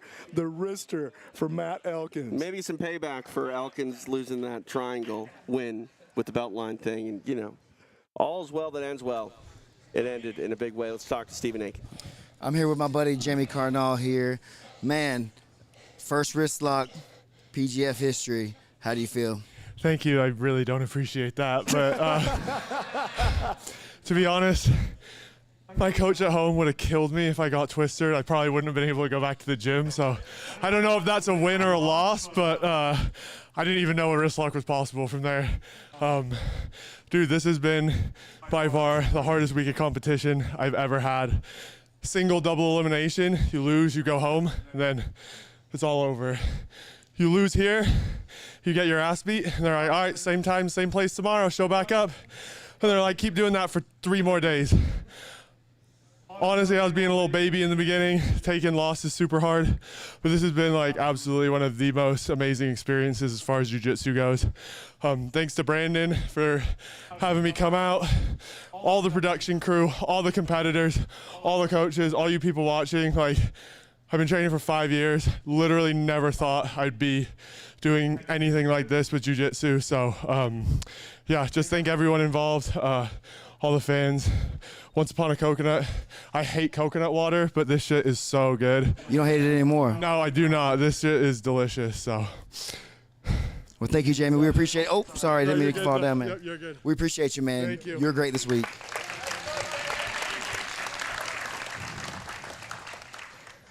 Would you like a chocolate? Of course, yeah. He knows what I like. Everybody's favorite, the chocolate. Right? Go ahead and let you get a little sip or nah? Yeah, go ahead. That looks nice. Super nice, Bob. You know the deal. Man, you worked hard. Listen, you got to give the people what they want.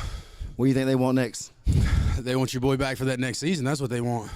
Damn right. You got the first wrist lock in PGF history. People have been hunting that thing. There have been bounties out there for several $100s each season. People have been wanting it bad. How do you feel to be the first one to get it? I didn't choose the wrist lock. The wrist lock chose me, baby, you know. Straight up, straight up. Well, listen, man, I'm going to let you have a second. Just tell the people at home whatever you want to say. Guys, B-Mac is my coach. He let your boy have the last golden ticket into the chocolate factory, and I've had the fucking week of my life, man. This shit is so awesome, baby. PGF forever. Hey, we love you, Matt. Thank you, man.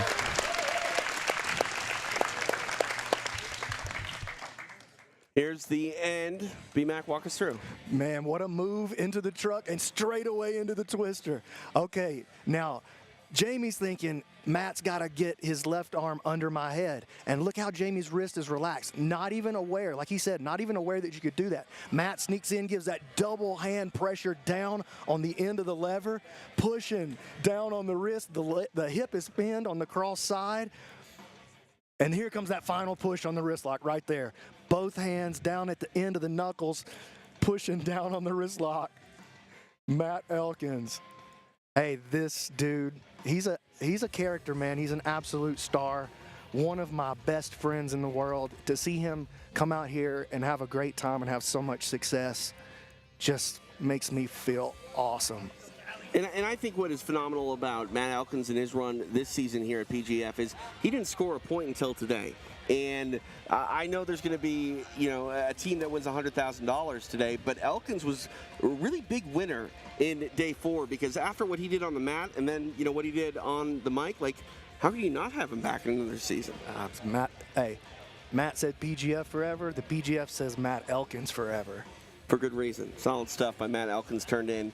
And credit to Jamie Carnall, who he got a win today as well, and also sung the praises. This is a life-changing organization for so many that are a part of it, and we appreciate you watching along wherever you might be. Thank you. All right, we're in Las Vegas. We're going to go back to the mat with Stephen Aiken.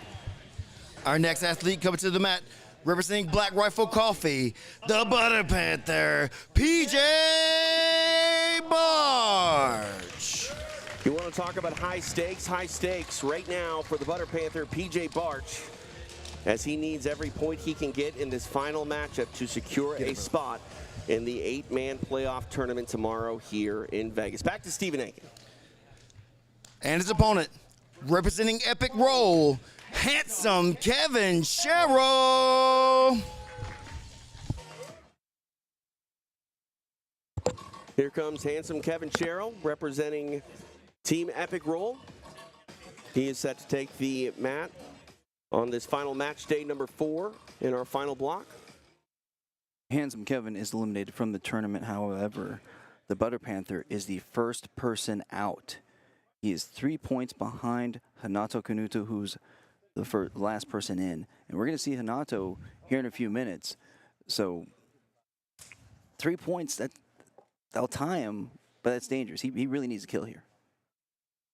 I mean, if you would have told me that we would be down to PJ's last match and he had to win or go home, I would have thought that you knew nothing about jiu-jitsu. And the person that if he wins, the person he'd force out would be Renato Canuto? Yeah, oh yeah, even more. Ooh. And Canuto still has his final match of the day. That is all part of our second team match here in our third and final block. Are we in a situation, Egg, where it's either Barch or Canuto? Yes, they're the last two. Canuto, well, Haddad has a shot as well. Haddad is no, but there's no situation where they both make the playoffs. He'll calculate. There is. So if Barch gets a kill here. Oh, look at this. PJ setting up a leg lock, outside heel hook maybe. Going for the straight ankle now.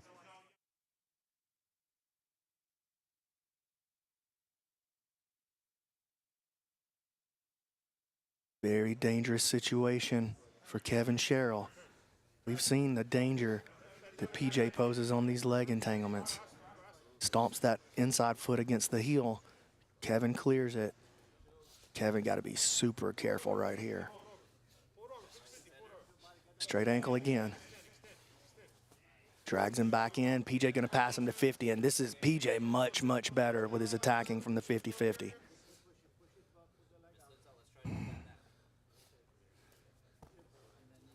Uses it to come to the top position. There's the back exposure. Going to get a reset here in the center of the mat. Just under 4 minutes remain in the match. These two gentlemen elect to start back up on the feet. PJ pulls guard again. He knows there's no time to waste on the feet. He's got to get into a position here. Wrestle up. There we go. Now he's got to pass and get to a choking position. Nice job by Kevin, and he gets the leg entanglement. Framing across that near side shoulder.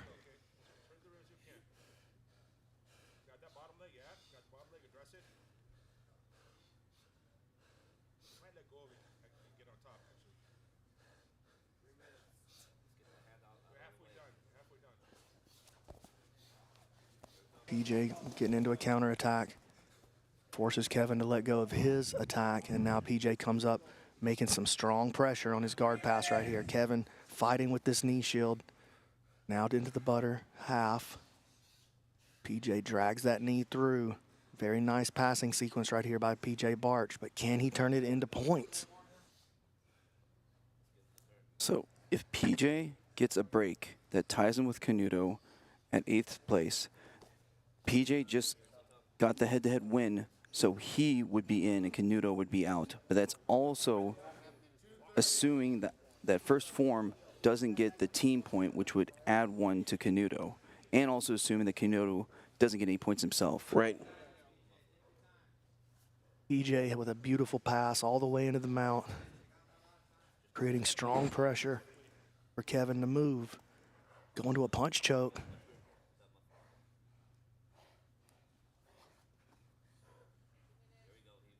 This is an attack that can get Kevin moving. I mean, you can definitely submit people with this, especially, you know, if you've got a skill difference. but usually used to open somebody up, get them moving, maybe expose an arm triangle.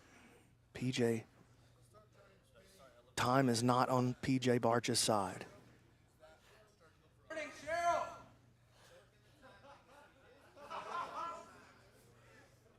Handsome Kevin hit with a warning for stalling. 90 seconds remain in the match. You're going to throw that flag here in a second. Yeah, Kevin. That's it. Just got to create some movement.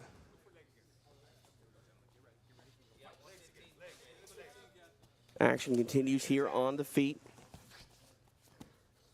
PJ on the hunt. Running out of time. Getting on the head. He could be dangerous here. Drags Kev down to the ground. 60 seconds on the clock. PJ's got to send it. Kevin Sherrill and time. Really the only opposition here for PJ Barch. He's got to conquer both. PJ passed the guard again. And mounted once more.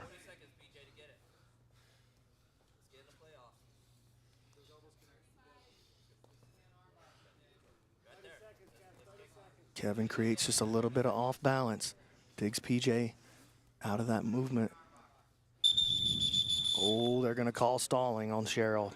They feel like he's shelling up too much from the bottom.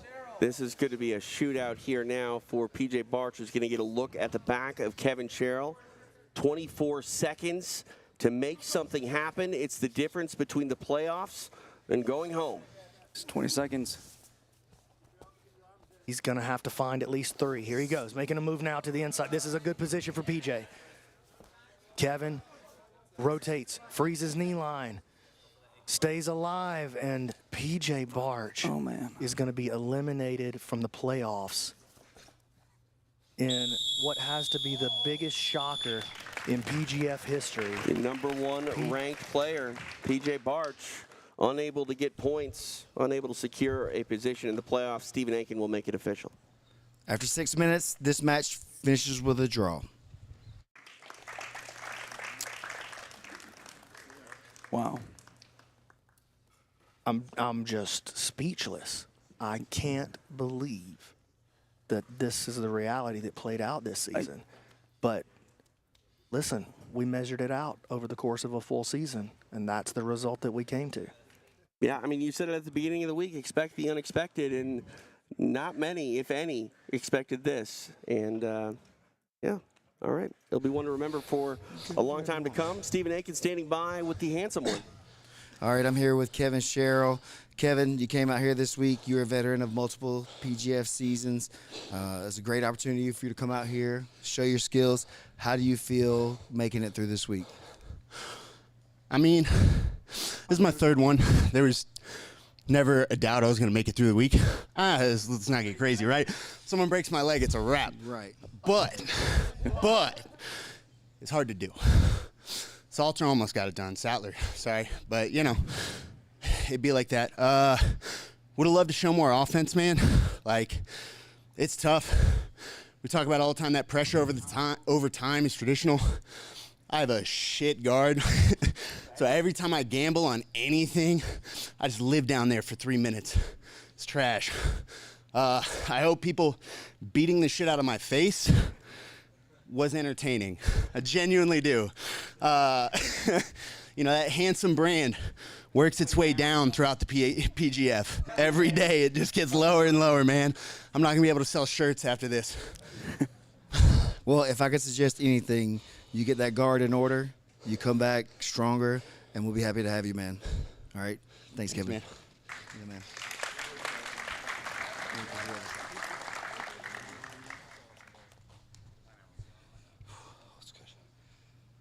I've been drinking the shit out of this stuff. What you been drinking? The shit out of this stuff. That's that Once Upon a Coconut is what that is. I was kind of planning on slipping like a few at the end of the last couple of nights here in my bag because the case wasn't enough at the house. We know some people. We might be able to hook you up, man. I'll talk to them for you, okay? Well, listen, PJ, man, it was exciting for me to have you here this week. You're a good friend of mine, man. I really look up to you as a grappler. I know you got to be disappointed, man. You worked really hard to be here. What do you want to say to everybody? Man, yeah, this is it's so sick, whatever these guys are doing here. Brendan and everybody putting this together, and all the teams that sponsored and everything like that, and everybody's showing up for this. Like, it's fucking massive, man. I don't think that, like, you know, maybe it doesn't go off perfect the first time or whatever. I mean, the first time we scale it, right? But, like, this is going to be huge, I hope, you know, or just at least put us in the right direction as a sport. And, you know, just keep doing more for the athletes in different ways, you know. So cool to see all these guys like Jamie, who's on my team, like really coming into his own out here and, like, you know, really learning a lot about himself. And I'm learning a lot, dude. I'm fucking old and I'm still fucking learning stuff out here from all the kids and all the coaches and everybody here, man. This is, it's really cool. It fucking sucks every day having to drive my ass over here and thinking that this shit isn't over yet. But, you know, I'm fucking putting my head down and doing it, man, you know. And it's been fun. I love it. It's great. Well, PJ, for the PGF to grow and be huge, we need athletes like you to come in, put their heart and soul on the line here for us, and we really appreciate you doing that. Is there anything you want to say to the people at home? Yeah, man, I haven't been home to the gym in quite some time. I had, you know, Polaris and Thailand and all this other bullshit, and now I'm here. And I just need to get home to everybody at the gym and in San Diego and my family who's fucking messaging me, watching everything. They're great. I fucking love them. Yeah, that's it. Everybody back home, you guys mean the world to me. I do this shit for you at this point, man. Doesn't matter. Everybody else. Yeah, that's it. All right, I love you, man. Appreciate it. Strong words of endorsement from one PJ Barch, and you know, this week did not go the way that he necessarily wanted it to, but I got to believe that if the opportunity comes knocking again, the Butter Panther are going to be back on the PGF mat.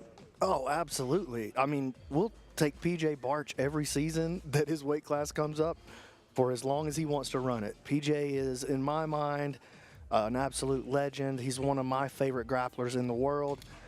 Listen, this rule set, this gauntlet, it happens every season. It's happened every season since season 1. Somebody that you know is the top guy or a front runner doesn't even make the playoff, and that's a total shocker to me. I absolutely had PJ ranked as my #1 guy by a long shot. Not by a long shot, but ranked as my #1 guy coming in.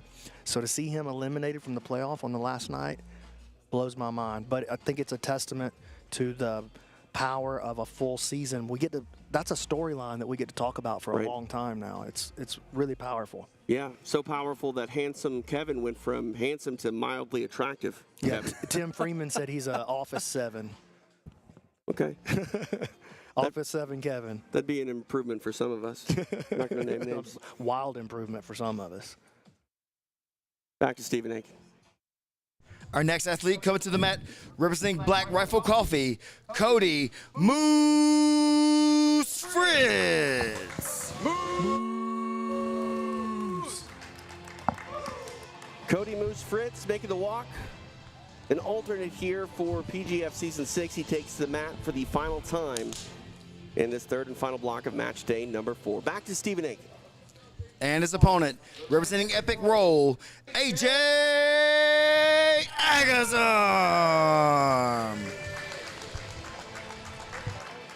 The escape artist, AJ Agazarm, has put on a thrilling defensive clinic all season long. We'll see if he goes on offense in his final match of PGF Season 6.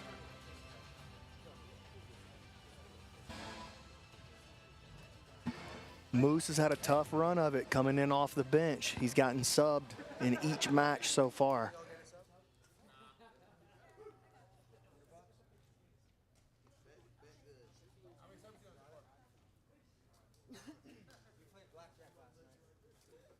I'm just trying to listen to everything AJ's got to say. Yeah, I'm trying to hear it all. Eddie Bravo, our referee. We are underway. TJ DeSantis along with BMAC, Brandon McCatherine. Egghead live in Las Vegas, the site of PGF World Season 6, powered by Once Upon a Coconut. Moose has a seat. AJ getting down into this guard. And now listen, Moose, he hasn't gotten to show it yet, but Moose has a dangerous guard. Very tricky player. We've seen him throw up a couple of buggy choke attempts. Cody Moose Fritz. Moose moving forward with the wrestle up on AJ. Little ankle pick.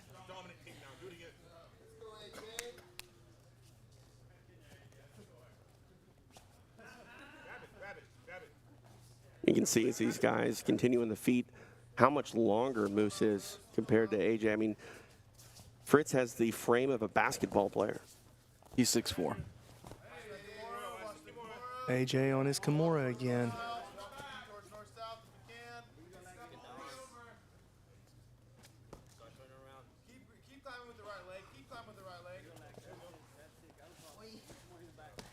AJ using that now to move to top position. And then back to bottom position. Here goes Moose, maybe sneaking out towards the back.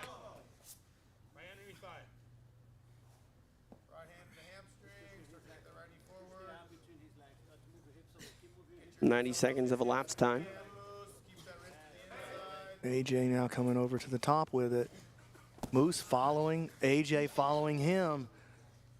First hook is in. I can't see what's going on the back side there with that left hook. He's got it, does not have the hook in. He's draped over the top of the head. Maybe trying to set up this arm lock.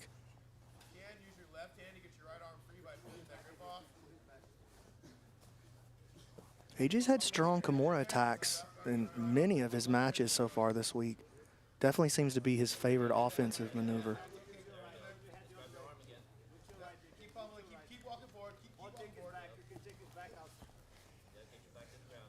AJ ends up in the mount with it.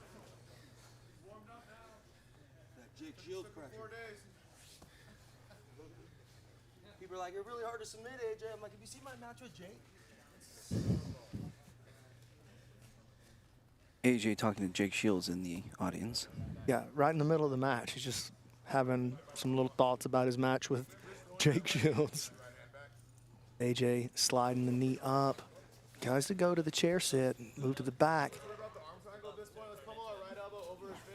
Moose able to get his hand inside and defend against the arm triangle. AJ coming up on the back attack again, and here goes Moose.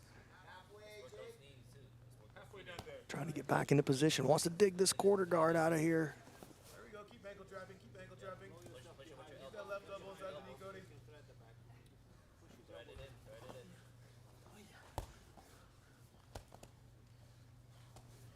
Moose sneaking both arms under that far side leg. AJ trying to take the back. Moose keeping control of the ankle. Nice job by AJ sliding out the back.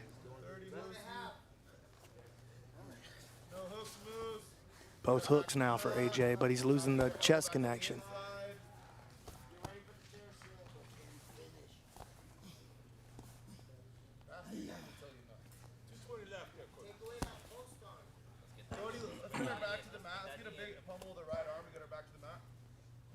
Moves to purple belt out of 10th Planet Santa Barbara, Jeremiah Vance's school.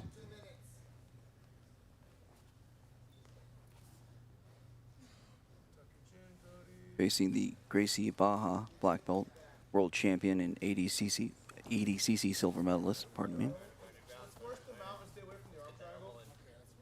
Running out of real estate, gonna get a reset.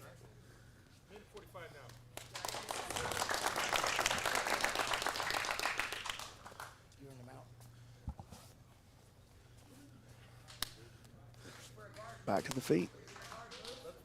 Let's watch those collar ties, Moose. Don't leave them in there too long.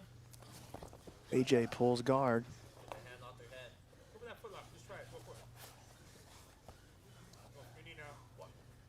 AJ gonna attack for a knee bar. Oh, toe hold perhaps. It's definitely gonna be the combo. If Moose doesn't straighten his leg out, he's gonna get put into this real toe hold danger here.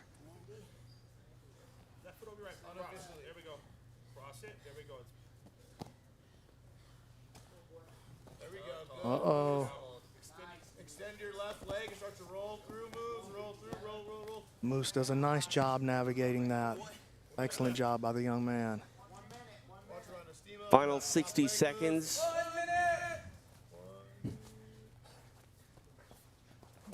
Watch the back moves, back to the mat moves, back to the mat moves. Agazarm back to the mount.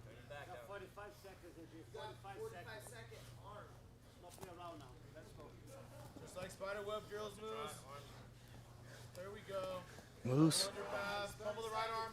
Pummel the right arm on the inside. If you need to disengage. Stack pass. No triangles. AJ attacking this knee bar, switches off to the other side, wants another toe hold attempt. Moose kicks his foot through to switch. AJ attacks, just changing back and forth with his toe hold attacks. $100 on AJ. Thank you, guys.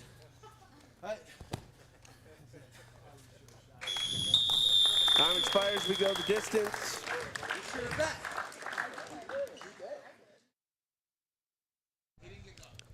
We'll go to Stephen Aiken to make it official. After 6 minutes, this match finishes with a draw.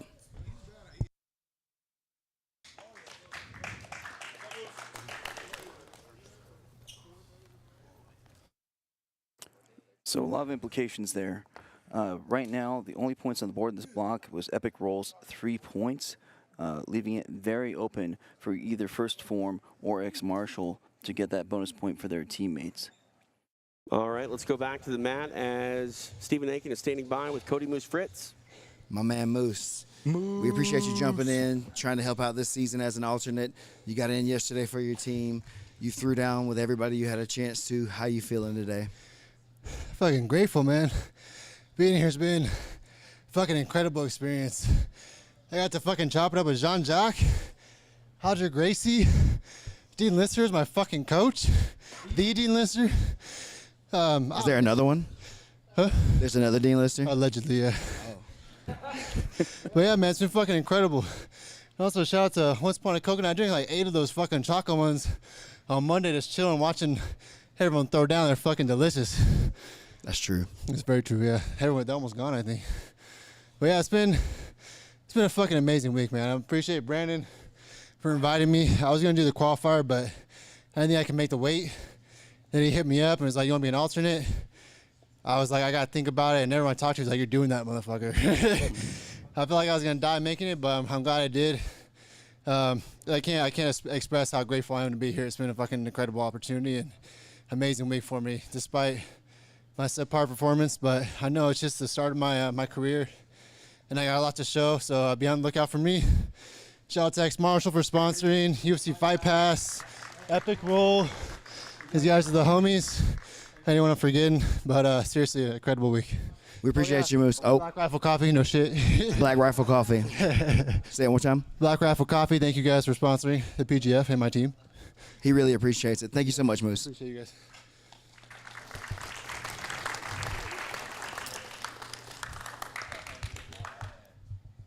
I think AJ and the main character are coming over here together right now. Okay. I got AJ and Kiki here. I'll pull this out for you. AJ, man, really fun to have you here this week, man. You're somebody I've been watching since I was a white belt and stuff, dude. Super tough. Nobody can finish you. Did you expect it to be this way when you got here? You know, I got to say, though, listen, hearing this guy call my name as I was walking out, like I've been in venues before, I feel something. I feel like there's a good reason to step out here and come out here and put on a show for you guys. And, you know, hearing him say that he's been watching me all these years and trying to get up here with these good, that one kid, I'm twice his age. So, you know, I've been doing this my whole life. And like probably 75-80% of the guys here I would never see in competition. You know, this competition's, it's the first one I've been at. But, you know, I got to spend a lot of time with him the last couple days, see him around, talk to him, do warm-ups together, be on team with guys I never probably would even talk to. And they're not so bad. Well, man, AJ, I think they suck at submitting me, but that's been pretty clear too. But I think one thing that's been surprising for a lot of us, man, is the reputation that some people think you have is clearly not been true this week. You've been nothing but great here for the PGF. It's been a dream to have you here, man. Thank you so much for everything. What do you want to say to the people at home? Well, it's you guys are putting on a roof here and putting on an atmosphere and an environment that these guys are, it's natural for us to just come out here and do what we do every single day, you know. So if you set it up, we're gonna come and we're gonna have fun. I just, you know, I feel bad for a lot of these other promotions organizations. They're not really like getting it, and you know, they, You guys get it. Brandon, Zoe, even you. Even him. Even that guy that's been staring at you guys all week long. AJ, we appreciate you so much, man. Thank you. So much. Thank you. Even you. Apparently I get it. You get it, I TJ. appreciate that. AJ Agazarm, the face turn 100% complete. He put you over. That's did, that's yeah. the final move Right. for the face. Yeah, I mean, I'll take it. I'm proud of him. I mean, if you were going to tell me at the beginning of the week that AJ Agazarm was going to say something directly to me in the broadcast, I might not have shown up. Oh, check this out. The Hokage, Kaya Jackson, two-time defending PGF Women's Champ. She'll be defending her title tomorrow night against Kata DeWitt, 125 pounds, looking for her third title here in the PGF. Also, one of my black belts, one of my buddies, Joe Kai, right there on the end. Kaya Jackson must see TV, by the way, and Absolutely. you're going to be able to see it live and exclusive on UFC Fight Pass as she's going for more gold in the PGF. It wouldn't have felt like PGF week without Kaya Jackson in a title fight. The Hokage, the defender of the village, and she's going to be defending her belt tomorrow night.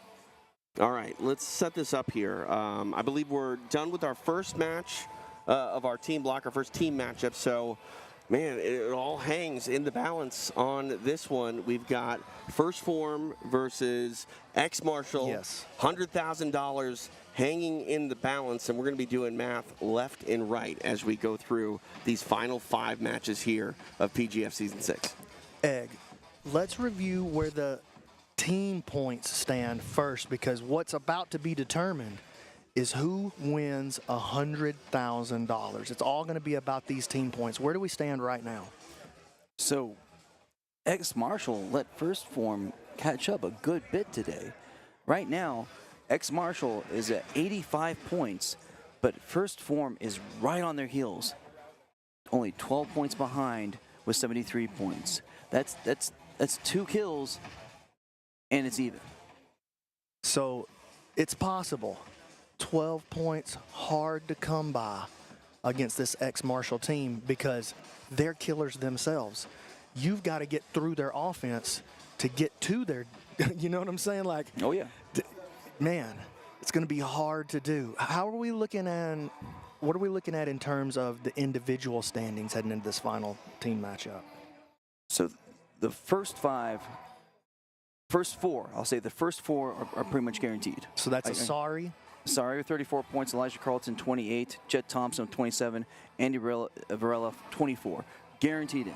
Even if everyone 7's out, they're guaranteed in. But that order could change. There's a lot of room for movement right there. Yes, very much so. Because we're about to see Jett Thompson, well, all of them, other than Andy Varela, the top 3 will all be taking the mats. Give me that graphic one more time. Because it gets really interesting once you get to 6, or actually even 5 and 6. 5 and 6, Sathler and Ben Eddy are tied at 21. So if Nathan Haddad, that we're about to see, if he gets 7, he's up there, and all of a sudden Beuhring and Canuto, if they don't get any points, they're sliding down. So it'd be Beuhring be last. And actually, we're going to see Haddad versus Beuhring in the final match. Oh, the final match? Oh no, not the final match, but the second match of this match. I apologize. The second match. So here's the main point is that none of those people are safe. We're going to see a lot of them match up, and it's going to come down to a lot of things. Whether those people can get a submission, and also which team can possibly get the team points by winning the block. There's so many variables right now. Anything could happen. A lot of moving pieces, a lot of money hanging in the balance as well. So without further ado, I think we should get to it. You guys ready? I think I'm. Wait, hold on. Okay. Oh. Calm down.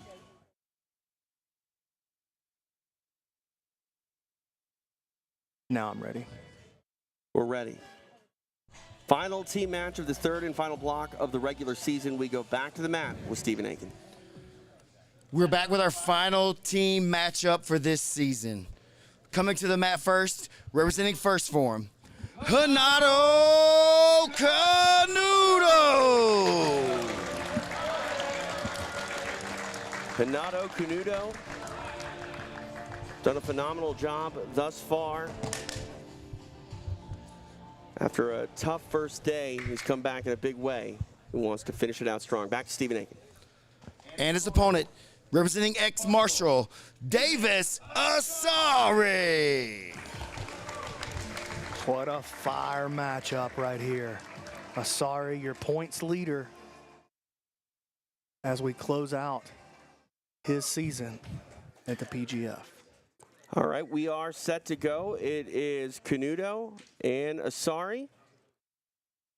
First matchup of this final team matchup in the final block of the season, PGF World Season 6. TJ DeSantis along with BMAC, Brandon McCatherine, the man they call Egg. Appreciate you watching us live all around the world. And as we said, Renato Canuto is the last person in at the 8th spot. If he wants to guarantee making the playoffs, he needs to get a score. Asare chooses to pull guard. Gonna force Canuto to engage him here. Another nugget to keep our eye on. Sathler in the playoff picture, but we don't know his day-to-day status as of yet. That's true, and we won't know until tomorrow probably.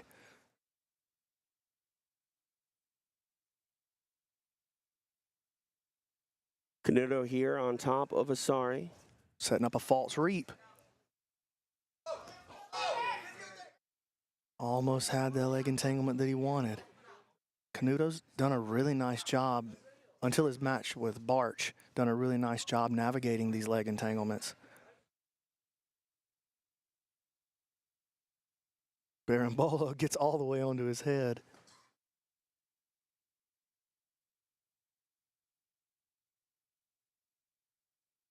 Asare, the purple belt out of New Wave Jiu-Jitsu, a lot of people had him as a dark horse to win it all, and he's proven those people right. Oh, look at this. Nice movement towards the back for Canuto. Asare sniffs it out. Not going to happen, and we go back to Canuto standing, trying to pass the seated guard of Davis Asare.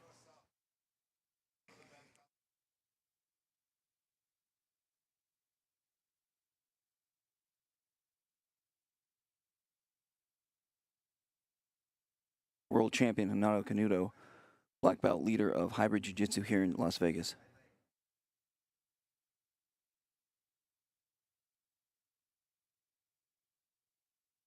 Really no pressure for Asare in this matchup. He's not only is he firmly in the playoffs, he's pretty firmly, he could lose that top spot for sure, but he's not going anywhere. He's dead in the playoffs. He doesn't really have to put a lot of pressure on himself here. Right.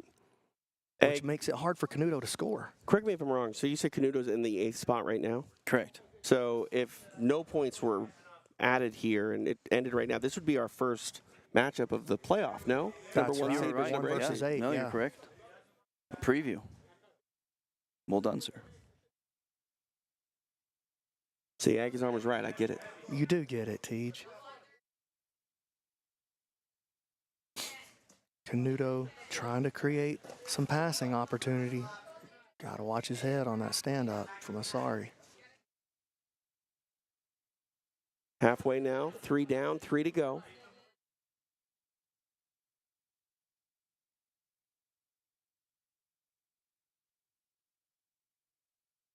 And Davis brings it back to the feet, and I like this play for Davis. Get up here and wrestle, get the experience, get a feel for Renato's entire game before you have to potentially face him in the playoffs.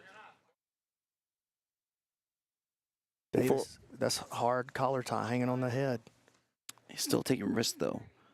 Ex-Marshall's up only by 12. If he gets flying armbarred, he's got to watch himself. Canuto can throw it on in a flash, but he won't be able to throw it while that's where he does it from. And Davis quickly, as soon as that opportunity started to present itself, he tried that slide by to clear it, and now he's going to have a seat. And for Davis Asare personally here, obviously he'd love a submission and help his team's cause, but going the distance with a playoff spot already locked up, a draw isn't necessarily the worst thing for him because he is shutting down first Phorm from getting any points off of him. Hey, listen, Asare, got to be really careful right here. We know that Canuto has a really good rolling Estima lock, and Asare was aware of it, had that grip on his other hand to stop him from finalizing his gripping sequence.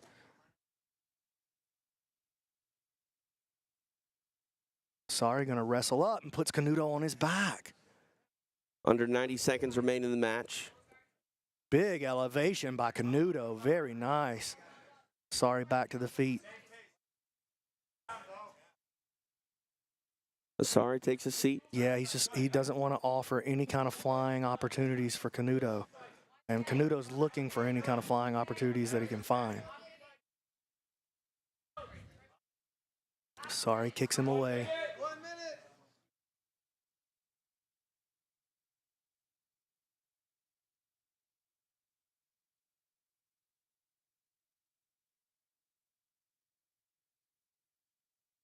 .45 seconds left in the match. Canuto finally gets his guard pass. Asare got to keep his defense put together. Canuto covers the mouth, trying to force an error from Asare. He's got the arm extended. Oh, he grips back together. Can he extend this arm of Davis Asare? Oh, this is big trouble. Asare bringing his legs into the equation here. 20 seconds left in the match. Standing now is Asare and clear. Wow. Great attack by Canuto, keeping the action going. Trying to get this leg here. Final 5 seconds in the match. Running out of space, running out of time. And that's a wrap. Great match and a great end of the match. Canuto pushing to the very end. Some tense moments there. Canuto was doing everything he needed to do. Asare would not relent, and we go the distance. Stephen Aiken will make it official. After 6 minutes, this match finishes with a draw. As of right now, your number 1 seed Asare, your number 8 seed Canuto. Still more to be ironed out here. Just saw Henry Akins walk in. All right, now we're going to go Matt's side on the couch with Bobby both of them. All right. Renato Canuto, I think you're pretty secure for a playoff spot, but nothing's guaranteed right now. There's a couple guys that are still mathematically eligible. How you feeling after that? I'm feeling okay. Feeling okay. I'm not tired or anything. You know, I'm just kidding. Dude, that kid's strong as shit. It was fun. I hope I can make the playoffs, come back tomorrow, and just go all out. I feel like after I got caught today, I don't want to get caught again on the same shit. So I was giving him a lot of respect for his leg entanglements, which I'm sorry for if he felt like I was running back. He's a savage. Thank you, dude. Come here. Thank you. Do you like the pineapple? Yes, please. Thank you. Yeah. Cool, man. I was trying to get him tired, but I don't know what it was. I feel like I'm older than him now. This strategy is starting to not work out for me anymore. Getting tired before them now. Davis, how you feel locking horns with someone like Renato Canuto and going that hard? Honestly, it's a fucking honor. Like, I told him at the back, I think yesterday, like my favorite match of all time is against him and Gary Tonin at ADCC. Probably the most exciting match you can ever see. Like, I wish I was more refreshed going against him today, because I was kind of like even doubting like doing this match because I was so fucking tired from the start. I was like, oh my God, this is going to be horrible. So the game plan was honestly just to survive, because I know he likes to keep a pretty big pace. So luckily I got through it, and I'm pretty happy for that, to be honest. He's way too nice, dude. He got so many points. You know, I was going up against him. I was like, oh my God, of course, they're lasting like this big freaking kid. For last, super tough. Tapped a bunch of people, great pace. They told me he's a purple belt. It was the only thing that I was like, fuck, I can't lose a purple belt. I was like, I gotta just beat up on him. You know? Belts don't matter, who cares, you know? And this dude was freaking getting to my legs over and over again. I'm sorry, but with that said, it was a pleasure doing the tournament. How do you feel about this format? What do you want to tell the people about the format? I hate the format. Yeah. I think the format doesn't favor me, so I don't like it. But a little too tough for you? Yeah, very tough to get submissions, you know. all these guys are just, not this guy, this guy's trying to fucking get me. So this is what I want to see, you know, like we actually had some scrambles, and that's awesome. Matches like this, always sick, always awesome. I got called PJ because, like I was saying in the back, when someone's game their game and the match is going to happen, the stalling is not going to happen. You guys are going to see action.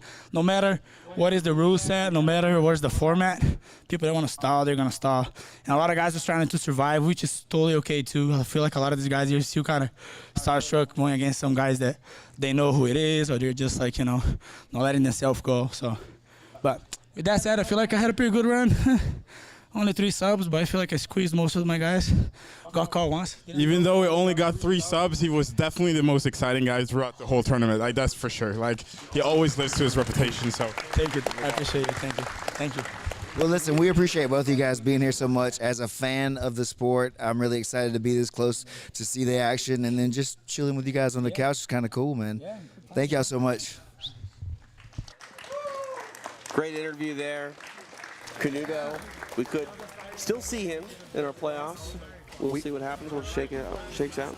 We very well might see him. Yeah. I mean, it's going to be hard to come by points. Both of these are the top 2 teams for a reason. They don't get scored on, and they do score. So it's going to be hard to put up points against these guys. Absolutely, and Davis Asare having heck of a week, and Canuto said it, man. Like, the belts don't matter. That kid is not your typical purple belt by any means. So, all right. Our final team matchup in this final block of match day 4 continues. We will go back out to the mat with Stephen Aiken. Our next athlete coming to the mat representing First Phorm, Kevin Beuhring. Kevin Beuhring currently in 7th place with 20 points. Purple belt out of 10th Planet Atlanta and PGF veteran.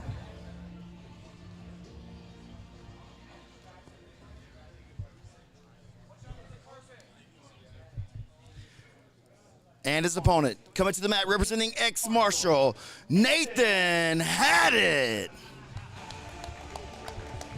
Nathan Haddad, the first person out that if he gets a kill, he could force Renato Canuto out of the tournament. He has 14 points right now. If he gets a kill, that takes him to 20, 1 more than Renato. If he gets a kill within 1 minute, that guarantees it because he'll have 21 points.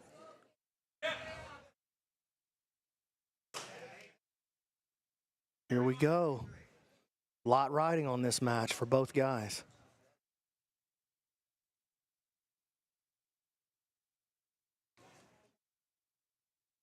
Nathan circling, looking for an opening. Kevin trying to establish his grips. Nice grip on the wrist there, keeping it strong.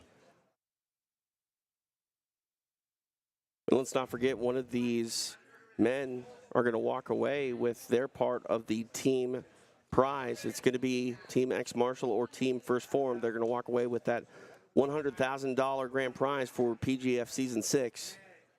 I'm sure that's in the back of their minds as well as they take the mat. I think it's right at the front of their minds, TJ.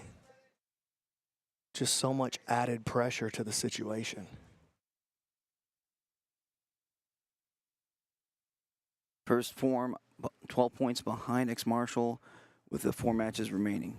And every second that goes by that they don't score, that money slips further and further out of their fingers.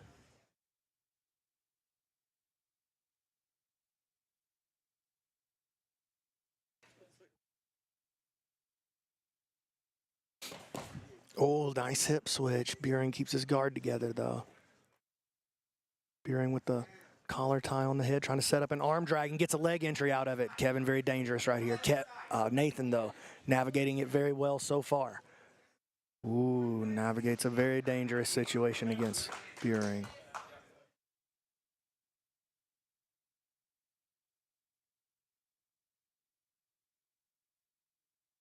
Kevin setting up the arm drag on the far side, but Nathan counters it with a body lock. Beuhring pushing that chin out of there, trying to break the body lock, and he does. Excellent work. Again, Nathan goes to the body lock, and again, Beuhring pressing the chin.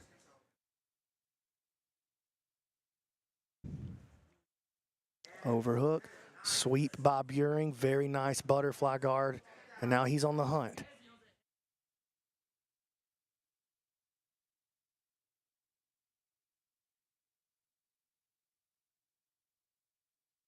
Kevin going to probably try to smack that arm past, clear this knee show. Oh, actually drops down into the half.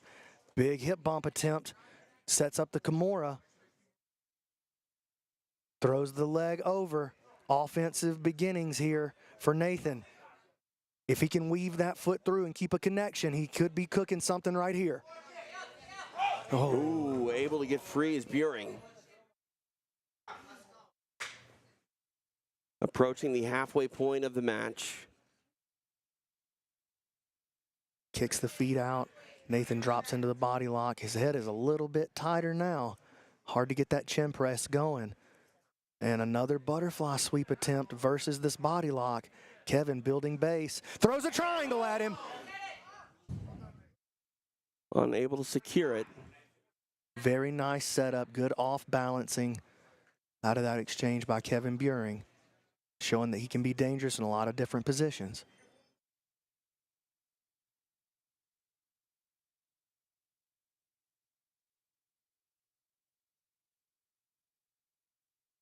Beuhring now, hand to the head.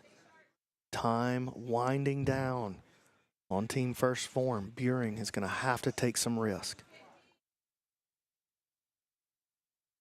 There's the body lock again.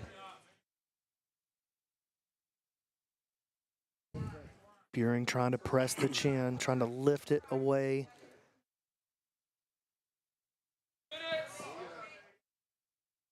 Beuhring doing a good job of keeping his butterfly guard put together. Nathan tries to kick free, but those sticky hooks of Kevin Beuhring proven to be a problem.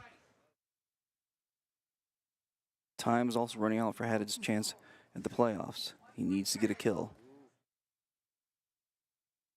He disengages and stands. 90 seconds left in this match.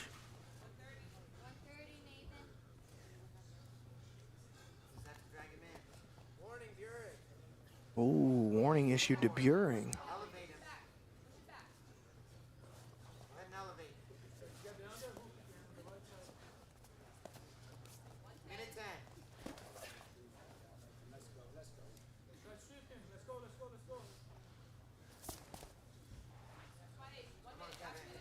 Kevin hanging heavy on the back of the head. Body lock again by Nathan, but body lock is a pass that takes a little bit of time to develop usually. And he does not have time. He has to get crazy right here. He's going to have to take some big risks. Going to have to throw some. Oh, here comes the flag. Oh, what are they going to do with? That's got to be That's Beuhring. a Beuhring. So Haddad going to be in an excellent position to try to strike. And you could feel the tension in the room just bumped up about 200%. Oh yeah. Beuhring rolls through. Nice work. Nicely done.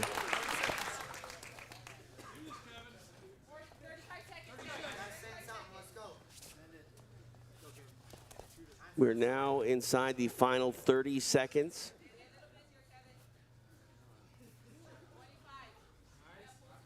Beuhring trying to set up the drag on the far side. Hoping to get an off balance.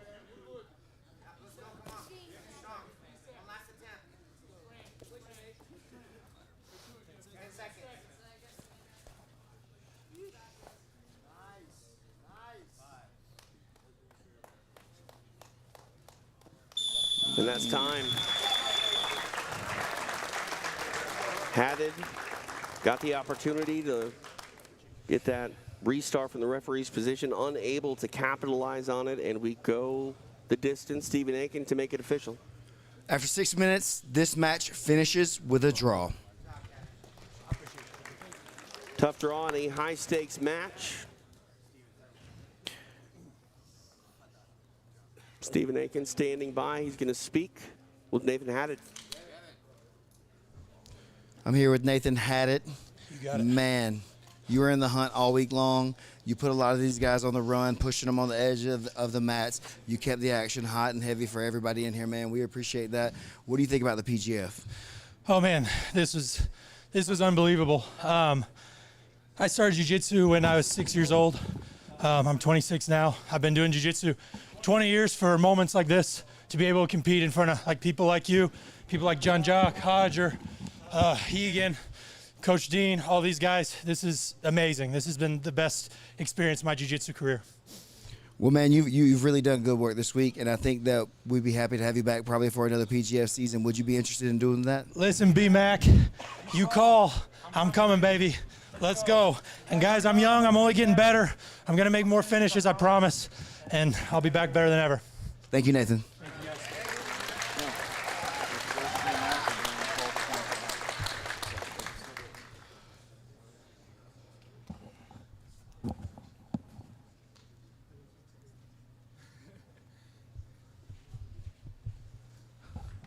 All right, I'm here with my buddy Kevin Beuhring. Kevin, you've secured your spot in the playoffs? I think so. Yeah, I think you have. How's that feel? Feels great, man. You know, I didn't have the best performances this weekend. I know I'm 100 times better than what I showed throughout the season, but I'm grateful for the opportunity to prove myself tomorrow. I do feel like I'm the best EBI player in this entire tournament. And there's no doubt in my mind I'm going to win that 20K. So, let's go, Kevin, man. You're one of the top up-and-comers in the sport. Let's see it tomorrow. Kevin Beuhring confident in his abilities under the EBI format, which is what our 8-man playoff is all about. It is sub-only, traditional EBI rules in play, and he thinks he's going to be walking out with $20,000, and he just might. He might, and maybe a hint towards the strategy that he's going to employ during the tournament tomorrow. Now, you say traditional EBI rules are in play. Not quite. It's almost traditional EBI rules. Tell me more. We'll have all those stalling penalties, but we'll have 10 minutes to accrue them. Wow. If it goes to a draw and one of the athletes has 3 of those stalling penalties, it doesn't go to overtime. The win goes to the guy that doesn't have 3 penalties. If you get 5, the match ends immediately, and we do not go to overtime. Even if it's in the 8th minute? That's correct. Just done? Done. I like so it doesn't have to go to overtime. If that's in place to keep the action moving and to stop somebody from trying to game the system. We'll see how it plays out tomorrow. If Kevin's, if he's thinking, yo, if I can just get to overtime, and that's the strategy, that won't play out. So I know he's an offensive player. He's going to be coming out to attack. So I know that's not necessarily what he's thinking, but if he's just leaning on that, if anybody's ever just leaning on that in this rule set, that won't work. So untraditional EBI rules. It's untraditional EBI rules. All right, good to know. All right, we're learning things. It's the final match day of PGF Season 6. Still more business to be had on the mat. We go to it with Stephen Aiken. Our next athlete coming to the mat representing First Phorm, Cam Hurd. One of our most exciting athletes, both in Season 5 and throughout the course of Season 6. Cam Hurd, you've heard me say it a couple of times, one of the most improved guys on the roster. And his opponent, representing ex-Marshal, Ben Eddy.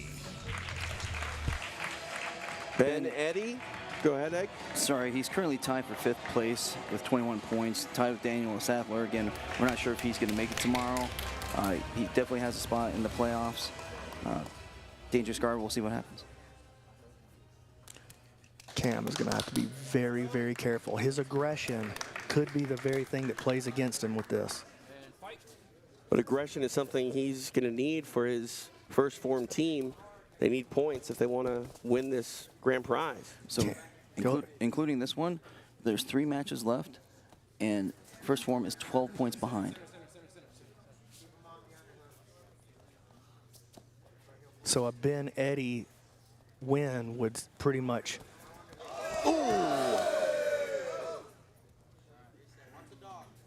A Ben Eddy win would pretty much win it for his team, lock it down for ex-Marshal.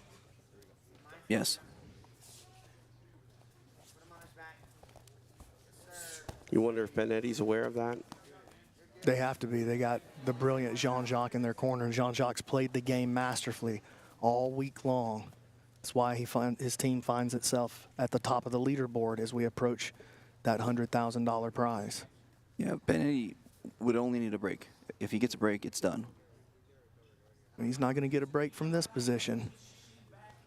He does have the overhook set in on his left arm, and that is where he likes to start building his guard from. Cam senses that, rips out of there.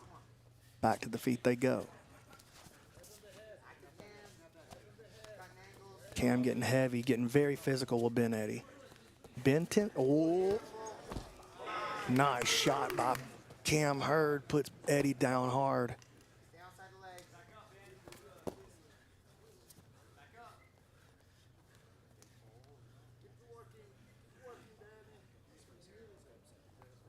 Do you think Ben was almost inviting that so he could try to pull guard off of it? Probably so. Something you see him do a lot.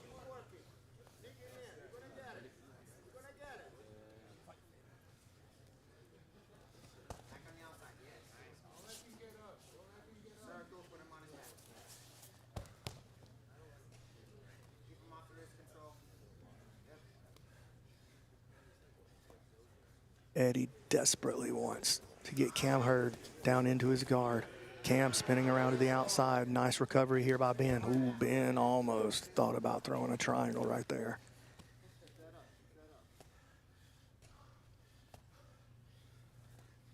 Two-on-one from Eddy, bails on it. Cam puts weight down on that far shoulder, starting to create a pass here.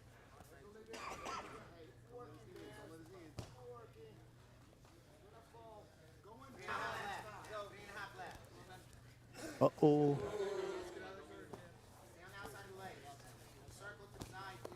Does anybody have a more respected weapon in this tournament, though, than Ben Eddy? No. No. Because he almost got his guard there, and you heard the room gasp. Great guard pass, though, by Cam Hurd here. Securing now Eddy onto his flat back.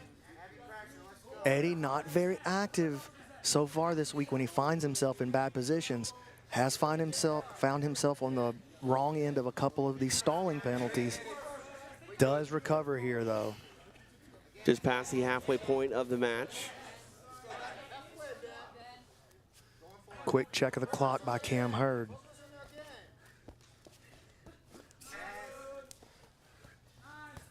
If Cam can't get a submission here, it's going to be very hard for first Phorm to win. It gets less and less likely with every second that passes. That's right. That $100,000 prize growing more and more secure for ex-Marshal as time goes by.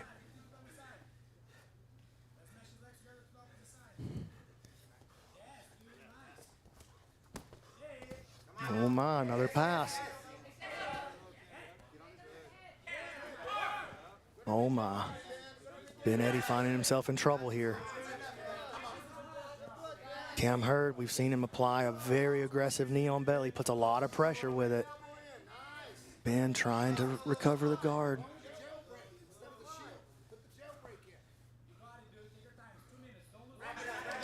Flattened out.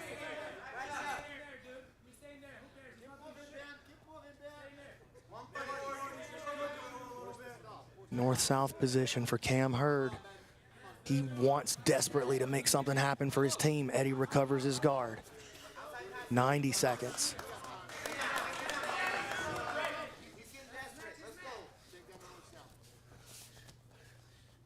Both guys getting frantic. This is something you see with PGF matches. They get more and more frantic as the time winds down.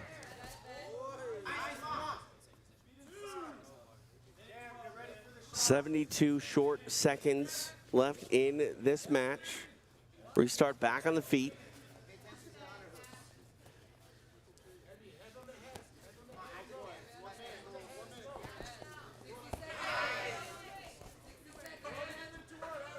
Cam circling, looking for anything he can find. Desperate to score for his team.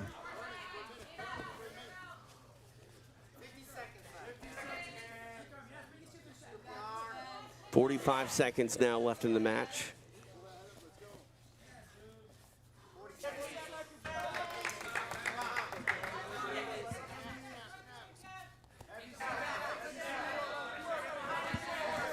Shot by Cam Hurd, puts Eddie down.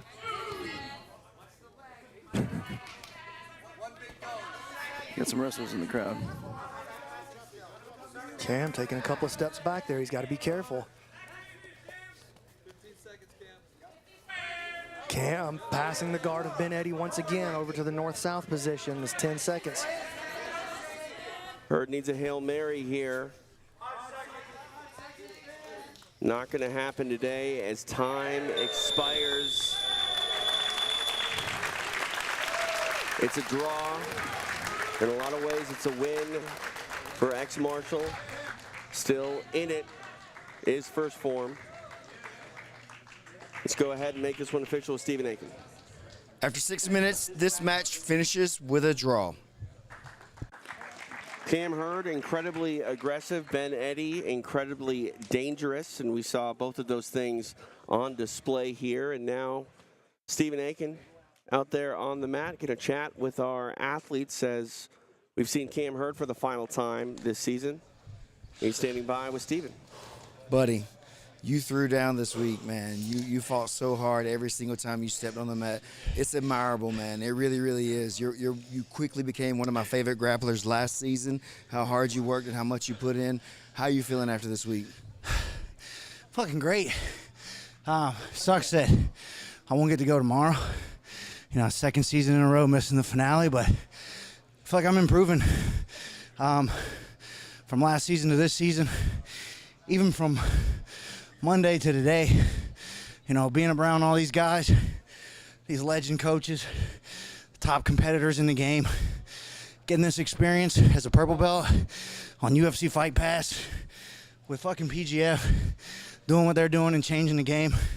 It's an honor. So it's not the result that I came here for, but I'm going to take the good with the bad and realize the process and how far I've come, take it back with me and get better.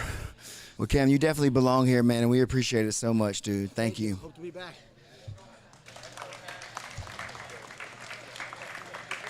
Ben, it's good to have you back up here, brother. How you feeling knowing that you've secured your spot in the playoffs? Did we win? Did we win yet? So the team matchup is still so close. We don't know yet. Is it 12? It's 12 points separating between ex-Marshal and first Phorm. So these last two matches could literally flip everything. How do you feel? I feel good, man. We're going to take the team title. It's been hard work all week. We've all been working hard. It's been a great show. I feel good. I'm just hype. I want to take this team title. I want to get this win. Cool, man. Well, I'm going to let I'm probably not actually a 175er, so I feel good about how I could come here and show up. I hope it was fun performances, and hope you guys are entertained. Well, listen, man, the commentary even noted that you probably had this single, like, most respected weapon in the room. Every time you touched someone with their guard, they were jumping like they were on fire. So you definitely have something to, you know, keep the people on their feet. So we appreciate you, man. Yeah, Thank you. They're playing around my game, not the other way around. That's right. That's right. Thank you, man. All right, our night continues here. Nice sign of sportsmanship between Ben Eddy and Cam Hurd, and you know, solid words from Cam Hurd. He said what you've said all week about him, B-Mac, that he's been, you know, the most improved competitor from season to season here, and that was on display. He doesn't make the playoffs, but a lot to be proud of for one Cam Hurd. Yeah, he should feel really proud of himself. Again, most improved player that we have here in the PGF, especially just over the, and he even brought it up, just over the course of this season, right? Maybe the most improved player. And also one of the most exciting guys to watch that we had here for the entire season, 2 seasons in a row. And Cam Hurd is never going to be worse than he is right now. He's right in the beginning of his career. He's going to keep growing. And I think that we're going to have a long story arc with Cam Hurd as it pertains to the PGF. And Ben Eddy asked the question, is it over yet? Did we win? The answer is not quite. No. Still hangs in the balance. Egg, want to tell us where we're at? There's a few scenarios going on right here. So first of all, first Phorm is 12 points behind ex-Marshal. Okay. So they have, the 2 remaining guys have to at least get kills to tie. If they want to win, they got to get a kill. Both guys have to get a kill, and one has to be within 1 minute. That's going to be very, very hard. this next matchup between Jett, the Kid Thompson, and Elijah Carlton not only has implications for the team, but also the playoffs. Because currently Elijah Carlton is in second with 28 points. Jett Thompson's in that third spot with 27. So if Jett gets a break, he moves into the second spot. But if he gets a break, if he settles for that break, they win the title. They lose the title as for their team. So that's gonna change how he plays things. If for some reason they draw out, it's gonna stay in the same spot, and it could be a question of whether first Phorm wins the team battle, and then he would tie Elijah Carlton, and then they go to a tiebreaker for that second spot. There's all kinds of craziness here. There's a lot of possible scenarios. I can't go them all. A lot of ways it could possibly play out. All right, well, without further ado, let's go back to the mat as our night continues here in Las Vegas. Stephen Aiken, take it away. Our next athlete coming to the mat, representing first Phorm, Jett Thompson. 17-year-old kid, Jett Thompson, has been a superstar in the making all week in Las Vegas. Time for him to take his final match of the regular season. You can guarantee you'll see him tomorrow in our tournament finale, but high stakes here in his final regular season match. Stephen Aiken, take it away. And his opponent, representing ex-marshal, the jabroni, Elijah Carlton. Elijah Carlton.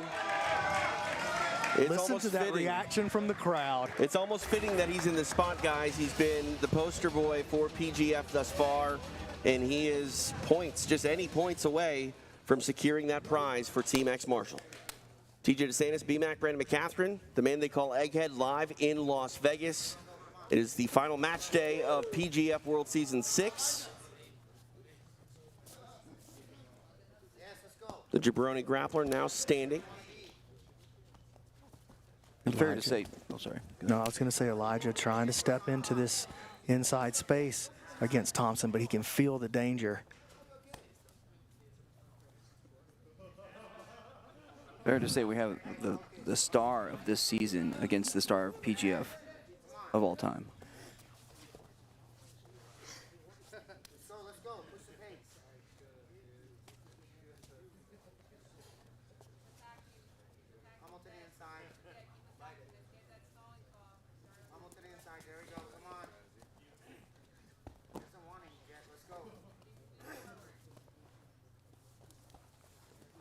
Just so much tension in the room right now.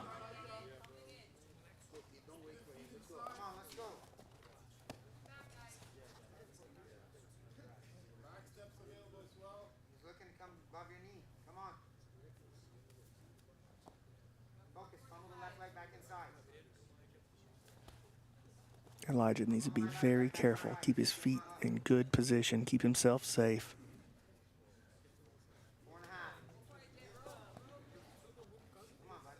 90 seconds of elapsed time.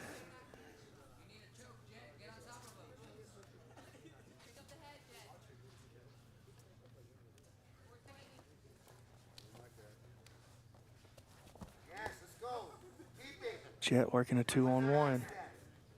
Elijah having a tough time freeing his wrist. Finally does shake it out of there.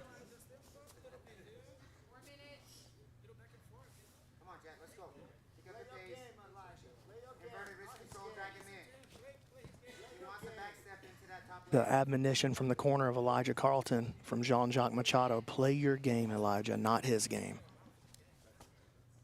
Elijah now stepping into a pretty decent passing position. A good reverse De La Hiva hook in for Thompson.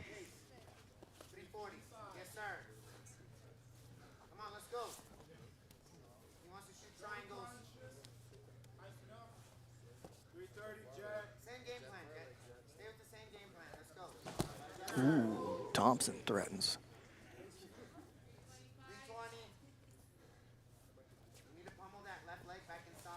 While he threatens getting the win, he threatens losing it for his team.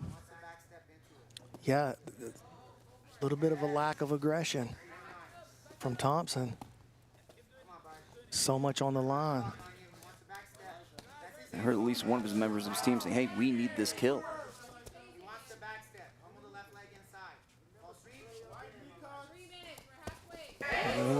had a look there.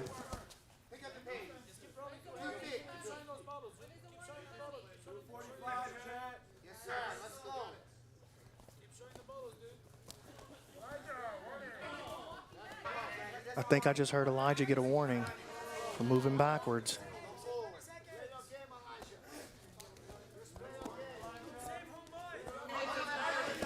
Two and a half minutes remain.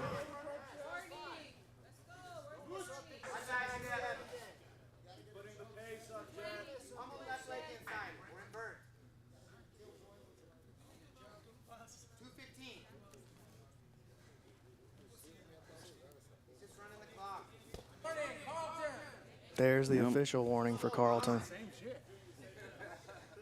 Same exact shit. Go, go,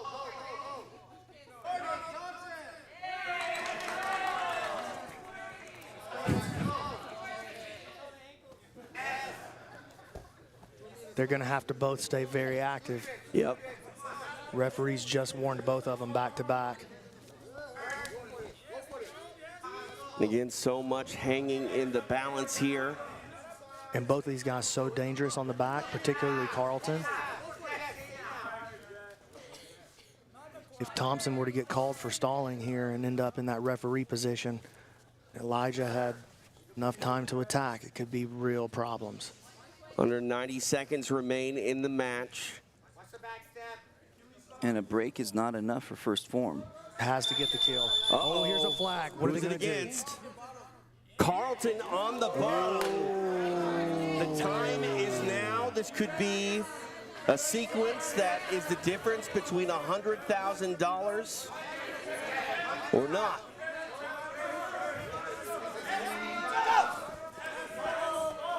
Thompson making a move, trying to crawl up towards the back. Elijah on the run. Thompson not stopping. He's past the knee line. Carlton trying to free his hip.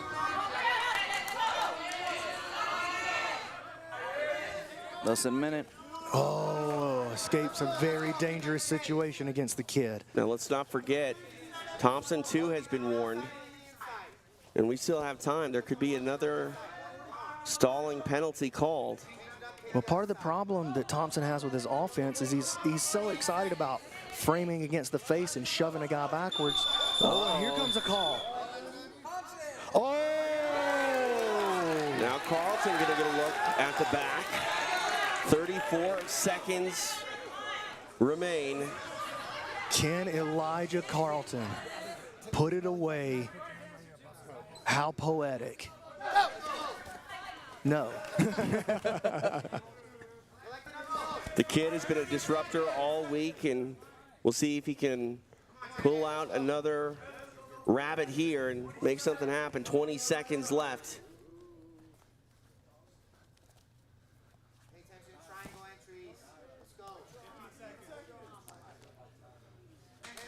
Ten seconds. Oh, my. We're getting one more.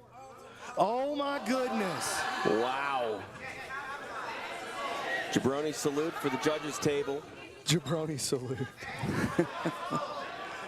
8 seconds left. Luckily, no technical on the PGF. Uh-oh. Short time. Latched on. Trying to burn through the face. Not able to do it. And just like that, Elijah Carlton secures the victory for Team X Marshall and locks down the $100,000 prize. All right. I'm getting word that we need to say that it's unofficial, still some, tallies to be. So, just right. It's a lot of money. You want to make sure you dot your I's and cross your T's. I have a minor in math. All right. Let's go and make this one officially unofficial. Stephen Aiken. After 6 minutes, this match finishes with a draw. We go the distance. No points, but a huge statement made. It's been a great week for Thompson, unable to make something happen. And now we go to Stephen Aiken, who's standing by with the jabroni, Elijah Carlton. Standing by with Elijah Carlton. Elijah, you secured your spot, definitely. Oh, we're going to do this? Okay. Come on down. I'm going to just probably do a knee today, okay? You've secured your spot in the playoffs. being a veteran of multiple PGF seasons coming in, you were one of the favorites by the people who've watched the PGF. A lot of people maybe doubted that you would make the playoffs. How are you feeling knowing now that you are among the top 8? First off, I was scared shitless of this fucking kid. All he did was punch me in the mouth and try to break my foot. So he's a fucking savage. We're here, you know. Everybody thought I was this gimmicky, fucking half-ass, backwoods hillbilly dude that only sat on his ass and fucking prayed for subs. That's not true. I haven't trained in a month. My back is shit, and I'm still at the fucking on the leaderboard number 2. Kevin Sherrill sitting over there, no points, right? As predicted, right? We invited Kevin over people who have been here and scored points and got into the finale. Absolute horseshit. 0 points, bro. Shut up. Well, listen, I think you're up here at the top. There's no reason to be looking at people who didn't make the playoffs, giving them the time right now. Let's focus on you and your team, okay? What can we expect from you tomorrow? Same shit. Let's go. Let's go. Elijah, we thought maybe he was making a face turn as well. He is not. Nope, on brand. Jabroni. All right. Superstar in the making, Jett Thompson standing by with Stephen Aiken.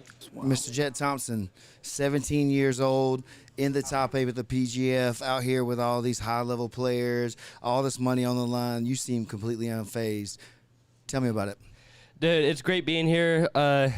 Dude, I'm just loving this. I was hoping I'd get the sub in this match so I could get the number 2 seed going into the playoffs, but I'm still happy with number 3. That's what's up. Is there anybody in the playoffs tomorrow that you particularly want to have in the first round? Not particularly. I'd just love to get a fight with everybody. So probably like the people I haven't fight like in the normal season. So like Andy Varela and Ben Eddy. Okay. I think those will be 2 great matches we're looking forward to, man. Is there anything you want to tell people at home about the PGF format? Dude, this format's great. I love just submission only, and it's really cool just like getting to stay here with all these athletes for a week. It's one of the coolest experiences of my life. Well, man, you've made it a lot of fun for all of us. Thank you so much, and we're going to see more tomorrow.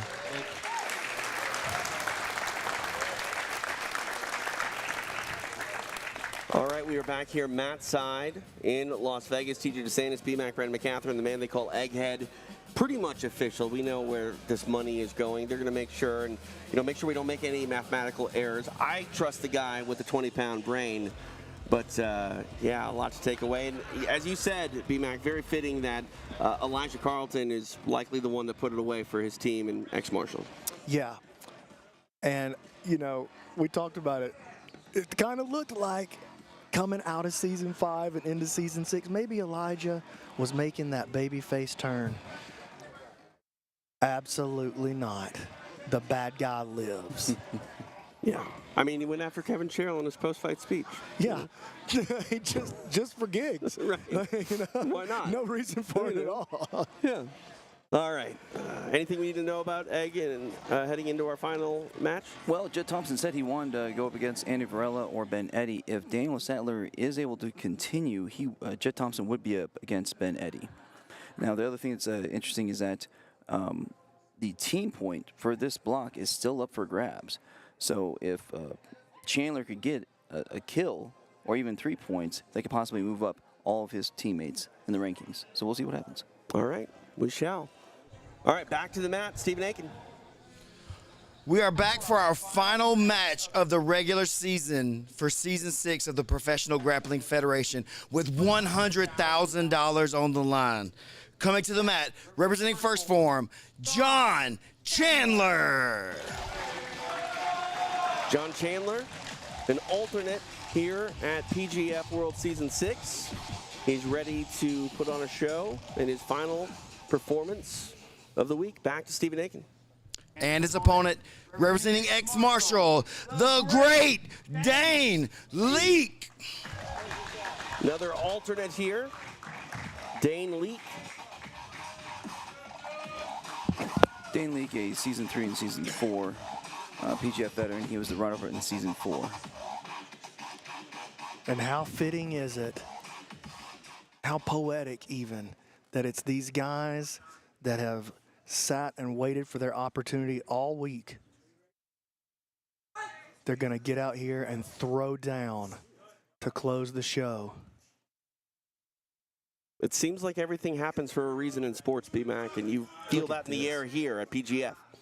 Chandler with a nice single leg, gets the dump, puts Leek on his back. Leek, of course, with that excellent quarter guard, very good triangle game. Chandler has to be careful. His aggression is his best weapon, but it could also be what creates his largest weaknesses in this match against Dane Leek.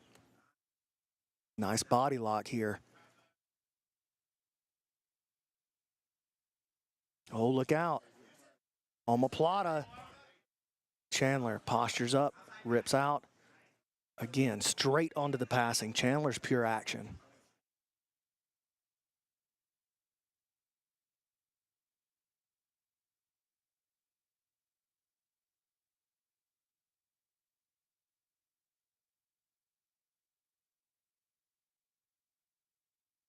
Dane Leek using the knee lever to off balance Chandler for a split second, now utilizing that reverse De La Hiva hook against the forward pressure of John Chandler. Now to the knee shield, back over to the open guard. Chandler probing, looking for anything, any sort of weakness that he can find in the guard of Dane Leek.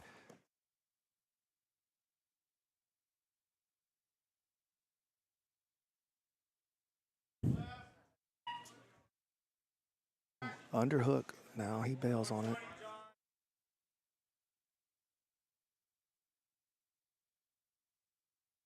Chandler now pressing in.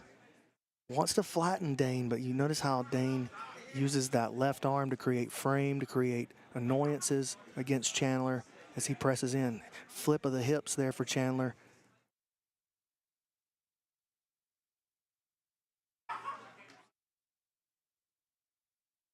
Just past 2 minutes of elapsed time. Ooh, watch out, there's another omoplata. Chandler has to pull out again. Chandler circles. Creating a body lock, maybe a passing opportunity here. Knee heavy to the ground. Jumping on the head now of Dane Leek.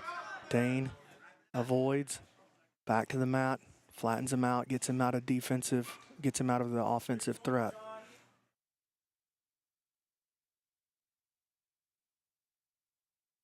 Underhook on the far side. Good frame by Dane Leek, working that quarter guard. Chandler using the free foot to windshield wipe, try to free himself from this attack. Halfway point of the match, 3 down, 3 to go.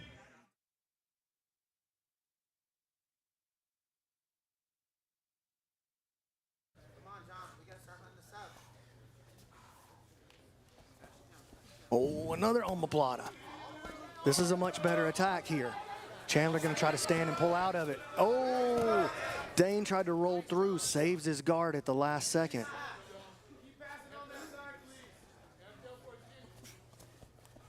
Leek trying to pull him forward. Off balance, and Dane comes back to the feet. Chandler, constant pressure forward. Constantly on the attack.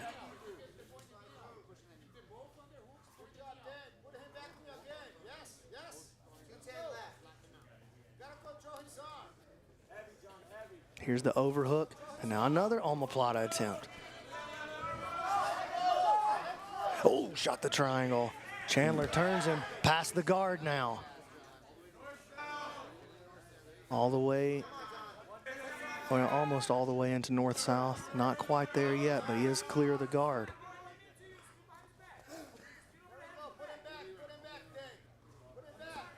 Nice play, good movement by Chandler. Knee to the belly.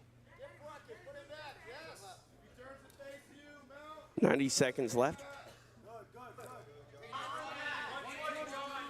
So if Chandler can get a break, then Eddie would slide down to 7th place. Beuhring would go up to 6th. Thompson would go up to tied with Elijah for a second, we'd have to go to a crazy tiebreaker. Chandler keeping the pace going.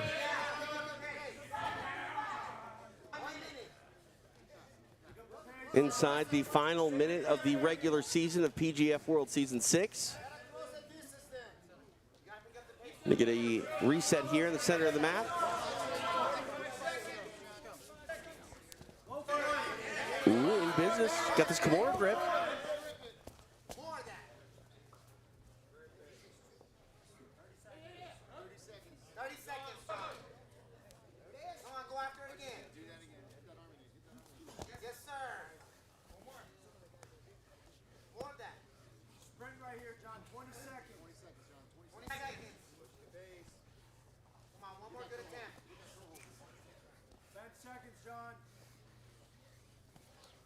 Now inside the final 10 seconds.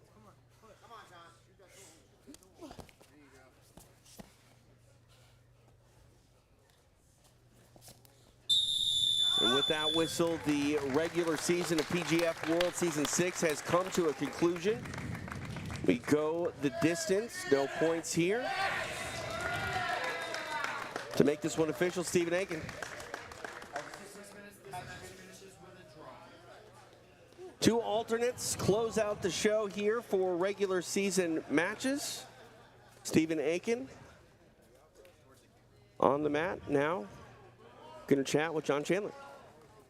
I'm here with John Chandler. John stepped in as a replacement, man. You got an opportunity to come out here and show your skills. You look really great, man. The future looks bright for you. What do you want to tell your fans and friends at home? I appreciate every single one of you. Thank you for watching. Thank you for supporting me every single day, and I can't wait to get back to the gym and train with you guys. Thank you so much, John, man. We hope you have a good time. A little bit of trivia. Epic Roll just won their first block with Matt Elkins' wrist lock. Doesn't change anything. That is trivia. But Yeah. there you go. That's All like right, Stephen Aiken. PGF trivia. Hey, buddy. What's up, Steven? How are you? I'm good, man. I'm glad to see you up here. Got one chance with you up here this week. You've been a friend of mine since, season 3 when you came down and competed in the PGF. You're a great competitor, man. You always bring it. I knew if you came out here, you would really put it down for us. Thank you for that. What do you want to tell your friends and family at home? I just want to say thank you to my coach, Christian Durr, Master Jacques Machado, B-Mac for putting on such an incredible event, and everyone involved in the PGF. I know it's a huge team. You all do such a good job, and it's so cool seeing the PGF grow to what it is now. It's an honor to compete as well in front of John Jock, Hegan, Hodger, and Dean Lister. This is incredible. Thank you to my teammates, my family, everybody that supports me. Hey, you're incredible, Dean. Thank you so much, man. Thank you, Steve. We're going to go back to the booth really quick while they tally the points. All right, Stephen Aiken, thank you very much. We are back mat side in Las Vegas. TJ DeSantis, B-Mac, Brandon McCatherine, the man they call Egghead. It has been quite the week here in the fight capital of the world, the center of the PGF World universe.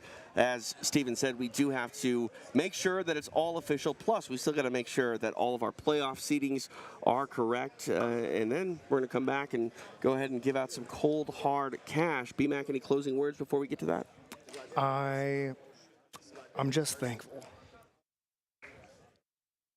Enough said. We're thankful as well. All right, we're thankful for the 20-pound brain over here, so we're going to put it to use in this commercial break. Come back. We'll get you updated on the playoff picture and award our winning team their $100,000. Live from Las Vegas, you're watching PGF World Season 6.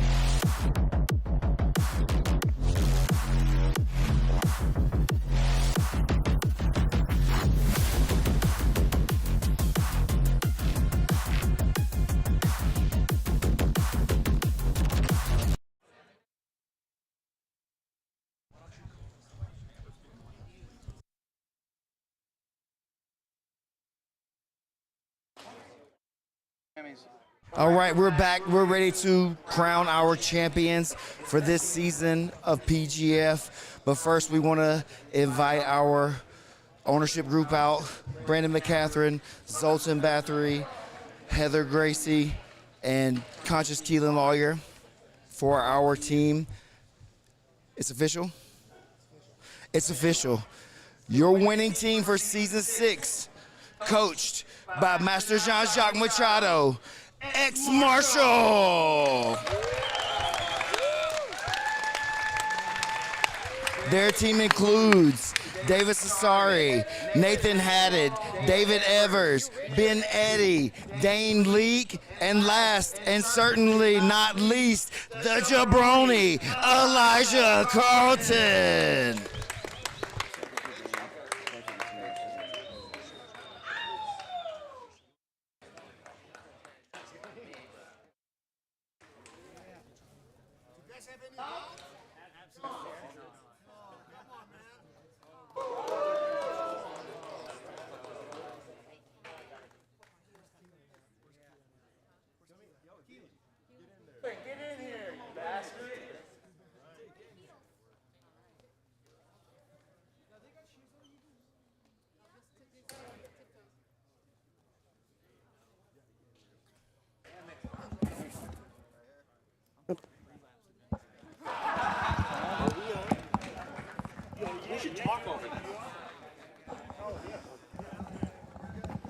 Photo op here with our winning team, ex-Marshal, $100,000 richer. And there's the man that sealed it. Coach Jacques Machado, the jabroni grappler, standing next to the overall league leader in points, Elijah Carlton and David Asare. Of course, we're going to see them tomorrow in our playoff.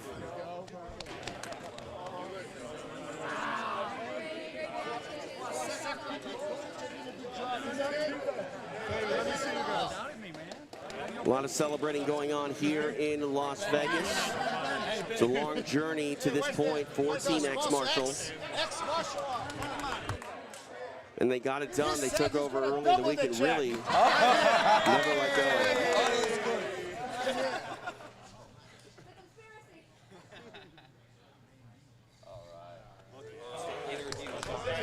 All right. Sounds like Stephen Aiken is going to track down our winning coach and Jacques Machado. Stephen, take it away. All right, Master Jacques, it's been incredible having you here all week. You coached your team to victory. How does it feel being the team champions for season 6? I think my job was pretty easy with when I sat down the first morning after we selected the group.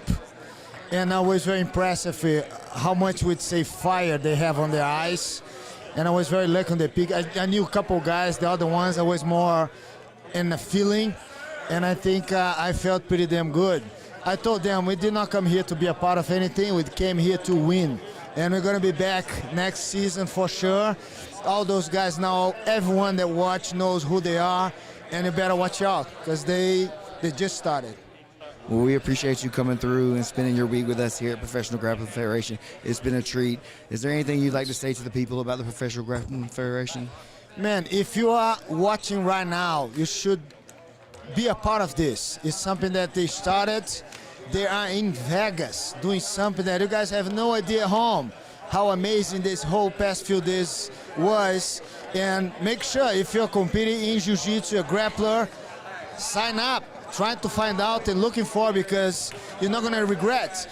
Tell me another event that is giving $100,000 prize money for the fighters, and tomorrow they still have a chance to get another $20,000.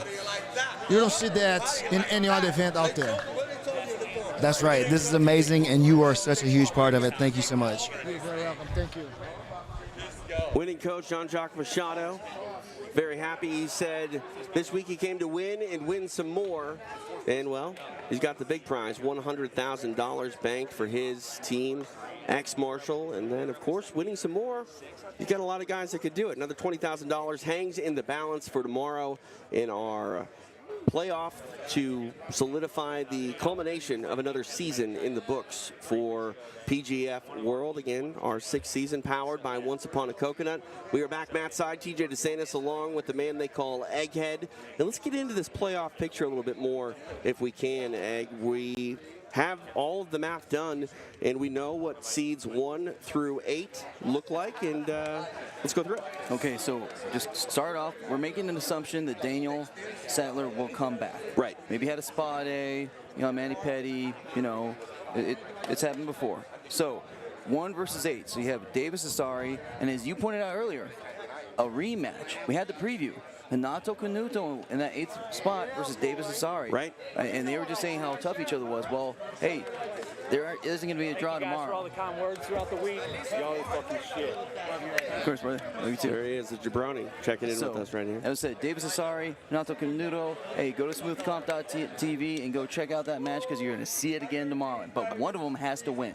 Yeah, and that's the thing too. Smooth Comp might be the destination for all 8 of our athletes in the playoffs. There is a ton of recent footage for them to scout and make sure they know exactly everything that they need to know heading into a 8-man tournament with $20,000 hanging in the balance. Now, let's throw it out there that Daniel doesn't make the call tomorrow. What happens if he's not able to continue for our playoff picture?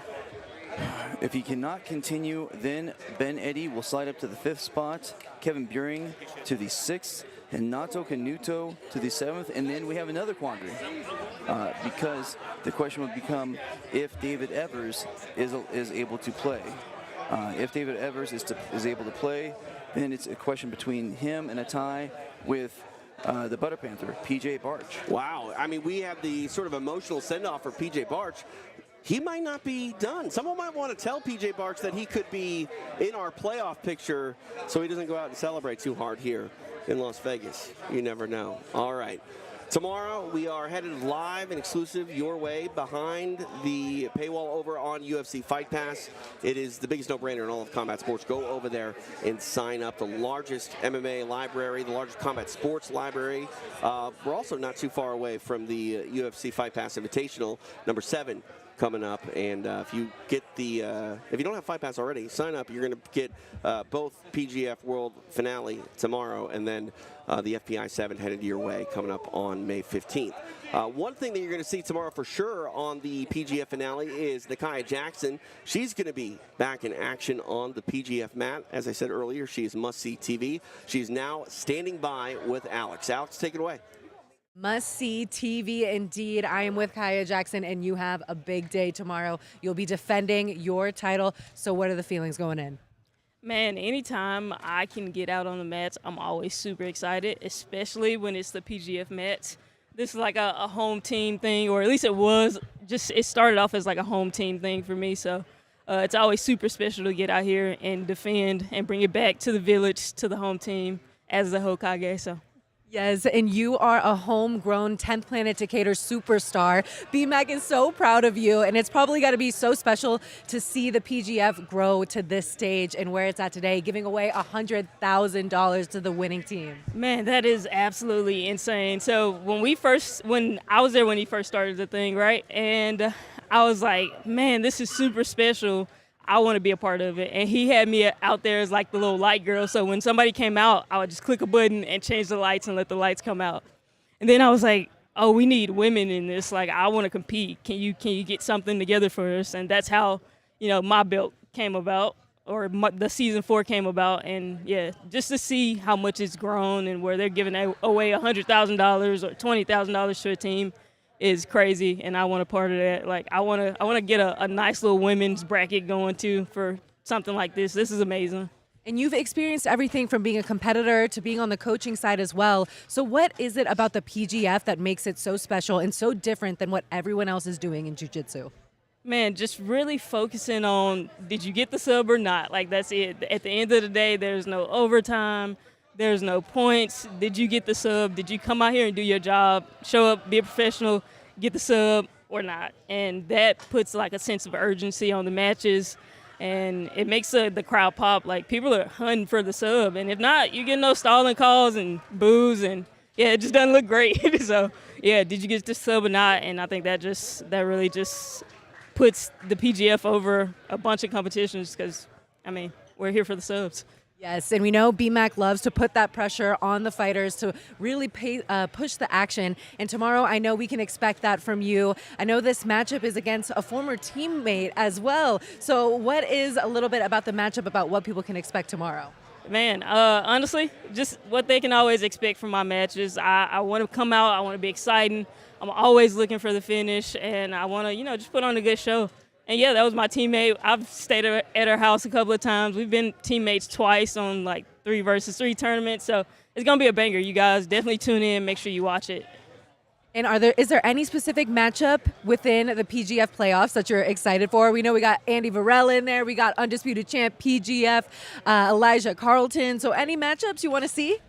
Man, David Asare, all of his matchups have been fire. And, of course, Andy. I want to see anything that Andy's doing, man. He's amazing. So those are my 2. I'm watching out for those 2. If I can see those again, that as a match again, that would be great.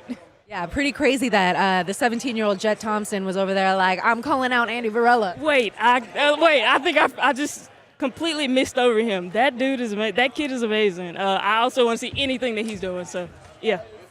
The entire roster of PGF this season was absolutely incredible, but the top 8 really, really bring the action. So we can't wait to see it. The playoffs tomorrow, PGF Season 6, the regular season wrapping up. Kaya, thank you so much for being here, and we cannot wait to see what you do tomorrow.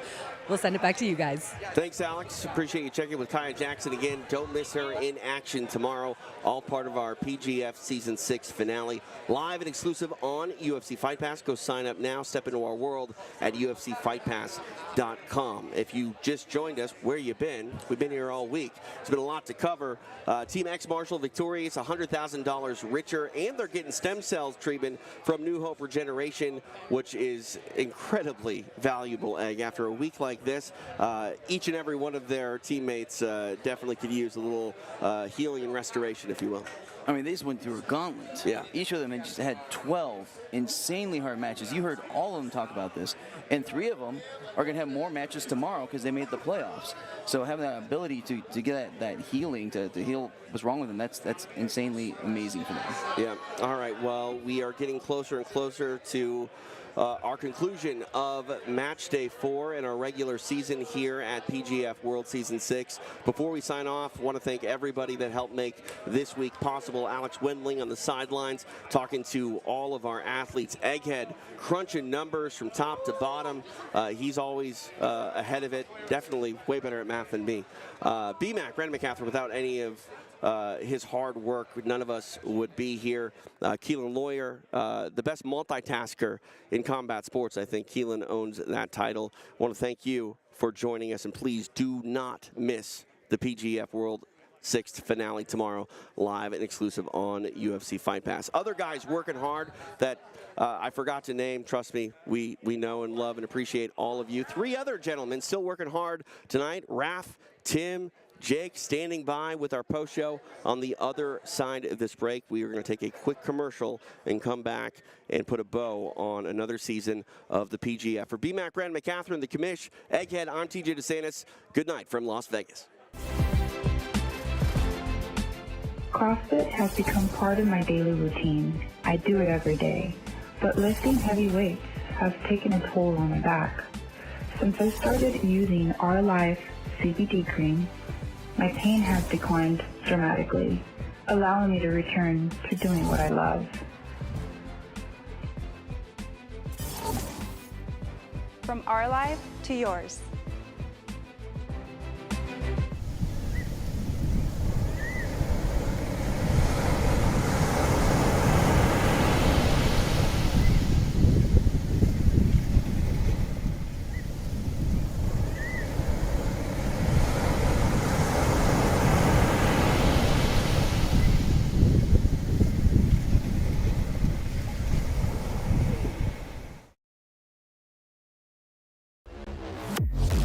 are here, and we have so many things to get through on this post show here tonight. But first, I kind of want to paint a picture here. Why don't we take a look at something that happened, and it directly involved us here at the commentary desk at the post show. If you take a look at this, Jamie Carnall was able to get a big win, but then he went over, and our own Jake Watson somehow got involved in the action. Now, I guess the question here is why? And what exactly is he passing off here? Let's play this a little bit longer to see what's going on. Oh my God, no, he's doing a shoey. Out of the broadcaster shoot, no, please don't. Please don't put that in. Oh God. Okay, yep, it's happening. It's really happening. You wanna know the worst part? Guess where that shoe is? On the foot of one Jake Watson, who is on the post show. Welcome to it right now.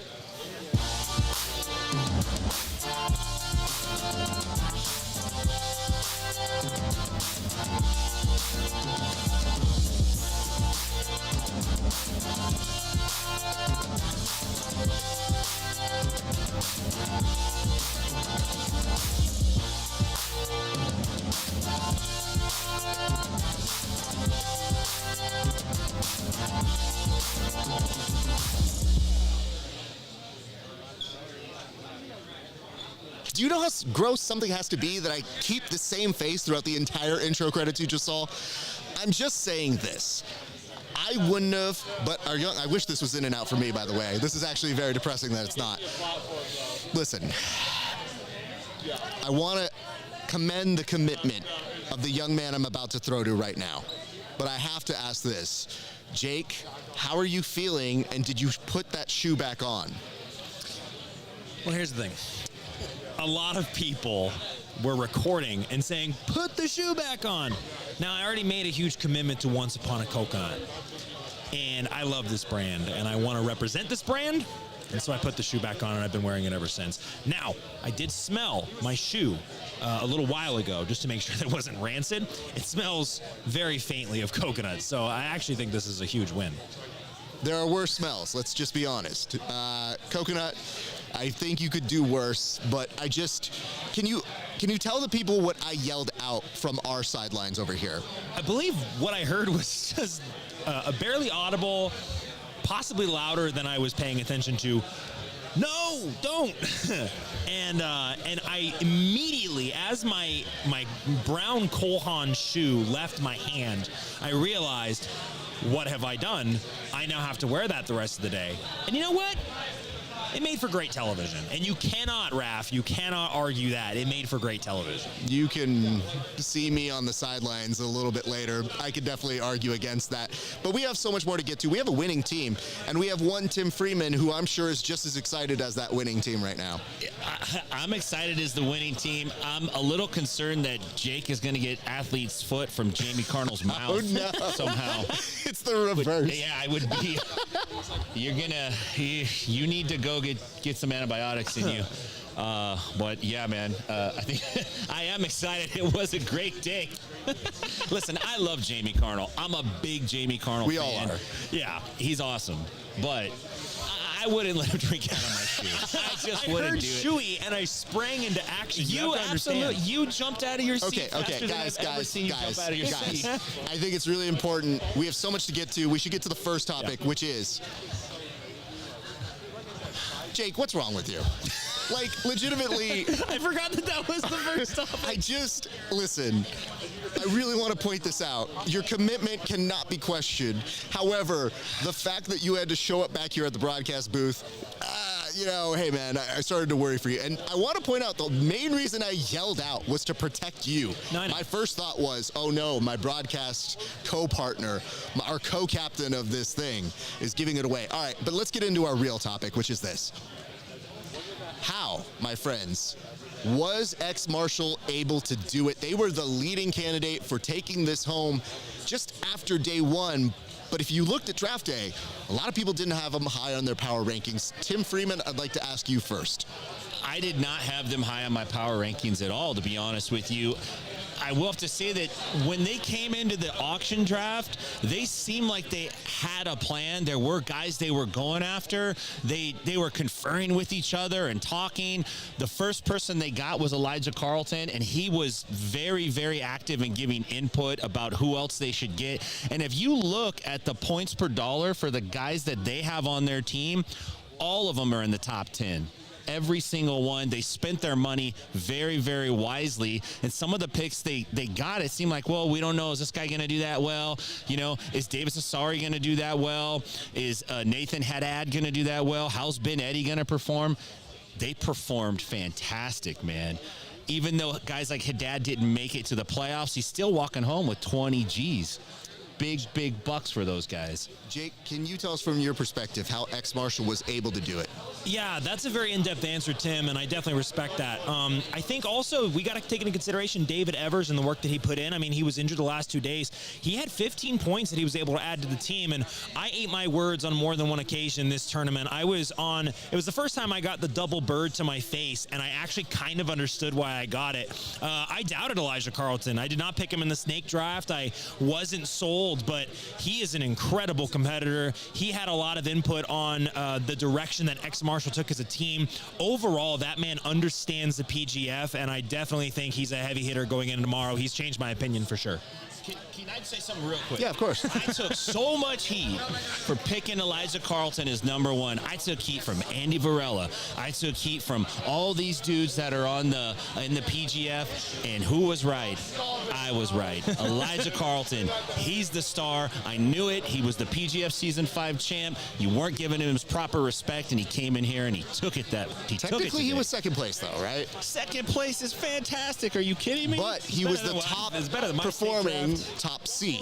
Listen, so that's an I didn't important get the double distinction. middle fingers. When you looked at me, he gave me the tip of the cap. I've He gave me realized the it doesn't Elijah take a Carlson lot. wink.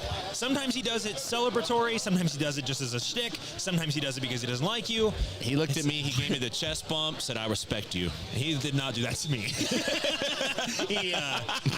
I gave him a hug and I said, "Congratulations, Elijah. Man, you had a really great season and you had a great storyline." He says, "You doubted me." Boom. And I was like, "Oh, snap. All right. Yeah. I deserve that." I'm glad that Jake Watson's version of a double bird is like Wolverine at the very start of what he's about to do. Just like, I know something happens here. What happened? Okay. I want to point this out, which is, I thought you had a very good point here, which is David's contribution cannot be overlooked. A true MVP. Unfortunately, he was unable to continue, but I think everybody came through on that team in a different way. Even during times of duress, it was still an entertaining group to watch.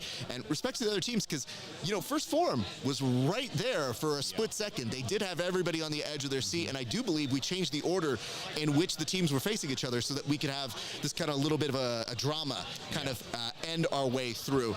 Gentlemen, before I get on over to our interviews, I just wanted to ask you if you had just a moment that stuck out to you that has nothing to do with Jake Watson. So what was the moment that kind of stuck out most to you? I'm going to start with you, Jake. I think Renato Canuto and Davis Asare on the couch was really wholesome. It just shows the kind of champion that Renato Canuto is, and it shows the kind of up-and-comer that Davis is. We kind of have broken the traditional look at belts, right? Like the belt system. Very traditional to say, like, oh, that guy's a purple belt, that guy's a black belt. But as you've seen here, Jett Thompson is a 17-year-old kid, and he is in third place in the standings, if I'm not mistaken. Yeah, third place with 27 points. The paradigm has shifted. And to see two champions, two very skilled jiu-jitsu competitors sharing a very respectful moment here at the PGF World Season 6, this season had everything. I will add one caveat to that, which is just when I hear somebody's a John Danaher purple belt, I still give that the credit. Yeah. Maybe not in the traditional, oh, you're a black belt. It's like, oh, you're a purple belt from New Wave? Oh, that's pretty good, man. So I know it works in different levels to all of this. But Tim, did you have a moment that kind of stuck out to you today? Yeah, I had a couple, but it's the same guy, and that is the alternate who came in yesterday, Matt Elkins. That dude knows how to electrify a crowd. He had an outstanding match. He went head-to-head with Davis Asare. Transition for transition. He looked fantastic, and then he met up with Jamie Carnall. He didn't tap him once. He tapped him twice in the same match. Yeah. Matt Elkins went off today. For me, that's the moment. That guy's a star. That guy needs to be in the PGF every season. Well, some good news for you guys in case you're tuning in. Matt Elkins will be joining us a little bit later tonight. We have a couple of guests. We're going to get to them now. But, gentlemen, I thank you for your analysis. You'll be joining me back for some recaps, for some film recaps that you guys were able to splice together. I can't thank you guys enough. Gentlemen, we'll see you in just a couple seconds. I also want to say this, which is it has been an incredible week. So we did see the end of the journey for a number of athletes, and we will be doing our best to try and give them some shine tomorrow. Yes, tomorrow we will be starting a little bit earlier. I think the plan is to go at approximately 3 p.m. Pacific time with our coverage, and we're very excited to be doing that. And stay tuned for more announcements from our own individual pages. We're very, very excited about that. But ladies and gents, I wanted to bring on somebody who, well, how do I put this? He's a longtime friend of our show, but he is one of the best competitors in the world. He recently had great success across the pond over at Polaris. He is an ADCC vet and just an all-around good guy. Perhaps one of the coolest people in all of jiu-jitsu. I turn now to our longtime friend, PJ Barch. PJ, how are you doing, sir?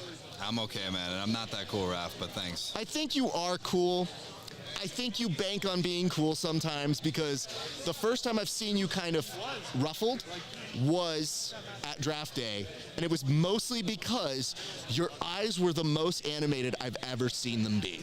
Yeah, that was weird, bro. I felt like I was like, just a piece of meat up there for all these rich folk to be throwing their money around and acting a fool with, And John Jacques was talking about, spending all his money on me and this and that, like kind of joking around, because we have a lot of rapport. Yeah. And I just felt bad. That's mostly why I was making the face. I felt bad that John Jacques, I didn't want him to spend all that money on me, and it just wouldn't have been good for the rest of his team, Well, that told me that you're a team player, because the first one's obviously a shock, like, whoa, okay, that's the money.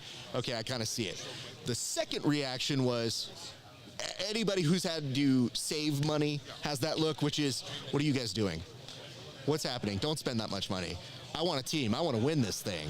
So I realized that was going on in your head. However, it's good comic fodder for us. I saw you after first day. Did you ever happen to see the video that we spliced together for you, sir? I didn't see the video, Raph. I try to avoid Instagram quite a bit. That's a smart choice, man. Yeah. I felt bad because it's one of the ones where I was like, well, we very vaguely talked about it, but I just found it very, very funny. Let's talk about this. Technically, you are ranked 9th, right? Okay. Do you think that you are done? I mean, I'm pretty sure I've heard Daniel Sadler's out, so I don't know. I think there's a good chance I'm coming back in here tomorrow. Are you prepared to go tomorrow? Yeah, I feel great, man. I don't know. I think these guys are wearing down pretty heavy here. Yeah. When that happened, did that ever register? Who told you that you could be in play to go tomorrow? We've been following the rankings and stuff, I've been looking at them. And I saw Nathan was maybe taking a shot at getting up there. He was close, at the end. But once he drawed, I kind of knew that I would be the first in line, and that Daniel was still on the list. And I thought it was weird he was still on the list, because I thought he was out for sure already. I didn't know he was undecided at that point until I've been asking around a little bit and stuff. And it seems like, I don't know. I think for a guy like him, it's kind of difficult once you've lost some momentum and stuff, and then also to come in and do EBI rules, which is it's not fun to do if you're an IBJJF, ADCC points guy. That's no fun. I barely train it anymore just because I'm focused on ADCC and stuff like that. And so even me, I'm fucking I'm like, shit, I gotta go get somebody put on my back again right now, and that kind of fucking sucks, man. Yeah. I mean, to me, I'm a numbers guy, so I'm crunching numbers over here. I'm looking at this the whole time. And when they're saying okay, here's where we stand, I was like, I don't know. There's so much up in the air. And when you have 7 points that could go up and down at any given point, you can't get comfortable. Was there tension throughout the week in terms of, man, you'd get excited that you got a submission, but is it the right submission? Or do you need to play a certain way in order to kind of expose the back to get that? Man, I was so in my head trying to figure out how to make this one work as far as like scoring and, and then like what my strategy would be as far as choking somebody and stuff. That whole first day was just a crapshoot trying to figure out what strategy I wanted to employ in 6 minutes with these guys. And so, I think I got in my head a little bit and didn't know which way to take things or which way to elapse in it, And I think I kind of figured it out, and like by the end, and I had some ideas, and I also just kind of said, "Fuck it, like let's just do what we do," you know what I mean? Yeah. Just let the cards unfold, It was weird because I was doing points, and somebody was asking, like, "Where's PJ stand, and how's that go?" And I'm like, I kind of don't want to tell you anything. Like, I don't want you to know. I want you to just go out there and do. It's good to know. The only time I thought it was in play was when I think you were trying to figure out after your second match, like, where do you stand? And at that point, it was like, well, he's in 8th place right now, and I don't know if he knows. Yeah. And, it's so hard to, like, I told the guy in the back, too, like, I think I have 5 submissions. I think that there's quite a few guys in the top 8 that have less submissions than me. And I also think I submitted like 3 guys in the top 8. So, I don't think it would be unfair for me to be in the bracket tomorrow, I have 0 problems with it, man. I mean, one thing is, obviously your background, your resume. The other thing is your performance throughout the week, very consistent. And then when you get down to it, surviving this week is an accomplishment in itself. It sure is, right? Can you tell me from your perspective, what does it feel like after 12 matches in 4 days, man?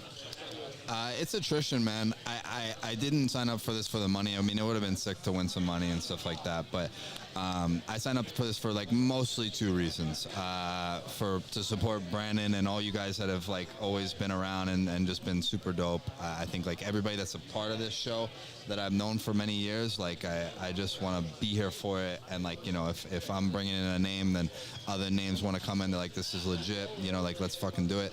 And so that was a big portion I wanted to do it, is just paying back like my respects to the jiu-jitsu community and everybody that's been there for me. And then the other portion was to just get a fuck ton of matches in and put myself in the fire and in hell again, because sometimes like, ADCC second day, I performed like shit because I didn't take care of myself. Like I was an idiot, about like what I was eating after weigh-ins and how I was rehydrating and doing all that stuff. And I really, really regretted it. And I mean, obviously, and now like this week, I've taken care of myself. I think my body felt better throughout the week. Like the nerves or whatever of the first day, and then all the travel and all the bullshit. My body felt like shit the first day, and moving throughout the week here, I mean, yeah, I'm tired, I'm exhausted. It was like, it's been a long week, but man, my sleep's on point, my nutrition's on point, my hydration's on point, and I feel good, like I'm keeping up. And so if I can do it for 5 days, I can sure as hell do it for 2 days at ADCC. So this was like a testament, Absolutely. Can you tell me anything about your team's dynamic? Like, you're obviously going to be one of the guys kind of giving them advice or in that group. Like, you're definitely the franchise of that team. You are the guy with some experience that is incredible to share with them. What was the camaraderie and what did it feel like to be a part of a team this week? Man, we had a good crew. I like the guys. Max is like getting in the shit with guys and stuff, but he's a great grappler, man. He's a kid. We had a good little thing, him and I liked working with him and stuff like that. Some of the other guys are a little like, they're small too. Like we had a tiny team, man. Like I don't know what Samson weighs, but it's definitely like half of Elijah. Andy. I don't know. Like these guys, Mike John's 150 pounds, soaking wet. It's tough, man. We had a tough draw as far as like when it got outside of me and Max. Like some of the guys were just not 175 pounders, and they got hurt. Yeah. And then we had alternates come in who are just not as experienced and stuff like that. I think a lot of the points that other people accumulated that are in the top 8 were against my team. Like A lot of chokes and just a lot of points were accumulated against my team. We didn't accumulate many points on the board as a team, and so that hurt me getting into the rankings and stuff like that, you know. But those guys were great, man. I spoke in the post-fight interview about Jamie Carnall. Like he's a treasure for sure, man. He's a great kid. And I really saw him like come into his own and just he's awesome, you know. Like Mike John's a kid I've been friends with for quite some time, man. He's a super sweet guy too, and I think we kept together as a team quite a bit actually. I think you know, I wasn't trying to give unsolicited advice to everybody and stuff. I got to focus on myself anyways too. But like, you know, if they wanted to know something or I felt like something was like blaringly obvious, like I wanted to be there for it for sure. Well, I saw you in the mix coaching and helping, and you know, that's a huge resource. Anybody who's ever done a team sport knows how much that helps. Even if you don't come home with the result you want, you win as a team, you lose as a team, and I felt like you were a very good help for your team from the sidelines of where I could watch. I also want to point this out. Somebody mentioned this because I said the word kid about somebody. Now, I'm older than you, so I can call people kids. But they were like, well, PJ calls people kids. And I was like, I think that's just where he comes from. I think it's more of an East Coast thing to be like, yeah, this kid over here. And I'm like, oh, yeah, he can do that if he wants. Yeah, I think it's more of a wrestling thing. You know, because we just, I don't know, like, that was like, everybody was a kid, you know, when you were wrestling. Yeah. Say like, oh, that kid. So copy that. I think I've been calling people that are older than me kids for a long time. Same. Probably, yeah. Same. And listen, I'm never gonna stop. It's just like when you say sir and ma'am, like I'm trained to do that. It's what I do. But yeah, a kid, it could be like interchangeable for competitor. Yeah, probably. There's some people who tell me, they're like, don't call me kid. I was like, now I have all the reason to. You just acted like one. PJ, I want to point this out, man. Before I get into this compliment, I wanted to say this. One, I'm happy that you did this. Two, I have to ask, would you do this experience again? Whew. Maybe for the right incentives, let's just say. Understood. Because, you know, it was tough, and yeah, it was tough. Understood. And there's a lot of reasons, but I would probably do it again. But yeah, with the right incentives and certain things like that, for sure. Understood. Well, sir, I do want to tell you this. I know you kind of described it in a certain way, but as somebody who observes this in such a different way from the sidelines and as a reporter and as a journalist and host, you do lend such a great credibility to this. Like, you being here really helps to advance that. And not just from the ability for a lot of these guys to get matches from you, but like when you start putting PJ plus this person in conversations, you start getting excited about a lot of those matches. And so many of the highlights came from you this week. So if this is kind of the end of your week, mission accomplished. Well done. Thank you for doing that. But can we please get you to stay on the mats? I'm concerned for you. I saw you go over to one of these couches, and I got nervous for you guys. So let's just keep you safe, my man. Yeah, the concrete is not far off. And yeah, man, I mean, it is like, it's a tremendous pressure. It's way easier to be those guys that are maybe not as, you know, it's the incentives. It wasn't the best situation for me to step into, but like I said, like I did this for them, you know what I mean, and for Brandon and these guys and stuff like that. But I would conclude with this, which is, you know, when we talk about wanting to elevate this sport and when you have these long-standing friendships and relationships that you build with athletes, I was so glad that you got to experience what other people in the NFL or the NBA feel when they get drafted first. And I thought, legitimately, you deserve that. So I hope that that's there. Whatever result came from it is what it is. But you were drafted based on a body of work that you should be proud of. Yeah, I guess that's cool, man. Yeah, it felt weird, but yeah. It is going to feel weird. But, you know, suck it up. Like, more importantly, take it from somebody who's watching from the sidelines. If there could be a lot of people, it could be, sure. But I felt like it was a deserving person to go to you first. So live with that. Yeah, you enjoy picked that. Andy Varela for your First of all, was I wrong? Why you gotta do me like that? Hey, you did me like this. There was no mention of that on you. You know, I want to point this out here, everybody. He forgets I'm a little bit decent with these words. I didn't pick him because I had to make a mathematical equation. If you were to pick me, do you think you would pick me if we had a team situation? I mean, if it's like the over 50 division. Thank you. Like, That is correct. I'm almost there. I want to point this out, though. I would probably be in my feels, but as a stats nerd, I'd be like, that's fair.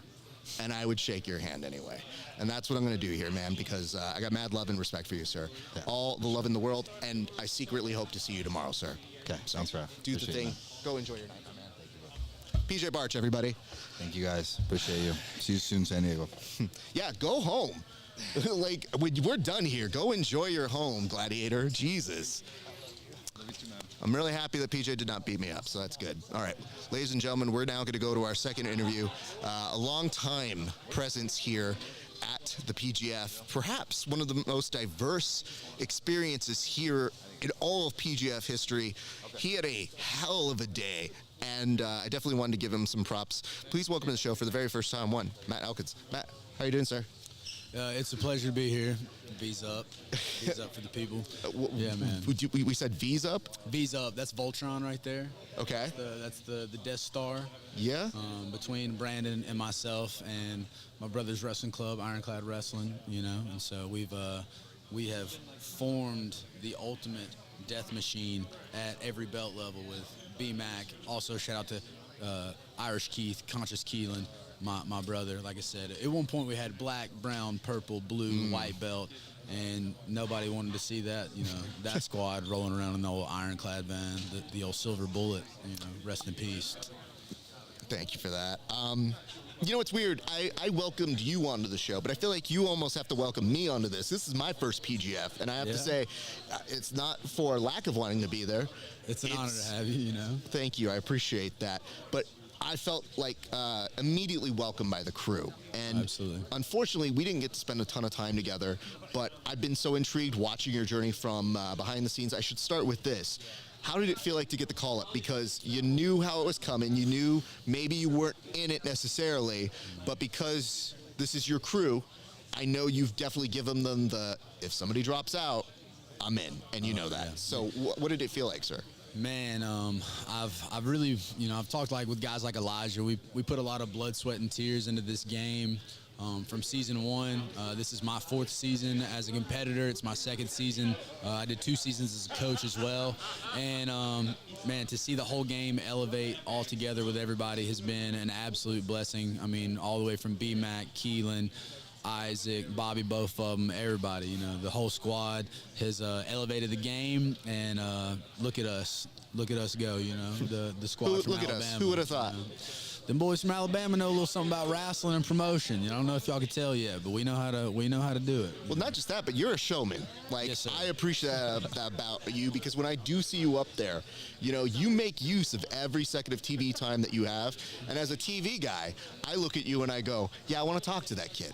Yeah. I definitely want to give him his due, give him his forum, because you make good use of your time, sir. So let's start with this. Talk to me about your experience from the draft on, because you perhaps didn't draft as high as other people could have. Yeah. But I think you were a good bang for your buck. I think you came in handy, and I thought you gave some great clashes throughout the week. At least the entertainment value is there, if nothing else, man. I would love to got going a little bit earlier. Sure. But yeah, man, the draft is super cool. I love the format of everything. I'm really close with the ex-Marshall guys, and so at one point I thought that they were gonna give me the 20th spot because I was the last person in, and we were sitting there, you know, crossing our fingers a little bit. Hopefully, buy your boy for $200 is the final pick. That would have been a big come up, but Epic Roll took care of me, man. They've been great to me all week, and it was the draft is just super intense. Like I mean, I've never been in a situation like that before. You're all nervous. Everybody's, you know, are they going to bid for me? Or they're not going to bid for me? And so the draft is super interesting as a jiu-jitsu athlete because there's nothing else like that in the sport at all. And then, you know, you got one night, a couple hours to get comfortable before bed, figure out who's on your team, how you're going to run it. You wake up the first day, you get the schedule, you start looking at this line of absolute savages that everybody has, and man, start slinging it out the gate. It's been a crazy week, you know. Can you tell me what team training felt like? Because that was something that a lot of us didn't get to experience. So what was that like for your team? I have asked around. I know that we had probably some of the the best team training. Even though we might have, I say our team came in dead last, we were trying, man. We were trying to hold it together. And Roger Gracie, as a coach, bro, he really did speak to me, man. I'm sure that there's tons of fanboys that every time Roger Gracie starts speaking, they start laughing at everything that he says. But I really did hear him, man. He was telling about the story of when he was coming up and he wasn't winning. You know, he's having some trouble putting together a string of wins, and he just flipped a switch. He said he just decided that was over. And obviously the rest of the fairy tale is that he became one of the greatest jiu-jitsu players of all time. If you've never heard of Roger Gracie before, Google her, you know.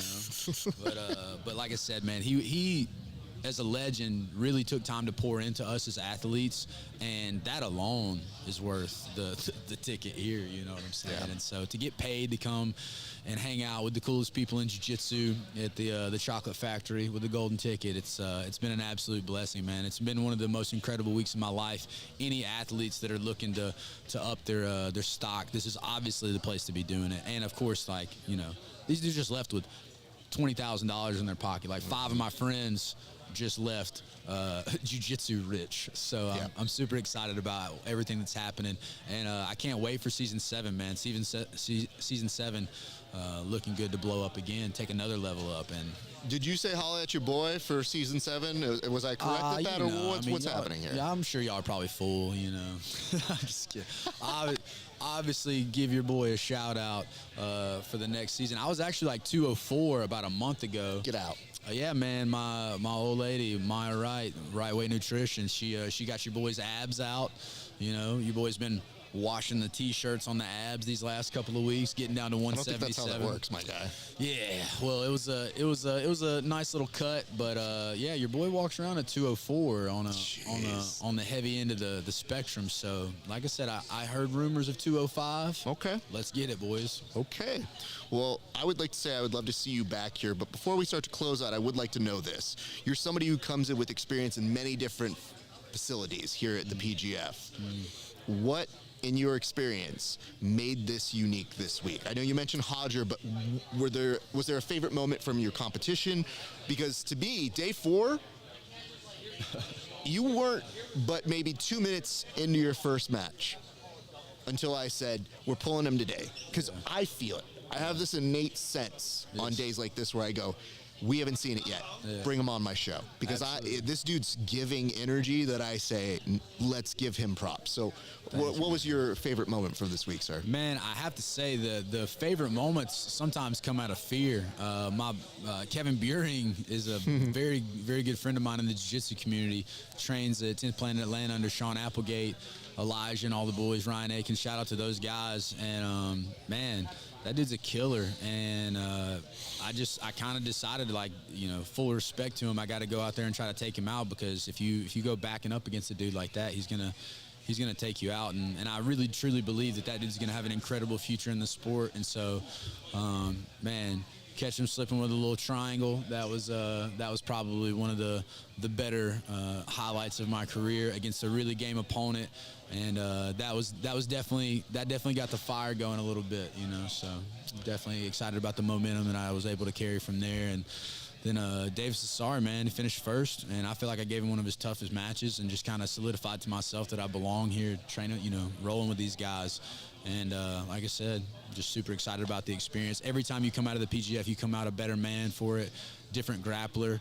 And like I said, there's just too many things to appreciate from this week of experience. And it's one of the most incredible experiences that you could have in jiu-jitsu all around, for sure. Well, I noticed we just had somebody join us right now. If we could get our director, Octavio, to give us a 3-shot very quickly here. Oh, look at this. It's the commish himself. Hello. He's sneaky. I don't know if you guys know that. You know, obviously he was going to, you know, of all people he's going to crash. It's going to be for you. Yeah, my little crush right here. But let me ask you a quick question right here. Okay. Because, well, this is to him, but I want you to be under the purview of it. You have the most experience in this, right? Yes. Who's going to win tomorrow?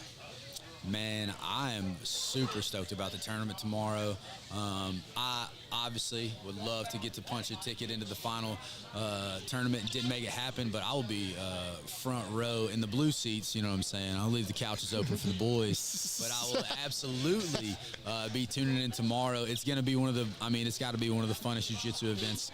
And I gotta support a couple of folks, Team Epic Roll, Andy Varela. Obviously, I would love, after the performance he put on this week, I'd love to see him get paid, leave a little bag of cash. And then, Elijah Carlton. I think some people saw him show me a little bit of love. It's one of my best friends, man, an absolute gem of a person. And I would love to see him continue to have more success in the PGF for sure. So, B-Mac, let me ask you this. I don't know if you see the shot up here, right? This man has had every job in the PGF. So what are the odds I get him to replace Jake? I mean, look at my boy. My boy's a good-looking dude. He's good on the TV. mic. I've seen. I'm just saying, do we need to start suiting him up? When do I get the retired athlete, sir? Here's the situation. We already had this idea. You know, Tim had the, what are the ideas that didn't make the cut in the PGF segment? Here's an idea that didn't make the cut. Matt Elkins on the mic. Because here's the problem. He's ungovernable. Yeah, you gotta put a leash on your boy, and I don't take to that very well. You know, you gotta be careful. You gotta listen. I have learned from the commish here when to and sometimes when not to speak. I'm still working on that, but like I said, it's been an honor. Under the right guidance, of course, you could be taught. And I'm just saying, I've had experience coaching national champions in speech, so can kind of make you can't teach Elkins new tricks. I don't know about that. I'm just saying. I want to see that wrister. Hold on now, player. Oh my goodness! Just help me real quick. Yeah. Where did you learn that from? Some lady in a Walmart parking lot. Oh, definitely not this guy with the sweet plum suit on over here. He's taught me everything. Well, I was trying to give you a job. What about that ham sandwich that you also used to great effect in the same match? Deep bow, sensei. Deep bow. You heard it here first, kids. I need to break this up because they'll be here all night, but I do want to pay you this respect, sir. We wouldn't be here without you. So I want to pay respect to the foundation, the people who made sure that we get to do fun stuff. Because if you didn't make it fun, attractive, and really entertaining, we couldn't do this. So props to you. A lot of people want to say, you know, Alabama, whatever it is, maybe people don't know the grapplers. Once you put them in the big scene, you guys were in the big scene, you thrived, and I thought you had an excellent showing out this week. And especially today, I was so happy to get to see you show out. So props to you, props to your team, and props to everybody who has helped to get you here as well, sir. So do you have any shout outs? You can look straight into that camera in front of you. Man, shout out to 10th Planet Birmingham, right there in the booming metropolis of Birmingham, Alabama. Can't wait to get home, see you boys. Wrestle y'all. Some of y'all are gonna get it. I don't know if y'all noticed, but I only tapped 2 people out. So y'all better start stretching now. Your boy's on the way home. You know? I would tell you this: please be nice to the people on your way out. Of course. When that happens, I think that's an important thing to note over here. So appreciate you guys. Look at this. Look at who's crashing here. Like and subscribe. That is important. Thank you, sir. Have a good one, PJ. Not this channel though. I think it's too late. I think if they're here, they already subscribed. All right, Matt Elkins, appreciate you. Gentlemen, thank you so much. It's been an honor. Thank you. PGF forever, baby. My man's throwing up gang signs on his way out. All right. I'm very excited to bring on somebody who is, I was told, as per his writer, is getting paid in dino nuggets. Oh, God, that's going to be a lot of dino nuggets. Oh, my God. Oh, yeah. I mean, listen, he's beloved. He was somebody who had the crowd rallying for him the entire time. He was 20th in the pickings for the draft, but he might have been number 1 in our hearts. Jamie Carnall, you come with a huge fan base. What did it feel like to have all that love and support, sir? Yeah, honestly, so I came into this and I was on a little bit of a streak, and I'm like, I'm going to go in and I'm going to murder some people and I'm going to get some points. Turns out that was a lot harder than I thought for the first 2 days. I was having a real rough day. Honestly, like, a lot of what got me through is making people laugh. I am so happy that people think I'm hilarious. I always got told in school I was good at distracting others, so I'm putting that to good use now. And Wait, hold on. Who was telling you you're good at distracting others? Teachers, when they told my mom. So I don't know if it was I don't know if it was a compliment or if they meant it like that. I definitely took it as a compliment. But yeah, having all these people around laughing all the time, that's kind of just what I'm bringing. But yeah, this whole experience has been so sick. Jamie, I'll start with this because obviously a fan of your work. I laughed a lot, and I'm hard to make laugh. I see a lot of jokes in my time, and I see a lot of personalities, and I always laugh, and I go, look at this goober. But with you, there's a real sincere, belly laugh that comes because I have to see the person be at their purest. And I felt like every time you were on, that's who you are, on and off the mats. Yeah, I don't think I'm forcing anything. I don't think I'm capable of forcing anything. Just to give you a breakdown of how maybe incompetent I am. I got here the first day, lost my wallet, thought I lost my car keys, lost my headphones, lost the sweater for the school I train at. I ended up finding the sweater in the bathroom because I forgot to look in the bathroom at the house I'm staying at. Found my headphones in my car, which who would have thought my headphones would be in my car. Oh no. I'm basically a child that is living an adult's life. Without my fiance Emily, I'm basically useless. She usually wrangles everything together. If she was here, this probably would have been a lot more stress-free, but I might have also not been as funny on the mic because this has just been a scramble the whole time. Like I said, I'm just trying to make people laugh. Again, if anyone wants to hit me up for meal plan advice, I'm going to start a meal plan. SpaghettiOs, chicken nuggets, chicken tenders can be exchanged for that too. So, just anyone that's interested, hit me up, carnal.bjj on Instagram for that stuff. Wait, I'm just noticing now what you were wearing. You're wearing a Cardi B shirt. Let me hop up real quick. Sure. Okay, why did you pick a Cardi B shirt to wear here? So I have a fiance that gets me the funniest shirts on the planet, and she gets them from I'm pretty sure she gets them from AliExpress and stuff. Cardi B is my girl. I'll usually walk out to a Cardi B song. It gets me hyped, and no one wants to lose to a dude that walks out to Cardi B. And also pretty motivational for myself because I can't walk out to Cardi B and then lose. You have to win, right? You're putting yourself in a situation. Actually, I am blaming Brandon McCatherine right now for not having walkout songs because if I had Cardi B as my walkout song every time, I think I would have been in first place in the playoffs. So I'm 100% blaming Brandon for not letting me have Cardi B as the walkout. I will tell you as a production guy that there's no circumstance. We cannot afford that. You want to talk about getting 100K? I want to tell you there will be no budget if we're paying for Cardi B songs and licensing them. So I hope that you understand that part. Let me ask this. What did the team element feel like to you? What did it feel like there? And were you also comic relief for your team as well? Okay, so team element started strong. Morale high first day. All of us feeling good. We're going to go in there, smoke some people.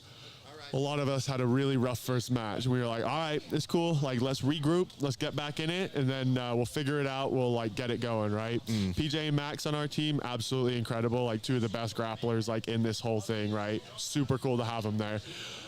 Started the second day. We were like, all right, new day, new start. Let's get after it. You know what I mean? Ends up going pretty bad for most of us on the team. There was a certain point where I think it was Samson or Mike John was saying, where's all the dunkable guys? And someone was like, I think we might be the dunkable guys. And that right there was an eye-opener. But guess what? Kept going. I wanted to quit. I kept going. Morale was pretty low. But every single night, I'd open up the group chat for all the PGF athletes. And oh my God, that was it was like a Xanax every night. It put me in such a good mood. Dudes arguing in group chats is the ultimate mood enhancer. Kevin Sherrill, Elijah Carlton going back and forth. They made up for a minute to go over the Daniel Sathler and Max Hanson drama. That's how important that drama was.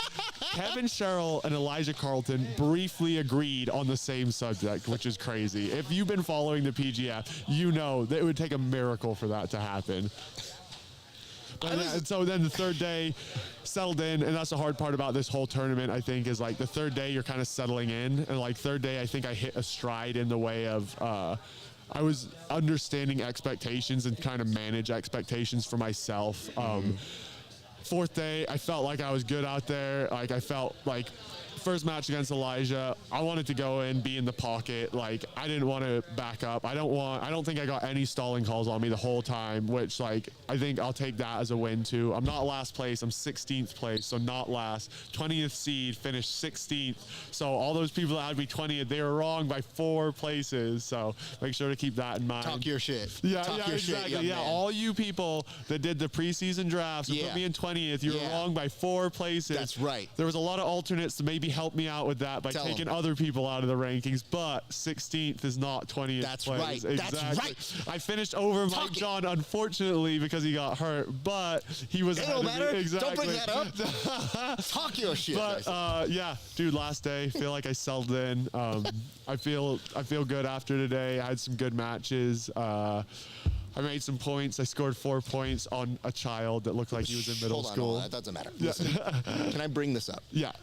It was the most heartwarming moment. So this is what I hate about jiu-jitsu is I want to respect to your opponent, but when you got your points, I felt like it's the movie where everybody starts slow clapping at the end and they're just like,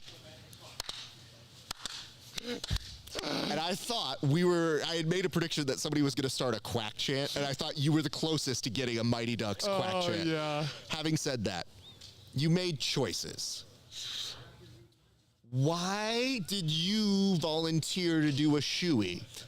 Okay, so I honestly saw Cam Hurd and Matt Elkins do like the wedding, like drink the coconut water, once upon a coconut, through each other's arms, elbows locked, right? Yeah. And I was like, that shit was pretty sick. And I was like, I gotta think of something else.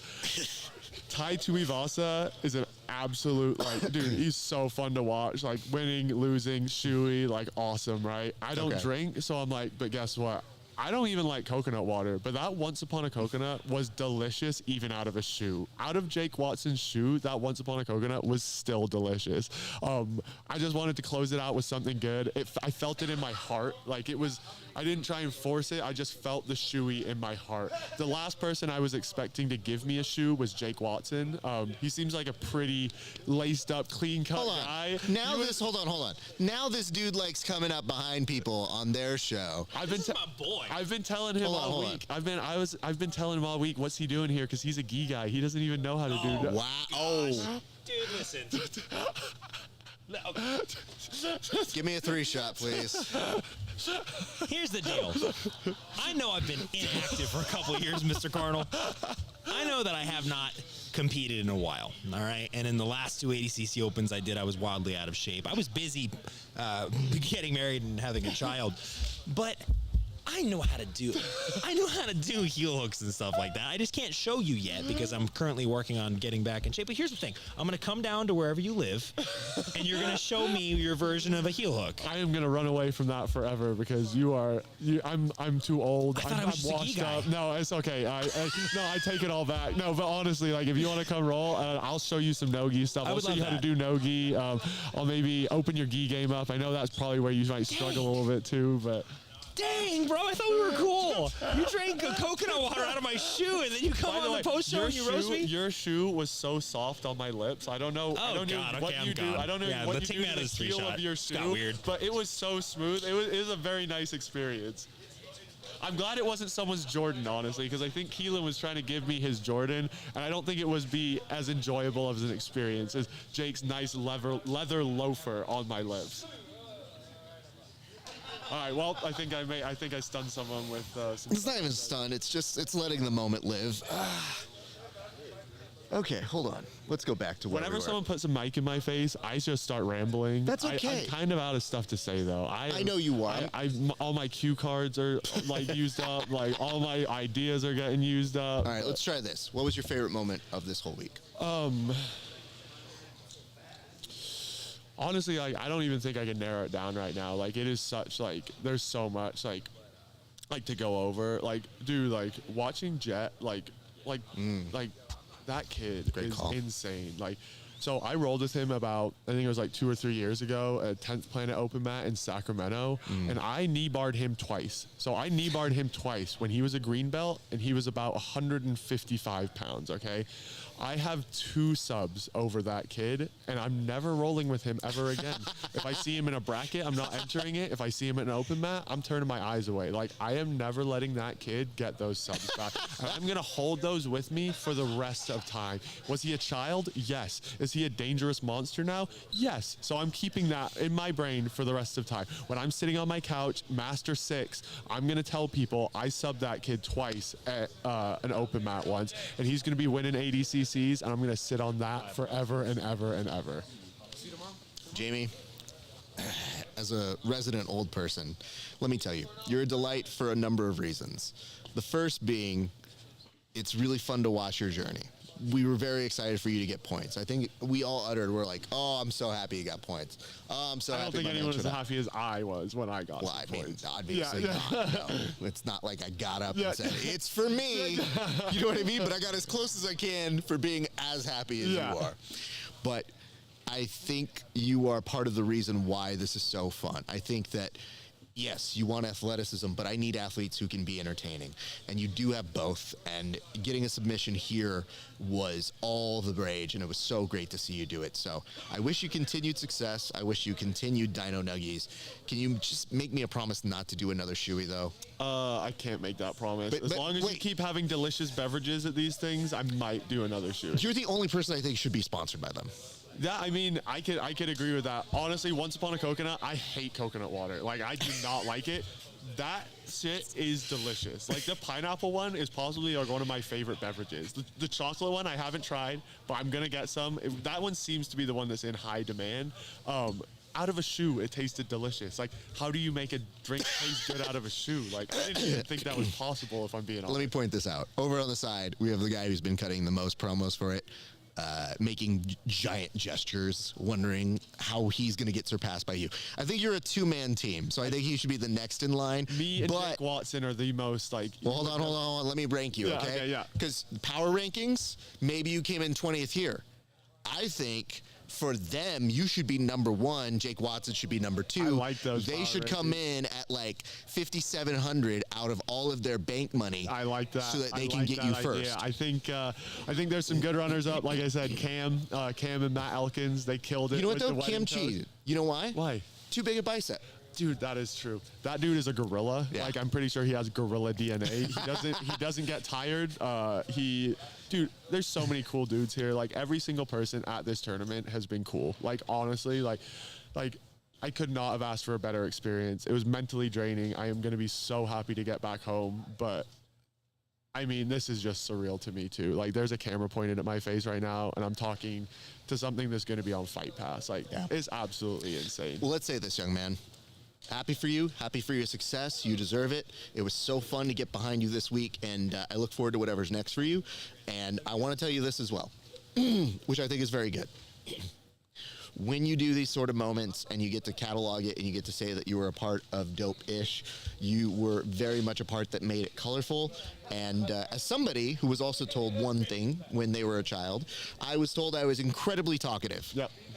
Same. Yep. I Look how that worked out. Look at us now. Look at us now, baby. And be like, I looked at it recently, and it's like, he likes to talk. He's very social. And I was like, yeah, I get paid to do that now.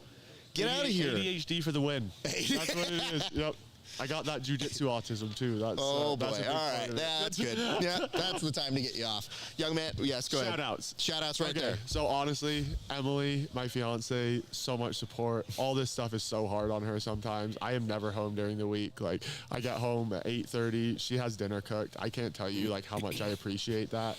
I know it's hard to put into words sometimes, but she does not need to put up with my shit, and she does because she loves me. I am a child without her. I don't know how I would get through life without her by my side. Everyone I train at, Avila Brazilian Jiu-Jitsu, I started there as a white belt 5 years ago. Morgan is absolutely the most incredible teacher. Such an incredible atmosphere. If you're in the Grass Valley area, I know people don't know where that is. It's middle of nowhere, above Sacramento. Precision Jiu-Jitsu Academy, Chad Bingham, Sarah McMahon. Again, one of the most amazing gyms ever. Like, all my training partners there giving me hard rounds. And then last but not least, Sublex Jiu-Jitsu, Yuba City. Jake for giving me the opportunity to start teaching Jiu-Jitsu. That's my passion. I'd love to be able to teach more. But yeah, and then everyone else, training partners, people that Venmo'd me for coming out here.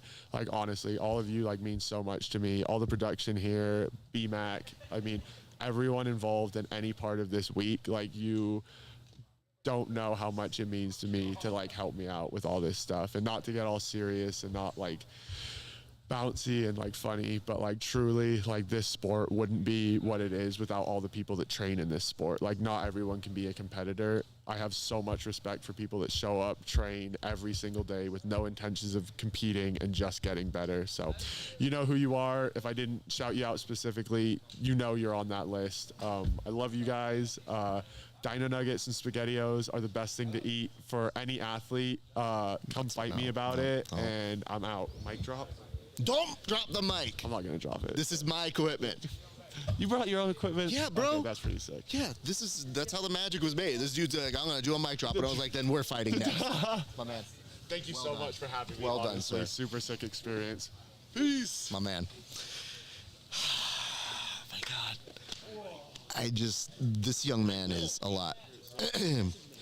Jake's about to exchange some numbers over here. Let's give him a second to do that. No, take care of your stuff. No, he'll message me on it. All right, fair enough. He knows where to find you.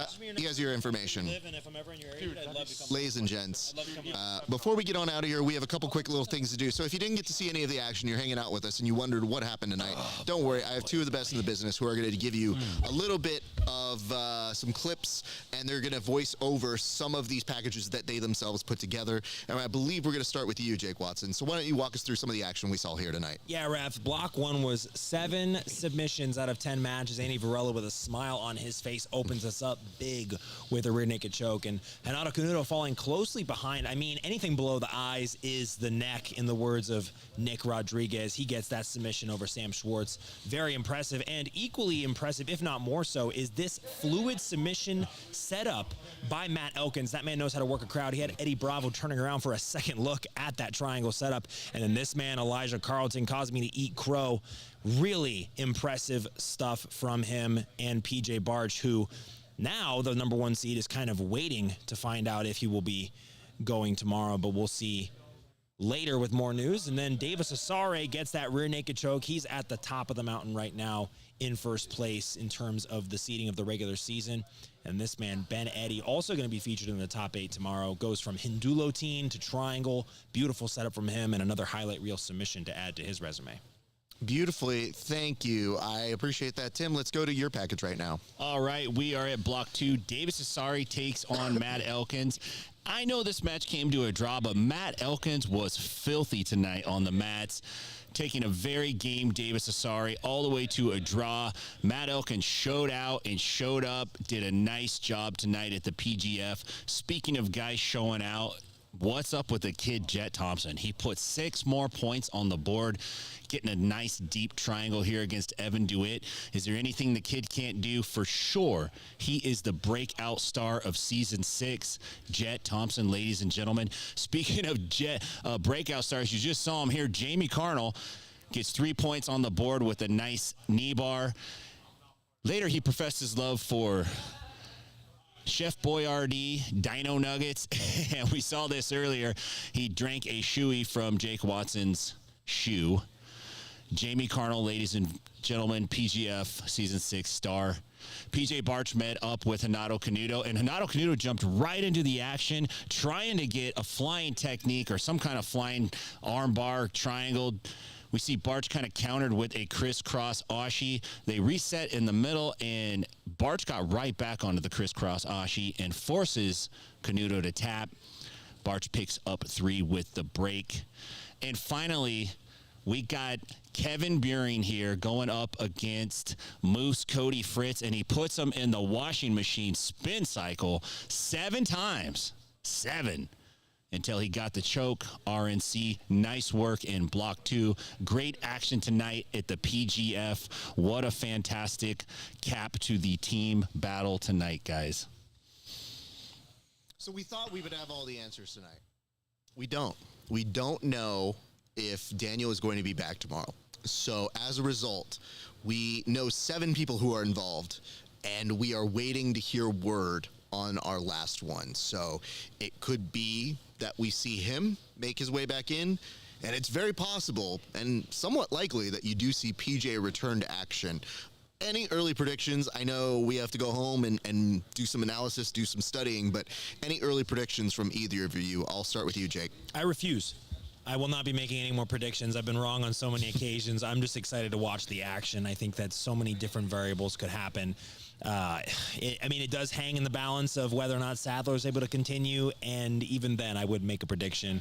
PGF World Season 6 has turned out to be everything that we wanted it to be and more, and also, in a way, nothing what we expected it to be. So I'm not going to make any predictions. Tim? Well, I'm going to make a prediction. Oh. Yeah, I'm never short for words here. Listen, I ranked Elijah Carlton #1, and he showed up in a big way. But when it comes down to the playoffs, when I look at these names in the playoffs, whether Sattler's in or not, it doesn't really matter. Andy Varela is walking away with the money tomorrow. Mark my words. I'll see you on the post show tomorrow night, and I'll brag a little bit, guys, because it's going to be Varela. There's no chance. If you've seen him this week, the guy's been turning out. He's going to take it home. That's my prediction. Fascinating. See, this is great because you could see a different reaction for a number of those people who are in that top 8. Or at least the top 9, I guess, if you're really thinking about it. And some of them had matches with each other. So there are a few previews that we got to see this week. But with one night where it's just an 8-man tournament, there's still a lot that could happen. I do want to point this out before we sign off here tonight. I did see this show up in my DMs. And this is from a good friend of the show, one Bobby Winther, who said, bro, I've got so much FOMO not being in the PGF. I need to be a part of that. And he's not the only one. I just screenshot him as a representation of the many athletes who want to get involved. And I have to assume that after this week, you're going to see more and more people wanting to get on that list. For this specific PGF, I was told that there were over 300 applications. After what I think we're about to see this week, and yes, now tonight, several athletes who walked with big paychecks as a team, there might be a longer wait list. So all I can say is, if you want to compete in this, continue to support us here at the PGF. Come back here tomorrow. It is going to be exclusive to UFC Fight Pass. So if you want to follow the action, you need to come back tomorrow. First, watch the pre-show with us, available everywhere, and then watch on UFC Fight Pass, and immediately following that, you'll see your friends back here for a post-show where we will have interviews, analysis, and,